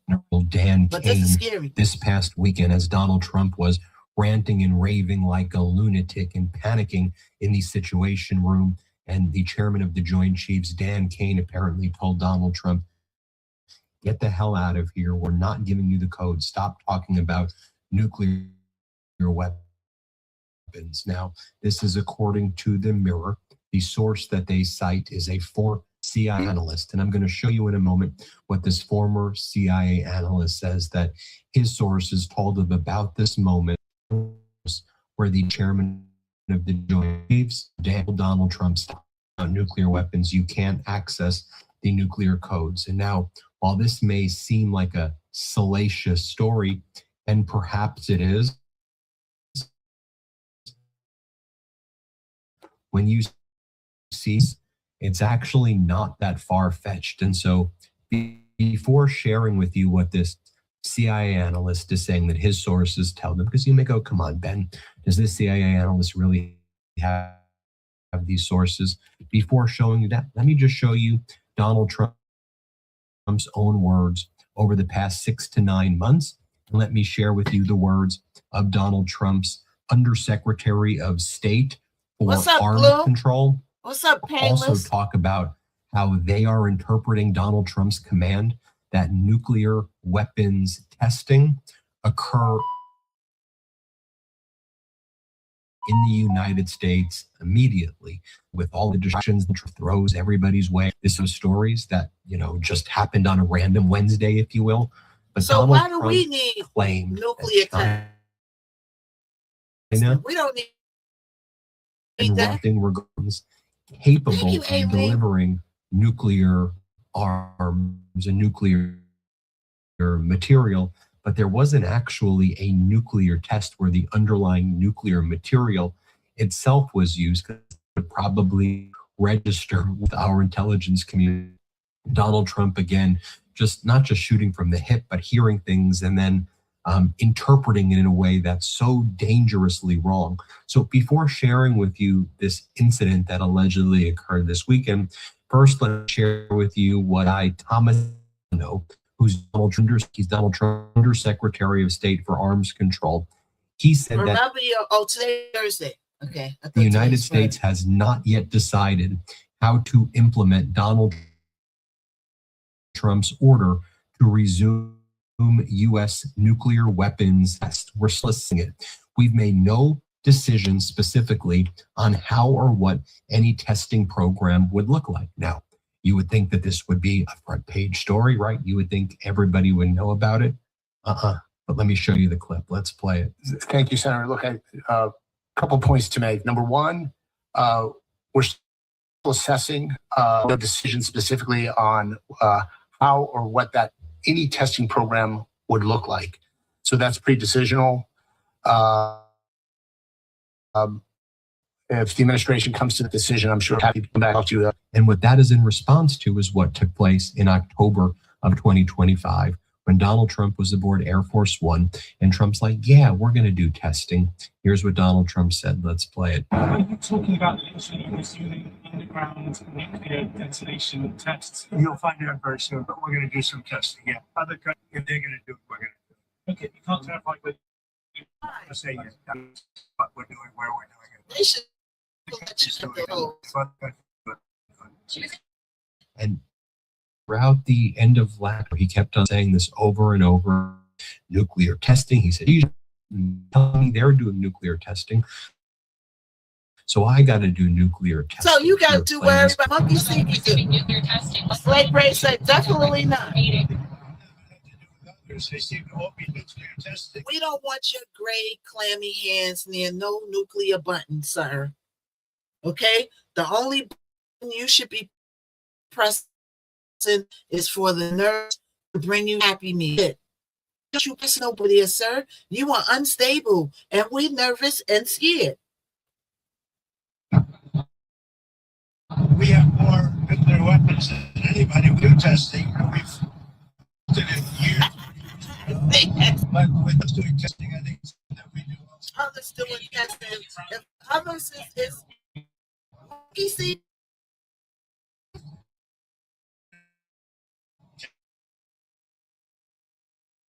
Is how a great officer, Scott Ritter, former military intelligence officer, described the situation of what went down there. Let's play this clip. My take is the United States is governed by one of the dumbest men in the world who doesn't understand the power of words. And before he speaks on topics such as this, he should probably get better briefed. This is a man who was told that the Russians had carried out 2 nuclear tests. One of the Vesnik nuclear-powered cruise missile and the other of the Poseidon nuclear-powered underwater drone. Both of these are, nuclear capable, meaning they can carry nuclear warheads. The tests were nuclear purposes. And so, he somehow in his brain decided that he was going to call all these nuclear weapons. You notice that it was a hesitant before he said brain, right? You think a person like this has a choice in it. Tests. No, they're tests of nuclear delivery vehicles that happen to be nuclear powered. Maybe that's just too many nuclears for yeah, it's too many nuclears. The bottom line is, he spoke out and said, I'm going to order the Secretary of War, that would be peace, to carry out a nuclear weapons test similar to none. And everybody freaked out. The United States is going to the Comprehensive Test Ban Treaty and start testing, extra nuclear hits. Yet today,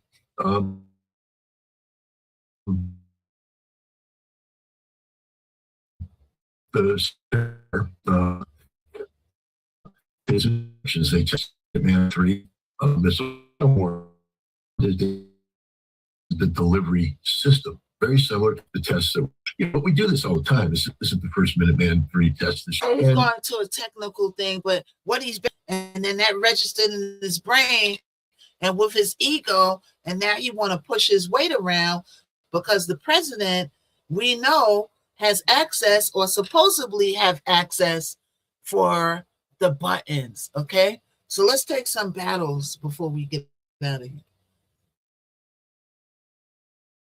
How you doing there?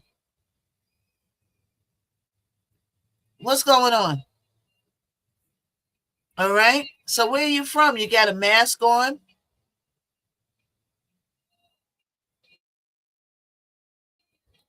Everybody tap of tap, tap, tap, tap, tap. We got people in the room. His music is loud.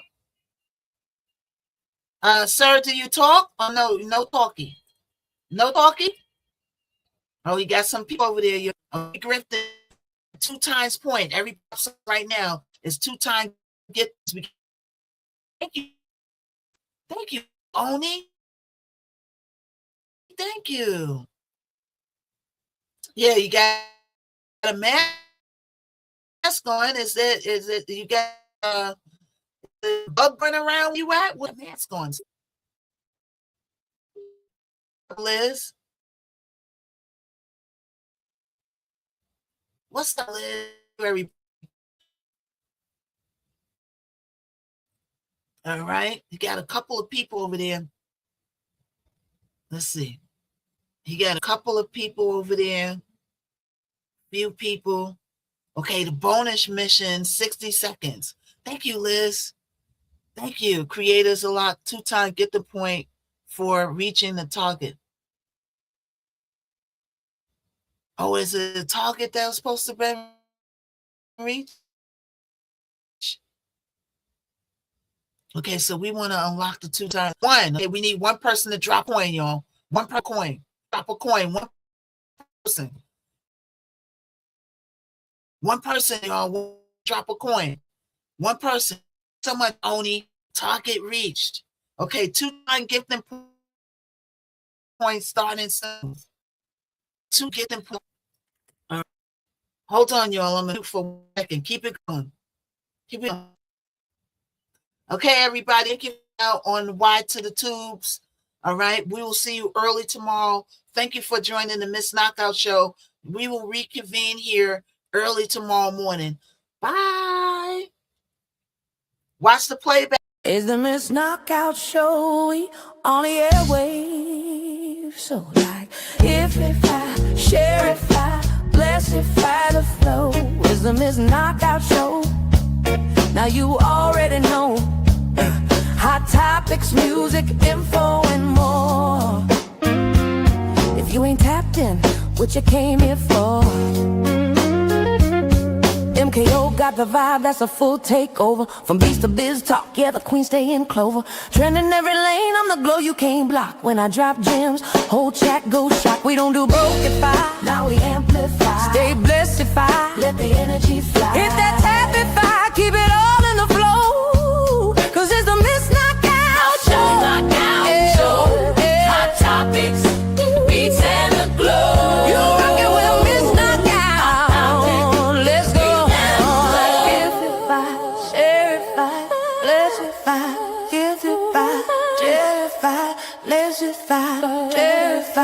Let's